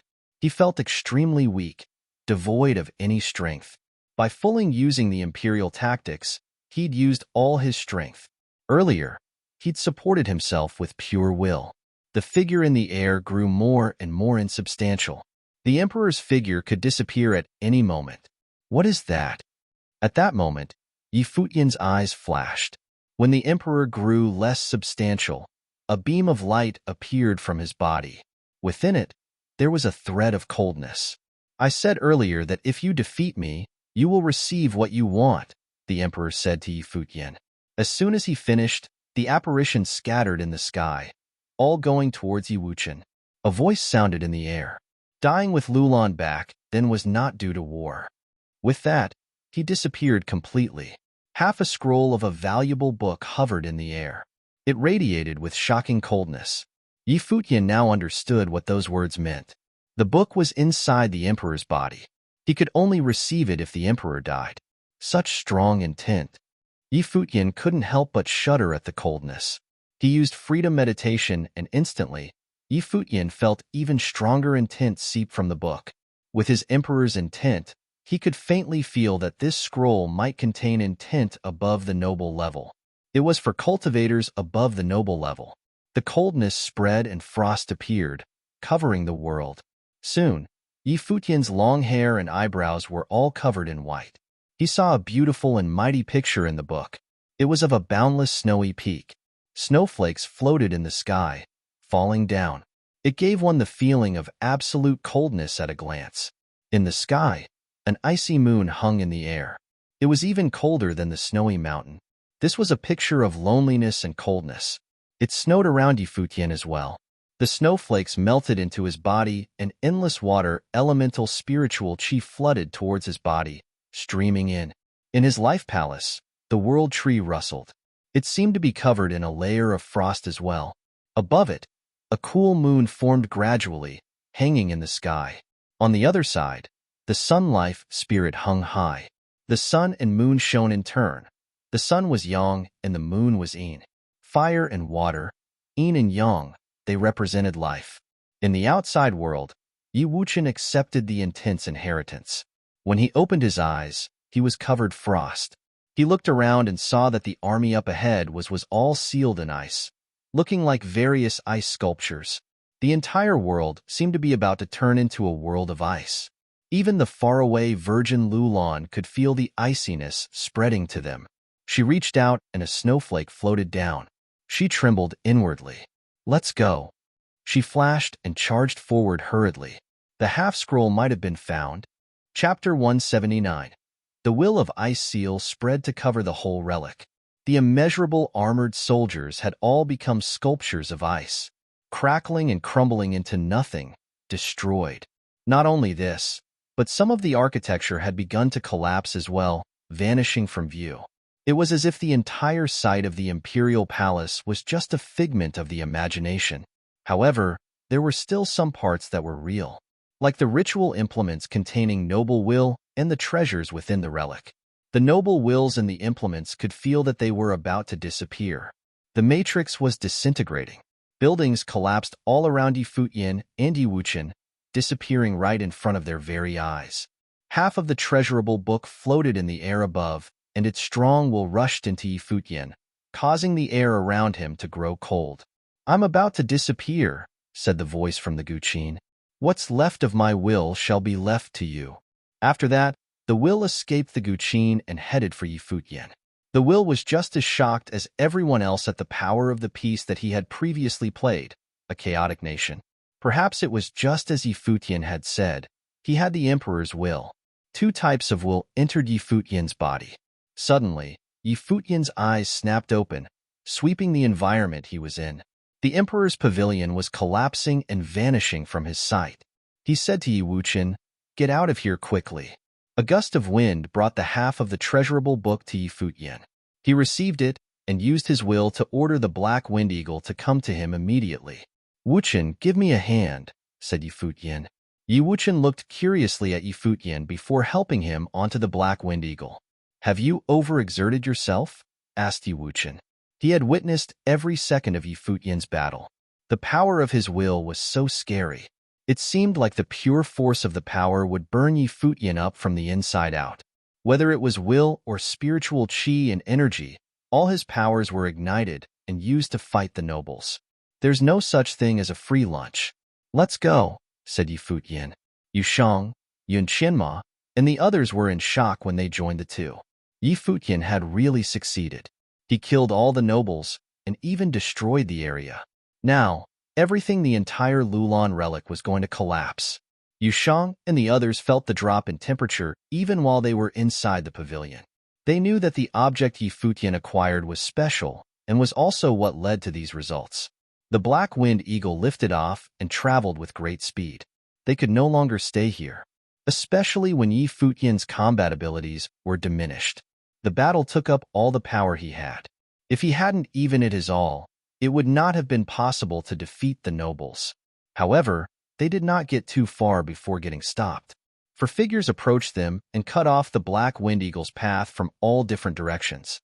They were the barren city cultivators who had previously escaped the relic. After they were forced by the noble to retreat, they had given up on this area, knowing they had no chance there. However, they were able to feel the chilling temperatures of the ice will come from the Lulan relic and made some predictions about what was going on. And so, they decided to head back to the site immediately. Presently, the gazes of the four cultivators fell on Futian. They were immensely shocked. When they had pushed Futian and his friends to block the nobles and the army, they did not think it would be possible for them to destroy the nobles and the relic site. Although they were not clear as to how they accomplished such a task, They knew it must not have been easy. How did you guys do it? One of the barren city cultivators asked. How did these low-leveled cultivators make the nobles disappear? The cultivators had experienced the power of the noble emperor firsthand. He was extremely powerful.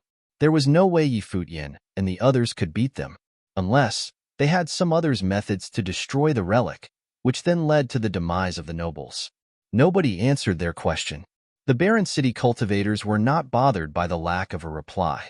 It doesn't really matter how you did it. Hand over all the treasures you acquired. Since Futian's group had taken care of the group of nobles for them, the barren city cultivators were now the strongest beings in the relic. From the other direction, Virgin Lulan and the others rushed over. The barren city cultivators were surprised to see them, but chose not to care. It's only the Virgin Lulan. She might have been an all-powerful being to the people of the cities around Lulan City, but to them, she was simply a pretty girl with an okay gift. They were more interested in her beauty than in her abilities. With her silver hair and bright eyes, she was graceful beyond words. Behind Lulan Shui, powerful cultivators from other groups joined. They had a feeling that the collapse of the relic was due to the appearance of the most important treasure. What's more, the wills in the noble ritual instruments all disappeared following the collapse of the relic.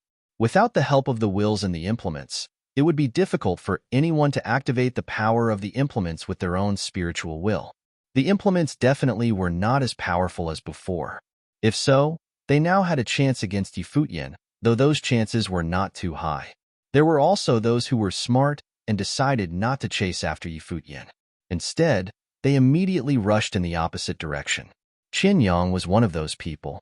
He knew the cultivators from the barren city were there, and there was more to Lulan Shui than she let on.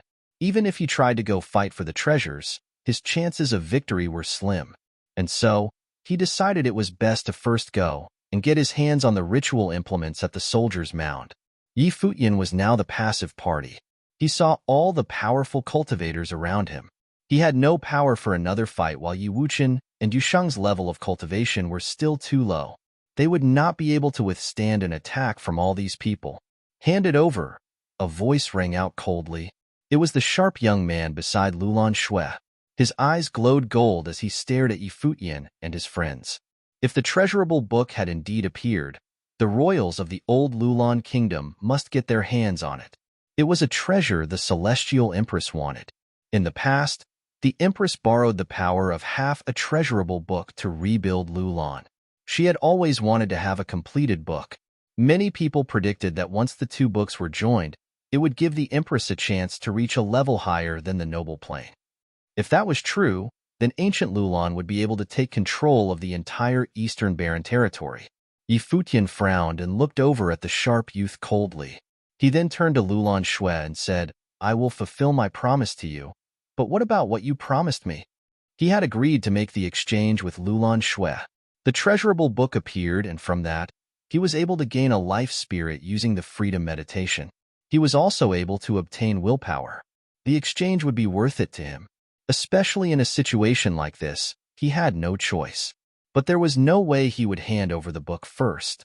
As soon as he did so, he would lose his leverage against her. Lulan Shui took one look at Futian before giving her orders. Protect their safety. Understood. Her people came out from behind. The Virgin Lulan, as well as the young man beside her, moved to stand between Futian's group and the group from the barren city. She said, Ancient Lulan has no need for the things you guys acquired from the relic. We will allow you all to keep them. You guys may leave now. You think you can stop us? One of the four cultivators asked. They all held their ritual implements in their hands. Noble-level fate rushed up, causing their auras to grow terrifyingly. You guys are stepping out of line here, said the sharp youth. This is the imperial palace of Lulan. So what? Asked the cultivator holding the thunderwood. He took a step forward, bathed in the glow of lightning. The thunderwood in his hand began to absorb thunder's spiritual chi from all around. His figure looked like that of a thunder god. Get in formation, shouted the sharp youth. Immediately, a group of Dharma plane cultivators stepped out from behind, all with ritual implements in hand, though not all of them were noble-level implements. Still, the group gave off an impressive aura. It seemed they were all metal elemental cultivators. They got into formation, perhaps setting up a matrix. A great light of the metal element shined towards the same direction. The light gathered there, and a golden pattern appeared, spitting out an immense energy. The cultivator holding the thunderwood huffed before moving closer. His dharma appeared behind him. It was a large, thunderous apparition, comparable to a majestic thunder god. A ferocious wave of thunder sorcery was released, coloring the world in a hue of purple, like the sky of a stormy night. He charged forward. The cultivators in formation let out a loud roar, releasing more energy which caused the matrix they had formed to glow even brighter. The curtain of golden light blocked of a thunderous attack from their opponent. It was easy to imagine just how powerful a matrix formed by a group of top-level Dharma plane cultivators would be. They were the very cultivators groomed by the ancient Lulan for the specific purpose of protecting the relic. It had been the same, generation after generation. The other three from the barren city finally made their moves as well. The energy they exuded was terrifying. The sharp youth beside Lulan Shui stepped up, followed by two other people. The trio held ritual implements they had obtained from the relic some time ago and went against one person. Lulan Shui had an ice scepter in hand, another ritual implement from the relic site. Her silver hair blew in the wind. The world frosted over as she stared at her opponents. A storm of frost blew toward them, ready to seal it all in ice. At this time, however, there was still the other barren city cultivator. He was a swordsman. A smile spread across his face even though his eyes were ice cold. In a flash, his body shot forward like a sword, headed straight for Futian, and the others shielded behind the line-up from the ancient Lulan. Lulan Shui frowned. The four cultivators from the barren city were too strong. Any one of them could fight against the top-level Dharma plane cultivators alone, while the lot of them could only stop 3 of the 4. More people are coming from the palace. Just hold on a little longer, said Lulan Shui. Her voice was completely overpowered by the noises of every attack. She wanted to comfort Futian and his friends. Let's go, said Futian. Spell scrolls appeared in his hand, and he threw them in the direction ahead. The scrolls released powerful attack spells at the cultivator headed for them. The barren city cultivator simply smiled. Did they really think spell scrolls could stop him? Sword intent flowed from his body, slicing through the attacks. But he could see that Futian continued to activate spell scrolls. However, he did not use them to attack. He covered the Black Wind Eagle with them. They were wind elemental spell scrolls.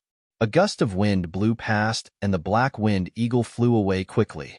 A light flashed past the swordsman's eyes. The spell scrolls were probably top-level Dharma plane spells. They were indeed well prepared for escape, but when he was the opponent, they amounted to nothing. The sword he acquired from the relic floated in front of him. He stepped onto the blade of the sword and was carried away at the speed of light to chase after the demon beast. The figures mounted on the Black Wind Eagle did not look too good. Just then, Wuchen stepped off the Black Wind Eagle to head for the cultivator chasing them. He screamed out, "You guys leave first." Chapter 180, Wuchen. Futian's expression changed drastically. Wuchen was at the 4th level Dharma plane, while the other was the pinnacle. They both had ritual implements of swords. Even if Wuchen had received noble intent, the other also had noble fate. In comparison, Wuchen could only be defeated. There was no chance of victory. However, he still walked out without hesitation. He could truly die here. Stop, Futian ordered the Black Wind Eagle. Don't stop. Go. Yu Sheng yelled. His eyes were red as he stared at Wuchen's leaving figure. To him, Futian's life was above all else. He wouldn't hesitate to use his own life in exchange either. The top figures of the barren city had noble fate and top-level ritual implements. They really couldn't put up a fight. The Black Wind Eagle screamed and continued flying forward, disobeying Futian for the first time. Futian's eyes were bloodshot. This scene was so familiar. He continued to take out spell scrolls, stacking them wildly around the Black Wind Eagle so they could hurry to the Lulan Palace. The relic had collapsed already. Lulan Shui said strong cultivators from the palace would come. He had to find them quickly. The moment Wuchen stepped down from the Black Wind Eagle, his noble intent exploded. It was filled with omnipresent sword intent that surged into the ritual implement. Then his body seemed to transform into a sword. He became one with the ritual implement. That moment, his determined strength seemed ready to kill anyone blocking his way. Li Daoyun looked at the incoming Yi Wuchen. Irony flashed past his eyes. Was a fourth-level Dharma plane going to challenge him? It was suicide. The sword was like wind, fast as a shadow, and sharp to the max. He seemed to transform into the apparition of a sword and went straight towards the sword intent Yi Wuchen released. All sword intent in his path moved aside. It couldn't stop him at all. He was before Yi Wuchen in an instant. They were both going forward with no sign of retreating. The power seemed to contain true sword intent. In an instant, two ritual implement swords clashed. The sword tips collided and clanged. Waves of terrifying sword intent burst in all directions. Yi Wuchen was far below Li Daoyun, but the gap between them had reduced because they both used noble intent to activate their ritual implements. To Yi Wuchen, the increase was even bigger. If he didn't have the noble intent or ritual implement, he wouldn't be able to withstand the hit. Despite that, he still couldn't be equal to Li Daoyun. The moment the swords touched, Yi Wuchen retreated hurriedly. They seemed to have turned into straight lines. Li Daoyun's sword aura pressed towards Yi Wuchen wildly. He was so fast he was like an afterimage in the air. Amongst the rising sword intent, Yi Wuchen grouped endless sword intent. His left hand reached out. Endless sword intent seemed to be between his 5 fingers. Noble intent burst out, stabbing towards the figure before him. "You want to die?" Li Daoyun said coldly. His sword sliced past Yi Wuchen's face like water. It was extremely cold and came down on Yi Wuchen's outstretched arm. It was too fast. Swords were fast on their own, but this was Li Daoyun's sword. With a squelch, the sword's flash swept past the arm and it fell off. Blood splattered, but Yi Wuchen seemed to feel nothing. In fact, the moment his arm was chopped off, a small silver sword shot out from between his brows. Endless sword intent was included in that sword.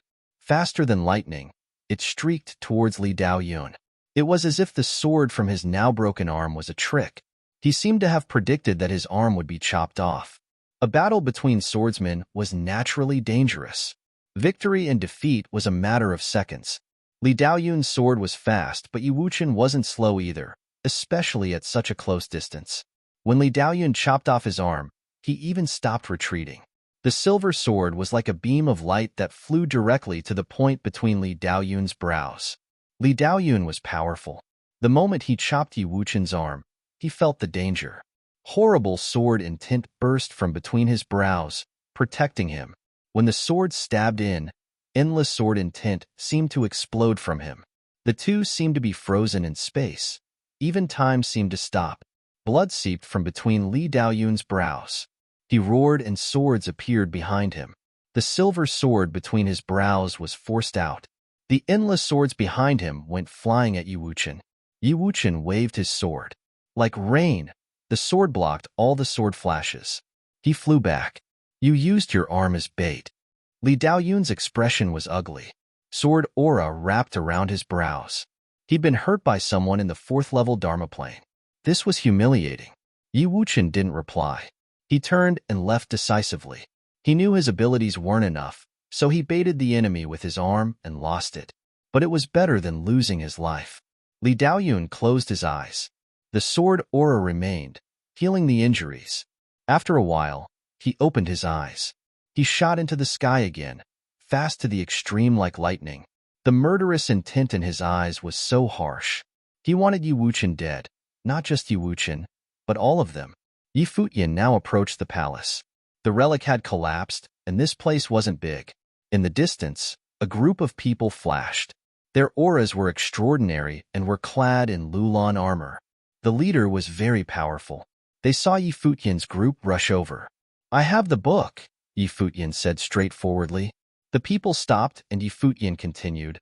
"I already agreed to exchange with the Virgin, but someone is trying to steal it from me. Follow me." As soon as he finished, the Black Wind Eagle immediately turned around. The group didn't know what was the truth, but they still followed to check. Now, Yi Wuchen also came in this direction, but his left arm was empty. Blood dyed his clothing red. It was a shocking sight. Yi Wuchen. Lin Yueyao paled. Did Yi Wuchen, the most talented figure of the Kangyi kingdom, lose his arm? But Yi Wuchen climbed onto the black-winged eagle expressionlessly.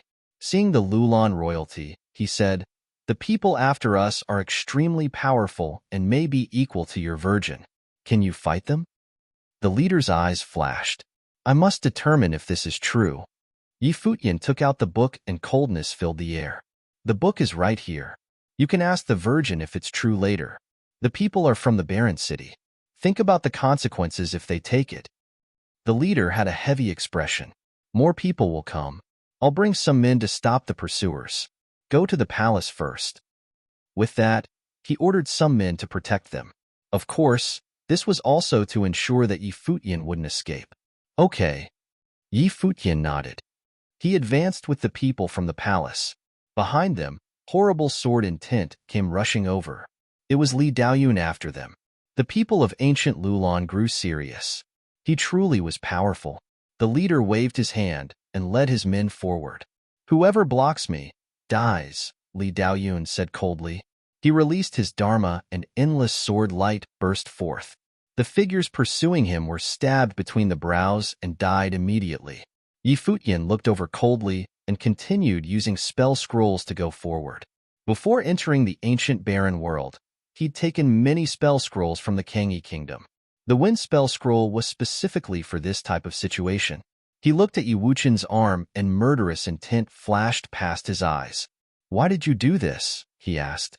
Even though Yi Wuchen losing his arm angered him, he knew that it was already difficult for Yi Wuchen to stop the other and escape. The moment he walked off could have been his last step. Having one person die is better than many dying. Yi Wuchen's answer was simple and sounded logical. But who would choose to sacrifice himself for another? When he'd stepped off the black-winged eagle, he was as straightforward and decisive as his sword. It was so rare to see someone with that determination. Perhaps this was why he could complete the 13 steps of death and receive a ritual implement at the 4th level Dharma plane. "Your arm," Yi Futian looked at Yi Wuchen's shoulder. "It doesn't affect my swordsmanship." Yi Wuchen was calm, so Yi Futian didn't say anything else. He made a silent decision, though. "We're brothers from now on," Yu Sheng said from the side. "He'll use his life to repay your arm." Lin Yueyao and Yun Qianma looked at this quietly without saying anything. Lin Yueyao understood clearly that there was a difference between her and Yi Futian and Yu Sheng, despite being the top beauty of the Kangyi kingdom. At first, she'd been unhappy and thought that Yi Futian was too arrogant. But as Yi Futian and Yu Sheng displayed astonishing talent time and time again, she finally realized where the distance came from. They weren't from the same world. She could even feel that to Yu Sheng, only Yi Futian existed. The latter was his religion and an existence he must protect. There was even distance between Yu Sheng and Yi Wuchen. But with what Yu Sheng had just said after this event, she understood that the distance didn't exist anymore. She suddenly thought about a lot. The top 3 of the Kangyi Kingdom's Fenghua rank, the 3 top figures who had stolen the spotlight at the Nandu Nation's Tingfeng banquet, had stirred up a storm in the ancient barren world too. They made all the top talents in the outer world lose color. What miracles would be made if they were together? She might never be able to imagine what would happen. The palace appeared before them. Even more strong cultivators flooded out. After understanding the situation, they all went over there. The danger was temporarily dissolved. Li Daoyun couldn't attack the Lulan Palace. Chapter 181. Near the Lulan Palace, Yi Futian and the others stood on top of the Black Wind Eagle and watched the battle unfold in the distance. Li Daoyun was even more powerful than they had imagined. He made his way near the palace. Many people had died under his sword. Ancient Lulan had absolute control over Lulan City, but their control was limited to the areas surrounding Lulan City. Li Daoyun, who came from a powerful group of the Barren City, he did not care about ancient Lulan. So, what if he killed many of their people?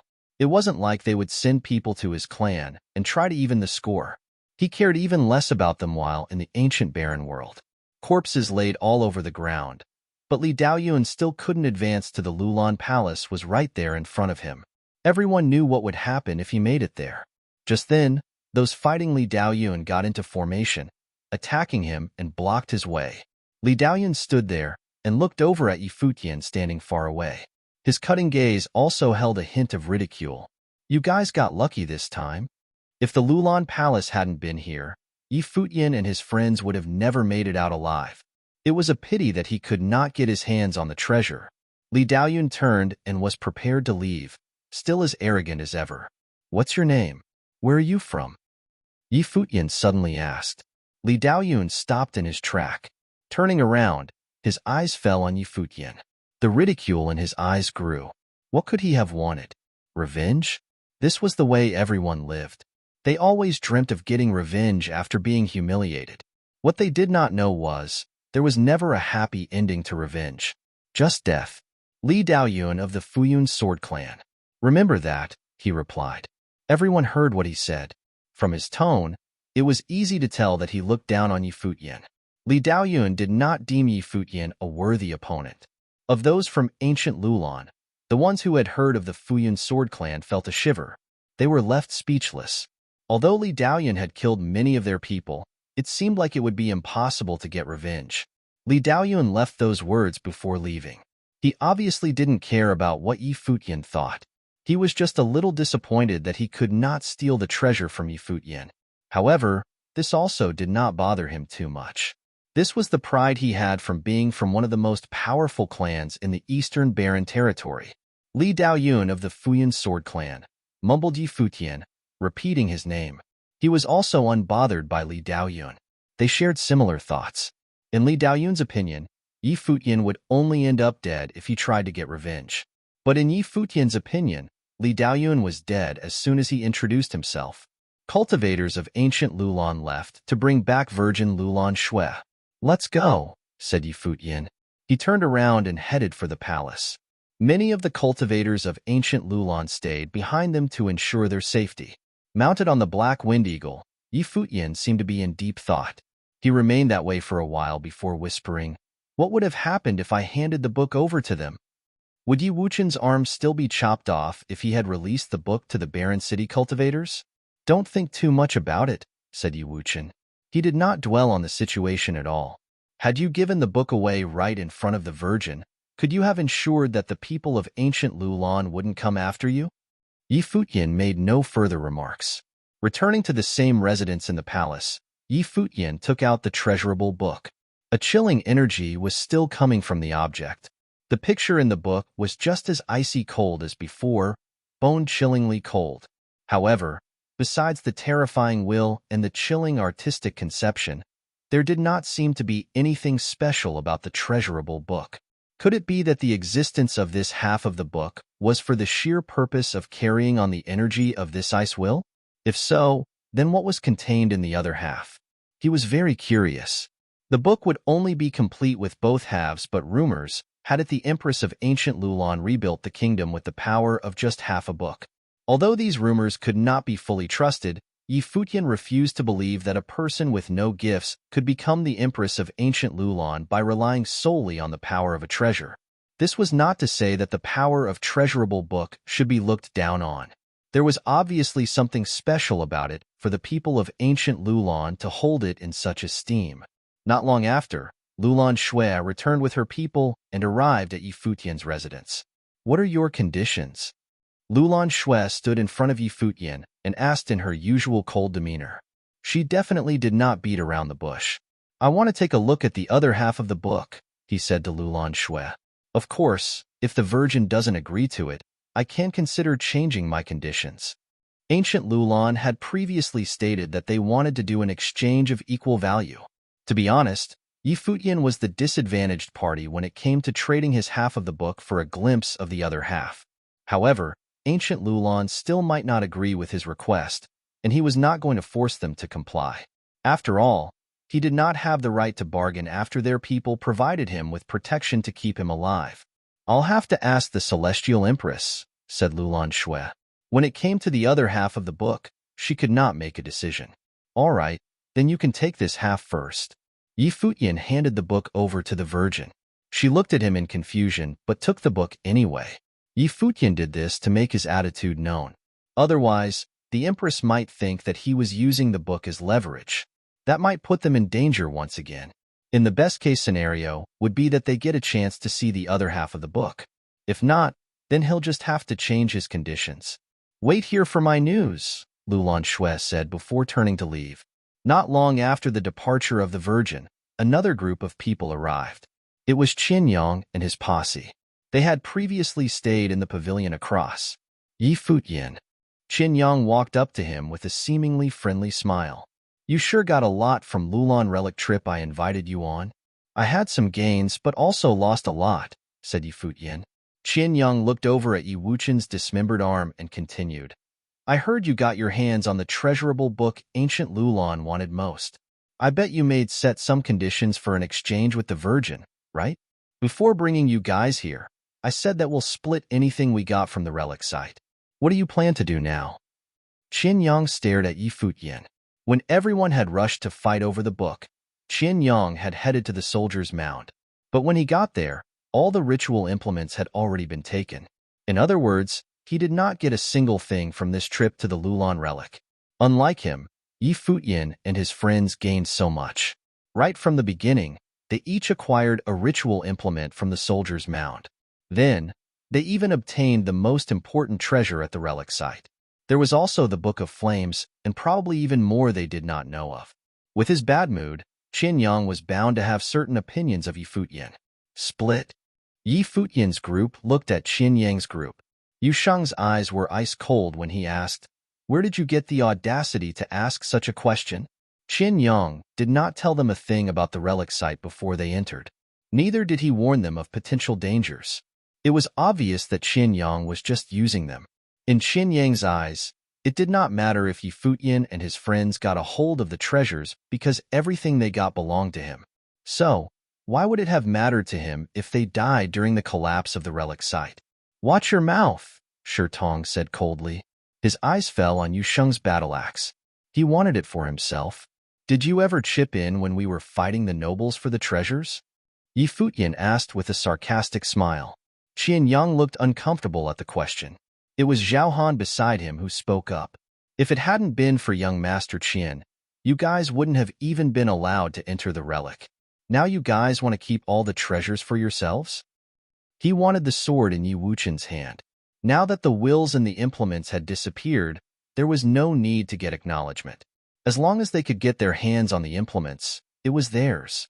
Yi Futian looked at Zhao Han and knew there was no need to argue. He chuckled. That's right. If he said they were keeping everything for themselves, then that was exactly what they were going to do. Have you thought this through? Asked Qin Yang. He still had a smile on his face. Absolutely, replied Yi Futian. The two met eyes. Although they had gained a lot from this trip, Yi Wuchen had lost his arm. How dare these people come at them with talks of splitting the treasures? What a joke. I'm going to stay at the residence just across. Thinking it over a little more. Perhaps you'll change your mind, chuckled Qin Yang before leaving. Zhao Han and Shi Tong glared at Yi Futian and the others while Yu Linglong smiled charmingly at them. Things are different here, outside of the relic. How strong can you be even with a noble implement if there's no noble will to help you? She asked softly. Within every ritual implement in the relic, existed a noble level will that used their powers to help activate the powers of the implements they once used. In that situation, the powers of the implements were not to be doubted, but now, an implement was just an implement. It was only powerful if the person wielding it was powerful, and at the level of Yi Futian and his friends, the implements wouldn't be too powerful. Yun Qianma. Qin Yang suddenly spoke up again with his back still turned to everyone else. You should also think things over. Yun Qianma was shaken up by his words. Zhao Han turned his head to look back at her. His cold eyes pierced into her before he finally left. Right now, it was possible to see the conflict within Yun Qianma from her eyes. She knew how powerful Yi Futian could be, and was able to say that everyone in his circle was more powerful than Qin Yang and his posse. If she continued to cultivate with him, it would really help her. But now, it was possible that Yi Futian and Qin Yang might come face to face for a battle. Qin Yang was the young leader of the Qiming area and Zhao Han was the son of her master. She could not stand on their opposing side. Furthermore, Yi Futian and the others were powerful, but how would they go against Qin Yang's group outside of the relic? Yi Futian turned to Yun Qianma. It was almost as if he could see the conflict in her eyes because he said, "If you want to leave, I'll let you go." Yun Xinma's gaze froze on Yi Futian. Making a final decision, she said, "I can't stand against them." Yi Futian observed her calmly. Although Yun Xinma's gifts were not too strong, she was a fairly resolute person. It was obvious when she had made the decision to become his maid. It was the same this time around. Once again, she was firm with the choice she made. Yu Sheng watched Yun Xinma with his cold eyes. It was then that Yi Futian brushed past Yun Xinma. He said, "Yu Sheng, take her fate and let her leave." Chapter 182. Stealing of fate was a cruel thing. Using one's intent to tear the other's intent away, the latter would decrease in plane. But Yi Futian still made Yu Sheng do it, ignoring Yun Xinma's hateful eyes. People had to pay for their choices. If Yun Xinma hadn't agreed to be his servant, he couldn't have forced her to do so. This was a voluntary matter. Later, Yun Xinma had fulfilled her duties, and so he helped her when possible. Yun Xinma had gained much at the Tsang Mountain Relic and Noble Grotto. Now, Qin Yang and Zhao Han had made it obvious they were enemies. Yun Xinma was prepared to leave with just one sentence. How could it be so easy? When she went back, she would be part of the Sword Clan again, Zhao Han's junior sister. What would she do to them? If Yun Xinma chose to leave after things settled, Yi Futian wouldn't snatch her fate. But she had to leave in this dangerous time, after Yi Wuchen lost his arm. Yi Futian's mood went without saying. Yun Xinma left after her fate was taken. She didn't fight. Yi Wuchen's ability to escape from Li Daoyun proved his abilities. Even though he lost his arm, she still wasn't his match. Only Qin Yang with his noble fate could restrict Yi Wuchen. Yun Xinma didn't know that not only had Yi Wuchen escaped, but he'd also injured Li Daoyun. She also didn't know that Yi Futian hadn't used the intent contained in the ritual implement to receive the book, Punish the King. He didn't use fate either, and instead had an even stronger intent. Only Yi Wuchen saw this secret. Yi Futian had had Yu Sheng take them to the pavilion because he didn't them to see the secret. Yu Sheng had understood this. After Yun Xinma left, Yi Futian cultivated peacefully while waiting for Lulan Shui's news. Ancient Lulan Palace. The true Lulan Palace was not in the ancient barren world. The majestic palace was simple and clean, not opulent at all. A middle-aged woman clad in a white robe sat quietly in the ice matrix. She stared forward. There, a gust of terrifying coldness seeped out. It was the two scrolls. Right now, they were being combined gradually. She focused entirely on the books. She felt coldness bite into her bones from the books. It was like the intent of a sage and was extremely frightening. Sage. At that moment, her expression suddenly changed. As the Empress of ancient Lulan, she'd never been so serious before. Yes. A voice rang out in her mind. It was from the book. The Empress's heart quivered. The rumors were true. The scrolls of Lulan's ancestors contained and preserved sage intent. The one who had the scroll would win the world. "Are you the Empress of Lulan?" the intense voice said. "Sage, I am the descendant of Lulan's first empress," the Empress said. Very few people knew this. They only knew that the talented girl had recovered Lulan's glory with a precious book and was given the title of Empress. But in reality, she was the descendant of ancient Lulan. Every virgin after that was actually all the Empress' daughter. They inherited the position and continued ancient Lulan's bloodline. The book was silent for a while. Then a voice sounded, and the Empress listened quietly. After a long while, she closed the book and looked outside. "Lulan Shui," she called. Outside, a beautiful figure walked over. She had silver hair and white eyes. Bowing, she called, "Empress." The person before her was not only ancient Lulan's Empress, she was her mother. "Bring him here," the Empress said.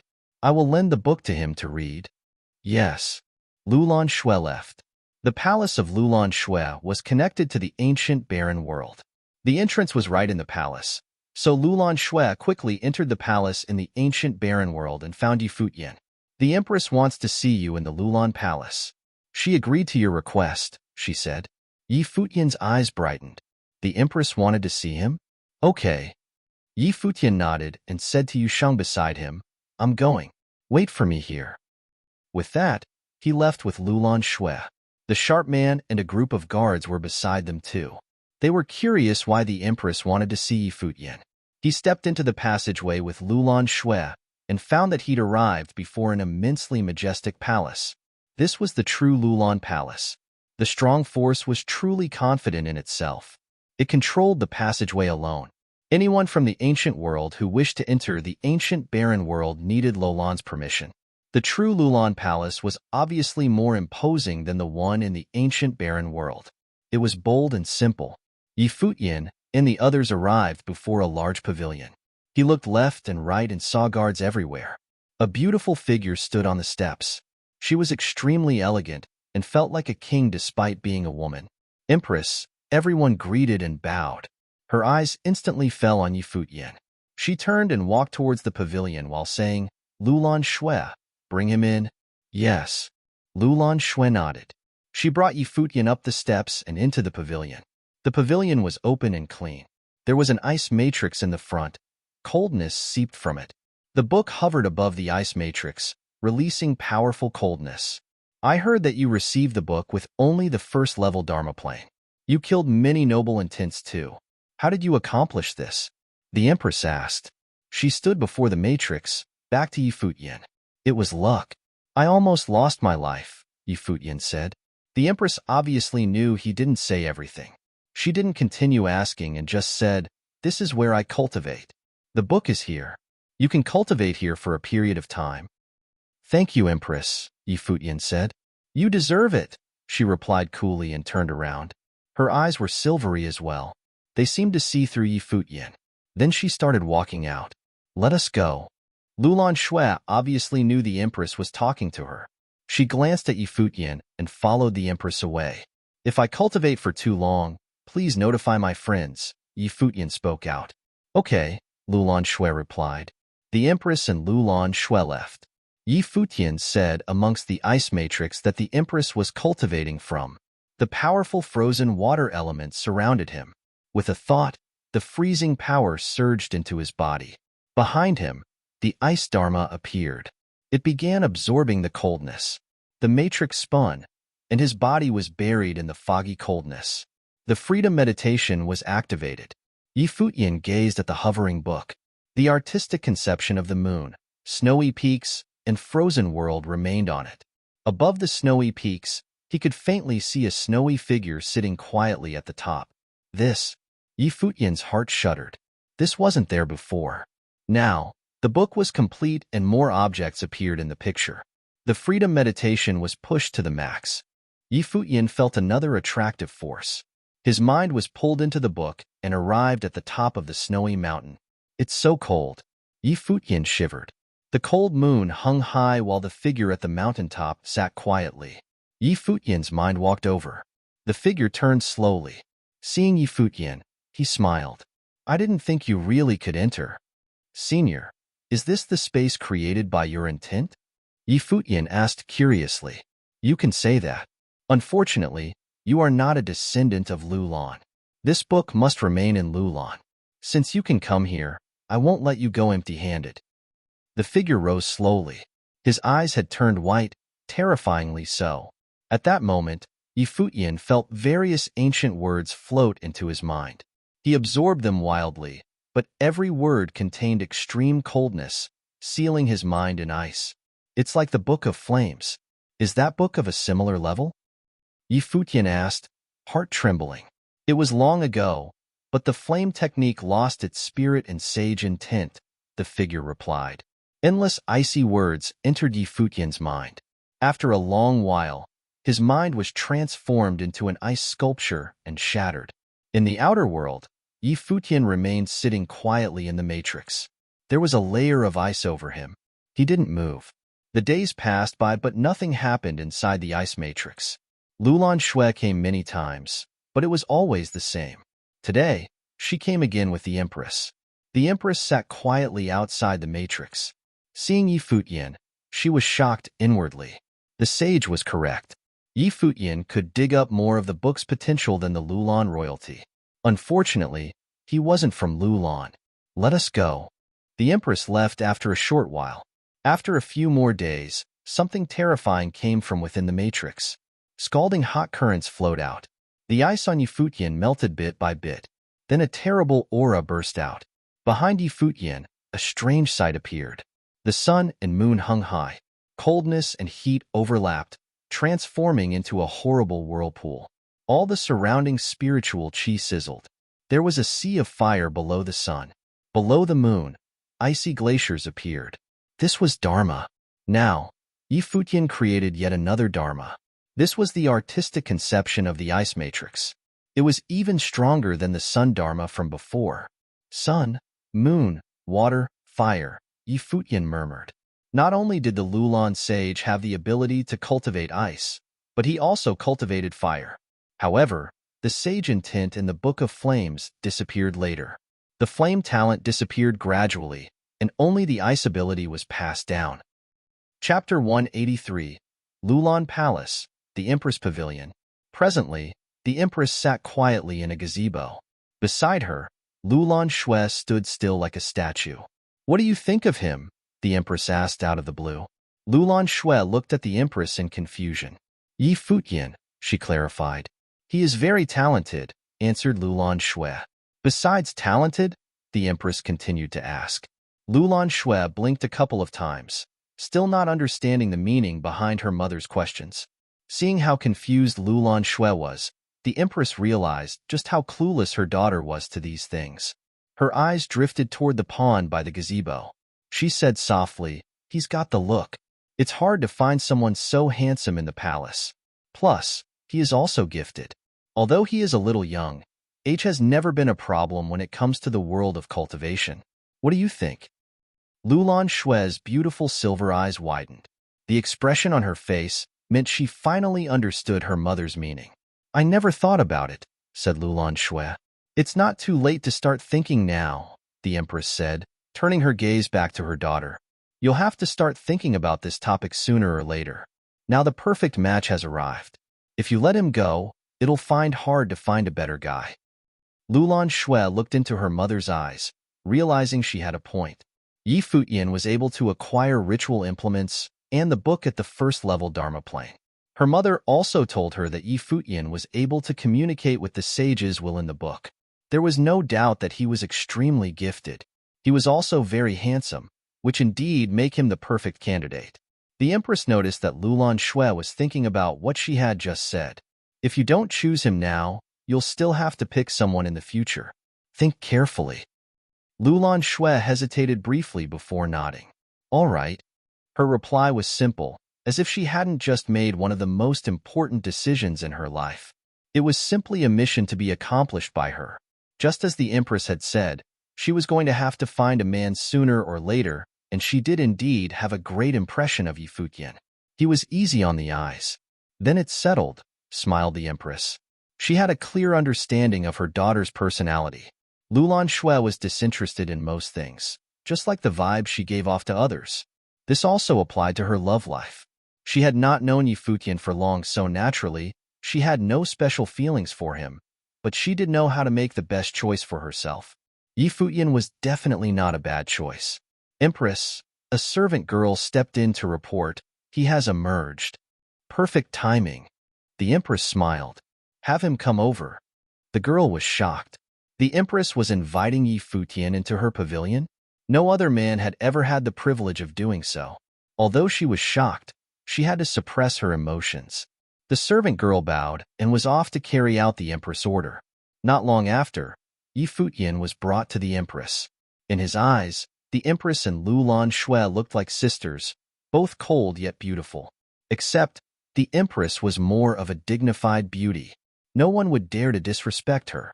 With silver hair and eyes, Lulan Xue's beauty was bewitching. "Greetings to the Honorable Empress." Futian bowed. The Empress nodded in acknowledgement and looked straight at him. "How did the cultivation go?" "I have made some progress thanks to you, Empress," said Futian, expressing his gratitude. He was worried about why the Empress had summoned him. The pavilion where the Empress and the Virgin resided hardly seemed like a place where he should be entering. "You earned it," the Empress replied nonchalantly. "What do you think of the Virgin's looks?" Futian froze. All he managed to do was blink. What was going on? He looked over to Lulan Xue.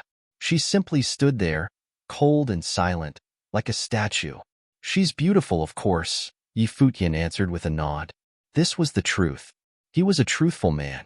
In ancient Lulan, whether it be the virgin's appearance or her gifts, she is truly outstanding.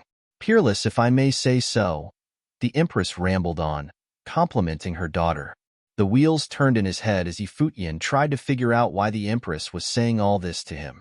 And so, it's difficult to find a man worthy of the virgin in ancient Lulan, she said. The topic of her future is a big headache. Yi Futian did not dare to follow up with any comment. A ridiculous thought popped into his mind.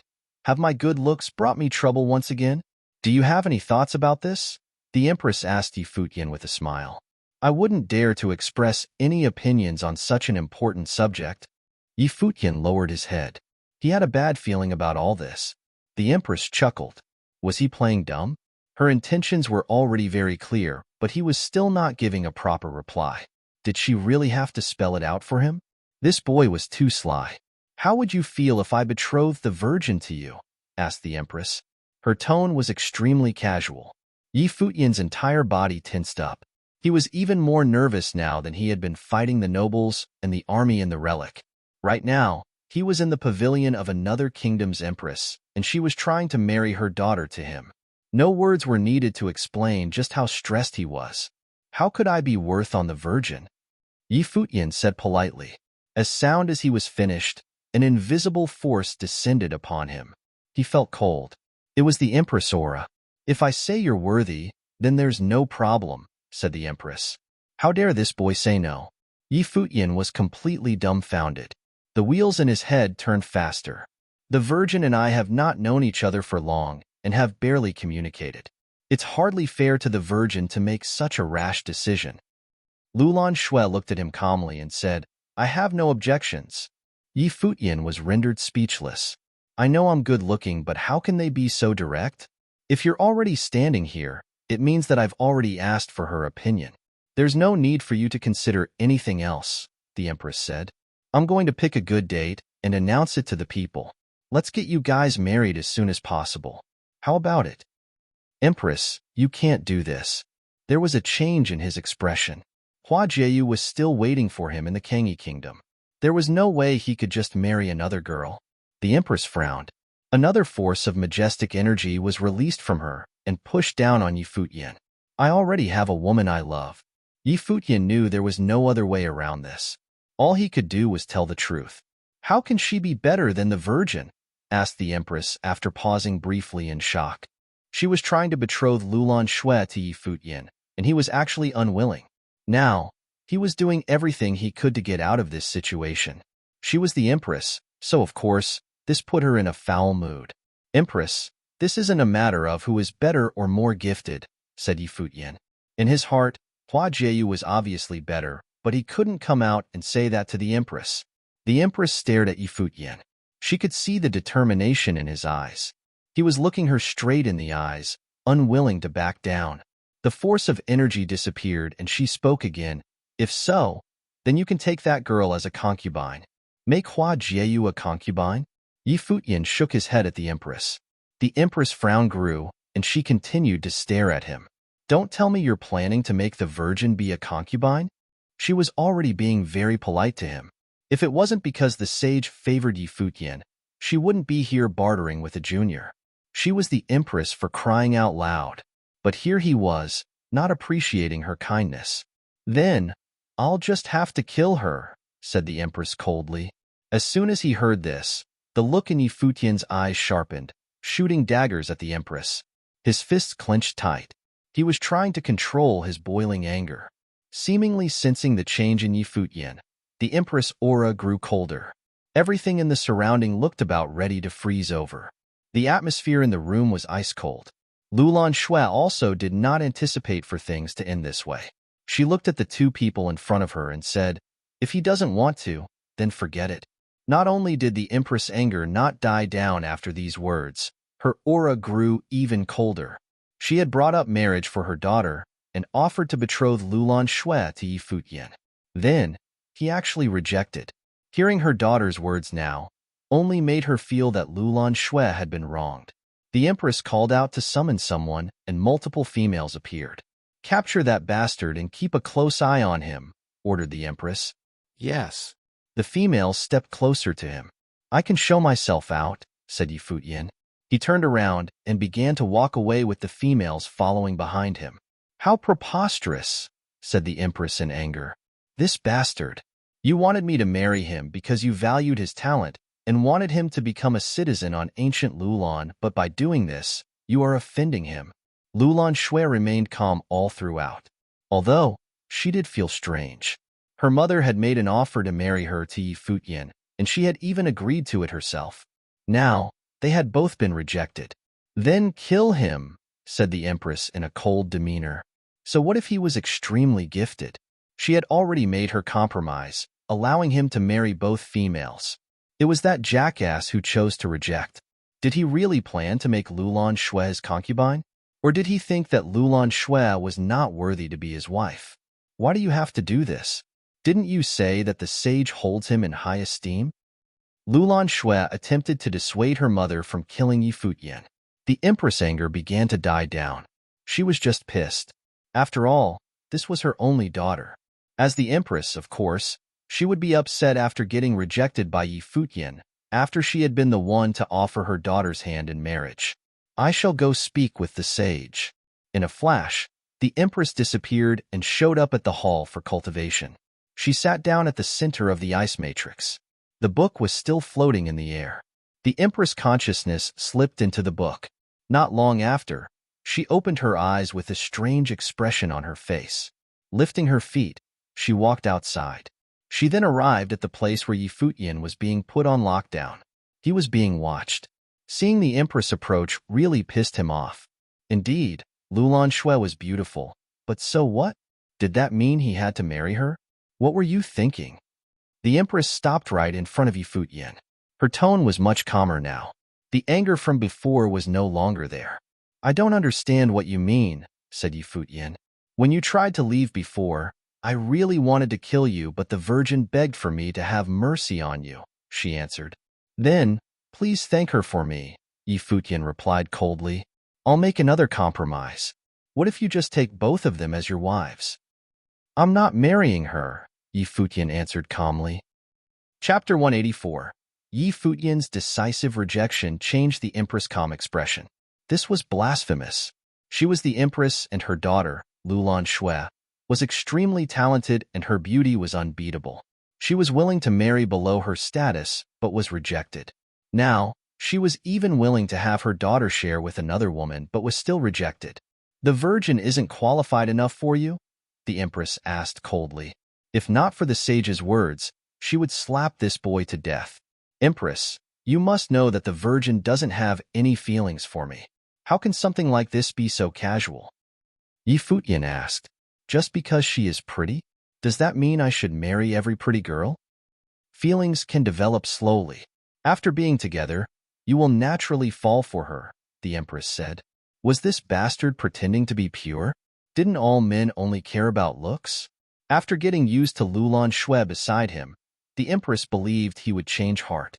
In her opinion, the girl Futian liked couldn't be prettier than her daughter. "Empress, I do not know the reason why you wish the Virgin to marry me, but I really do have a girlfriend already. Our relationship is very good as well. If you have your eyes on my talent, I've received some things in the Lulan relic and met the sage in the book. I can be friends with Lulan. You do not need to force me to marry the Virgin." Futian knew that he was attractive, but the empress was obviously doing this for his talent rather than his looks. She wanted to tie him in. Because he was in her territory, Futian must bow down and first get through this. The empress stared at Futian. This bastard was truly sensitive. She knew that Futian's words were logical too, but Futian would soon enter the ancient barren world to cultivate. He wasn't from Lulan either. How tight would their friendship be?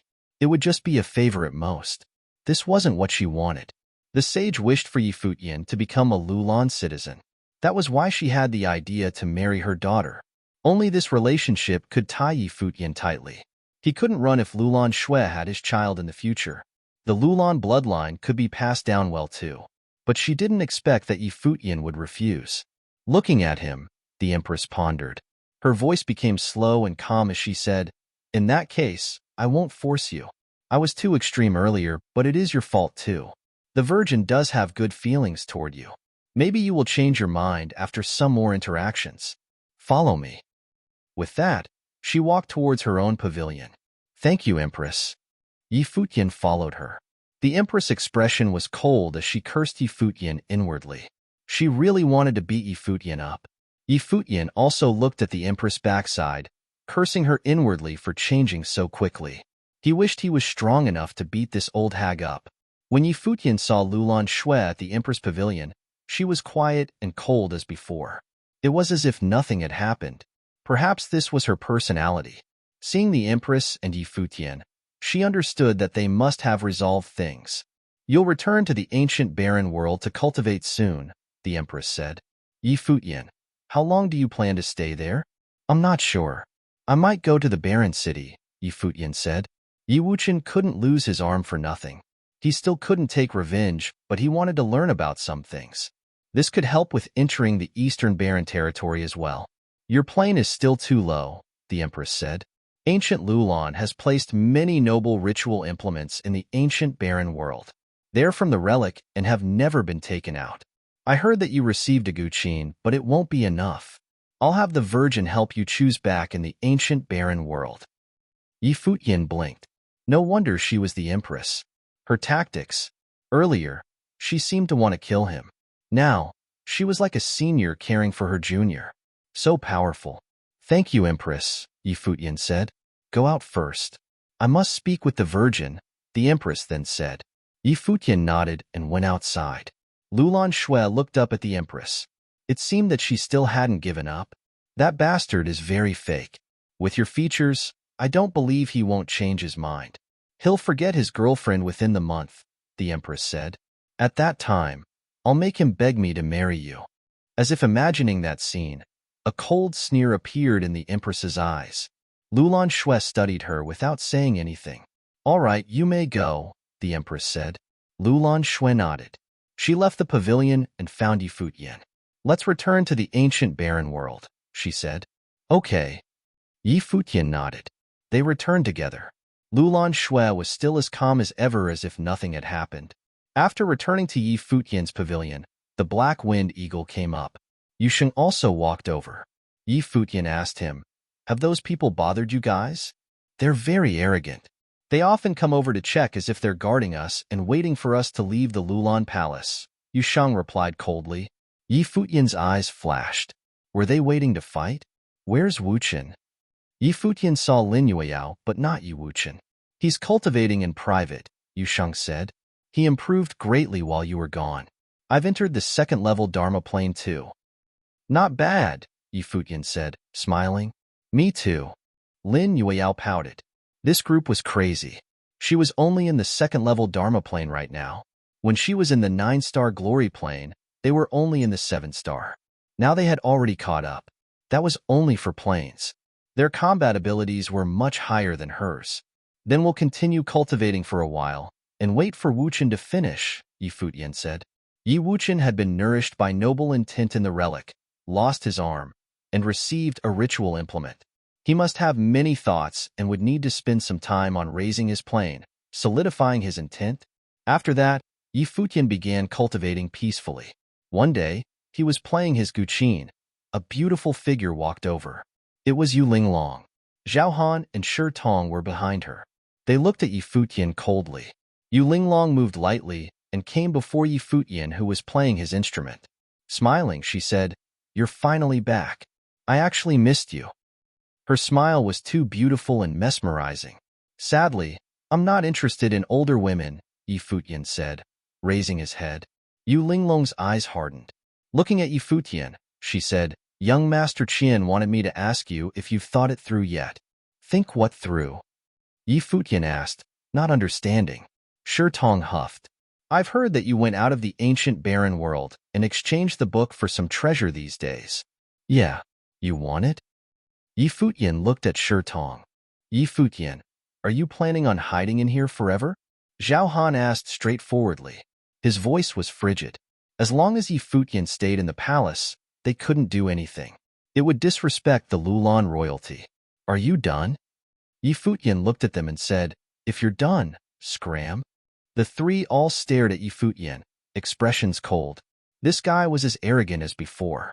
I'll see how long you can hide, Zhao Han said as they left. Hide? Yi Futian smirked. These guys really were waiting. After a few more days, Yi Wuchen finally came out. His temperament had changed, becoming purer. Even if he didn't release any aura, he gave one the impression of being a sword. How's the cultivation? Yi Futian asked. I'm at the 5th level now. My sword intent is more complete too. Yi Wuchen's voice was calm. I see. Yi Futian nodded. He left and found Lulan Shui, requesting her to seal all news about the palace. That day, Qin Yang's group was still waiting for Yi Futian. He was in a bad mood. Yi Futian was really good at hiding. He didn't show any sign of leaving the palace, even after all these days. However, Qin Yang took the time to cultivate too. The Lulan royalty hadn't kicked them out. Just then, a figure walked into the pavilion quietly. His steps weren't fast. They had some sort of rhythm, entering the pavilion step by step. Before long, he stood before Qin Yang's group. Qin Yang, Zhao Han, Shi Tong, and the other two were together, discussing something.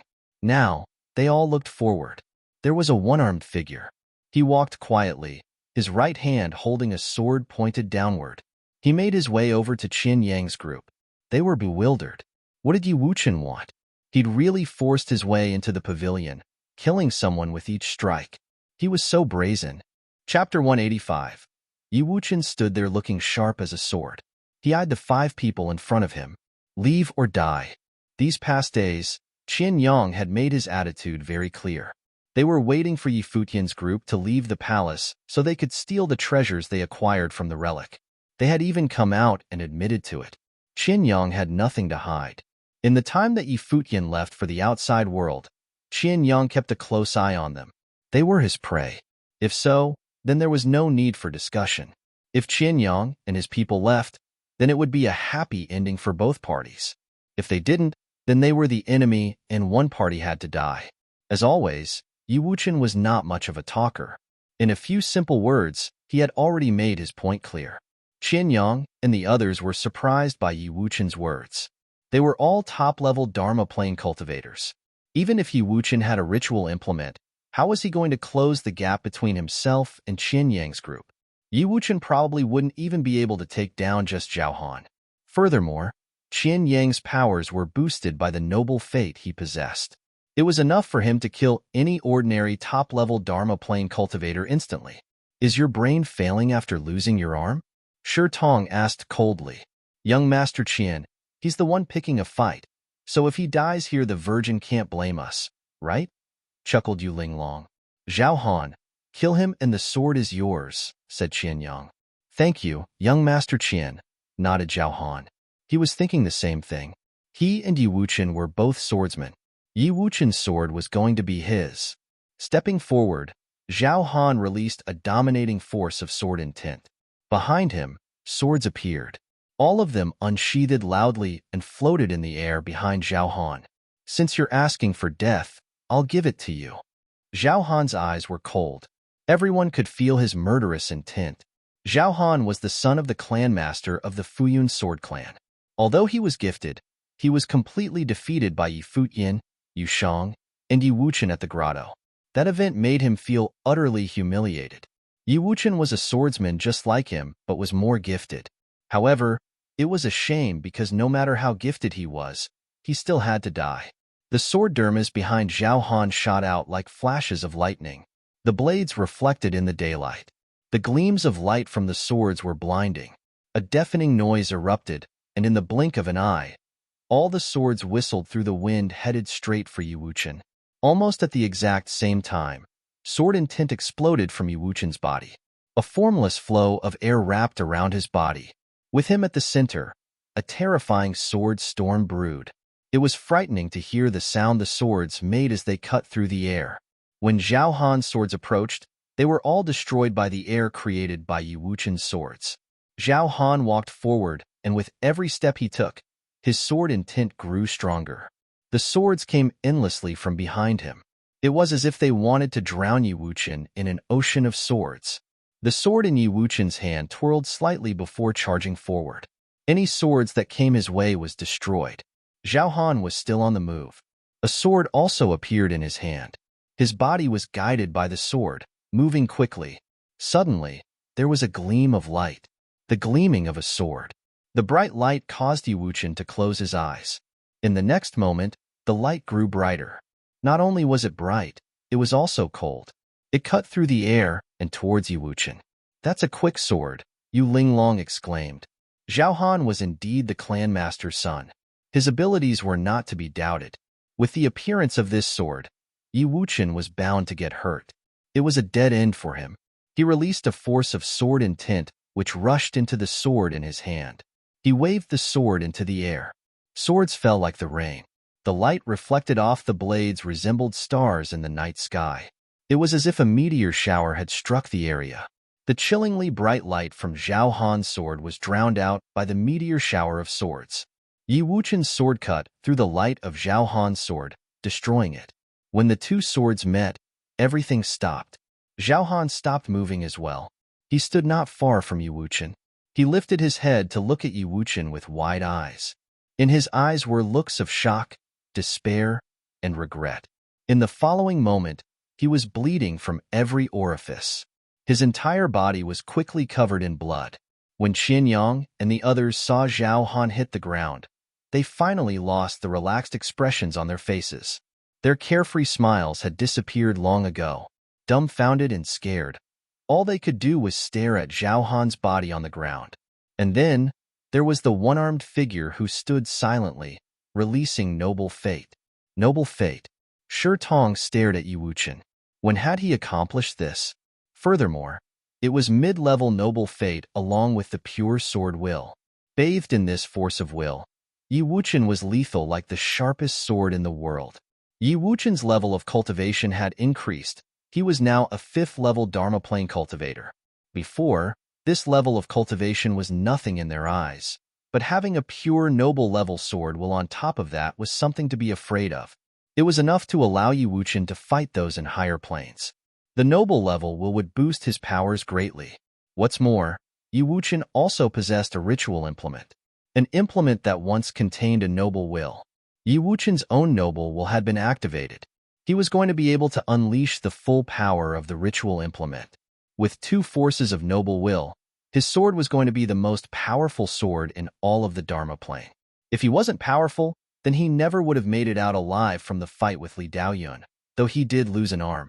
But with Li Daoyun's abilities, losing an arm was a light price to pay for his life. Now, Yi Wuchen was much stronger than he was when he fought Li Daoyun. He had made it into the next level with a pure will. Both of these things greatly improved his abilities. Whoosh! Yi Wuchen was on the move. As he moved, the entire area seemed to have been covered by a force of will. Qin Yang and the 3 others released their dermis. Seeing that Yi Wuchen was getting close, Shi Tong of the true martial clan stepped out. A giant axe appeared in his hand followed by a loud noise. A fearsome energy pushed down on the surrounding area. An enormous figure appeared behind Shi Tong. In his hand was also a big axe. The figure swung the weapon down at Yi Wuchen, wanting to kill him with a single swing. The glimmer of a blade shot past and along with it was a cold breeze. Following that, a crack had actually formed on Shi Tong's axe. A low sound was heard before blood spilled from the cut on his neck. There was no stop to the blood flow. Yi Wuchen's body turned into an afterimage and headed straight for Yu Linglong right after killing Shi Tong. Yu Linglong's facial expression changed immediately after she realized that Shi Tong could not even withstand one attack from Yi Wuchen. Her eyes became seductive. She looked at Yi Wuchen, and an illusory figure appeared in his mind instantly. There, Yu Linglong walked toward him. The clothes on her body fell to the ground one by one. She was bewitching and flirtatious. In a seductive tone, she asked, "Can you really bear to kill me?" She specialized in illusions and was a spirit elemental illusionary sorcerer. The mirages she created were strong. Her specialty was in male and female relations. It was difficult for those under her spell to pull themselves out. In Yi Wuchen's mind, all that was left on her body was a see-through piece of clothing. He could very faintly see what was underneath. She was so captivating, enough to make anyone lose focus. However, the Yi Wuchen now had a strong will, a noble level will. Countless swords appear in his mind and raced towards the sexy body. The illusionary figure had been destroyed. Some noise sounded, and Yu Linglong's beautiful eyes were frozen in place. All the color drained from her face. She was an illusionary sorcerer, but her defense skills couldn't even catch up to that of Shurtong's. So, if Shurtong was killed, then she was not going to end up any better. Yi Wuchen had killed 2 people in one go. Presently, only 2 people remained from the group of 5, Qianyang and Dugalong. Qianyang did not look too good. His noble fate built up inside as he stared directly at Yi Wuchen, whose noble level sword Will had released. Yi Wuchen did not seem like a 5th-level Dharma plane cultivator at all. He was most definitely not any weaker than Qianyang. Qianyang's noble fate was of the lower level and was mixed. It had yet to form any type of pure will. Yi Wuchen moved closer to the 2 with his sword in hand. A powerful force of noble will was released, making Yi Wuchen look even scarier. A terrifying force of energy also released from Qianyang. Lightning, fire, sword, and powers of other elements were released. In addition to the noble fate, Qianyang was definitely not someone Zhao Han and Shurtong could be compared to. Behind Qianyang, Dugalong had a chilling energy revolving around him. He held a scimitar in his hand and was bursting with an incredible energy. Yi Wuchen flew into the air and lifted his sword. An endless amount of will erupted. Right now, Yi Wuchen seemed to have transformed into a true noble and even had the majestic feel of an emperor. This was because his will was inherited from a powerful emperor. Just then, all the airflow seemed to have gathered by his sword. Everything seemed to be at his mercy. Yi Wuchen's aura was getting stronger and stronger. The sword in his hand turned into the emperor's sword. Qianyang also had noble fate, though it was of the lower level. But with his own abilities, he was going to be just as strong. Yi Wuchen was going to have to give it his all. Finally, Yi Wuchen's sword swung down. The emperor's sword controlled everything around. Air gathered around the sword, moving along to its every movement and swung down on Qianyang below. From Qianyang, swords of both thunder and fire elements shot into the sky, and instantly, a thunder dragon and a fire dragon roared loudly. Sorcery and swordsman skills were combined together. 2 forces clashed together, and Qianyang shouted, "Dugalong." At his call, Dugalong bound into action. A force of energy erupted, was followed by cracking noises. Qianyang shook violently, and his complexion paled. His aura was withdrawn. His swords fell straight out of the skies. Dugalong retreated right away. A shocking gash appeared on Qianyang's back. He shivered in pain and turned around. Looking at Dugalong, he asked, "Why?" Dugalong did not look at him. Instead, he lifted his head to speak to Yi Wuchen. "His father is my teacher. When I get back to Qinming, I will report to him that Qianyang and Zhao Han were killed by those from the Barren City." Yi Wuchen looked at him but did not say anything. "If you kill me as well, Ancient Lulan will help keep all this a secret, but my teacher will still investigate. He's bound to find clues to lead him to the truth." Dugalong continued, "That injury on his back is evidence that I also had a hand in his death. Naturally, I will keep this secret for the rest of my life." Qianyang glared at Dugalong and fell to the ground with despair and anger in his eyes. He was definitely not going to be resting in peace. You're tuning in to the Warrior Lore YouTube channel. Don't forget to subscribe and join us on this journey to catch the most captivating stories.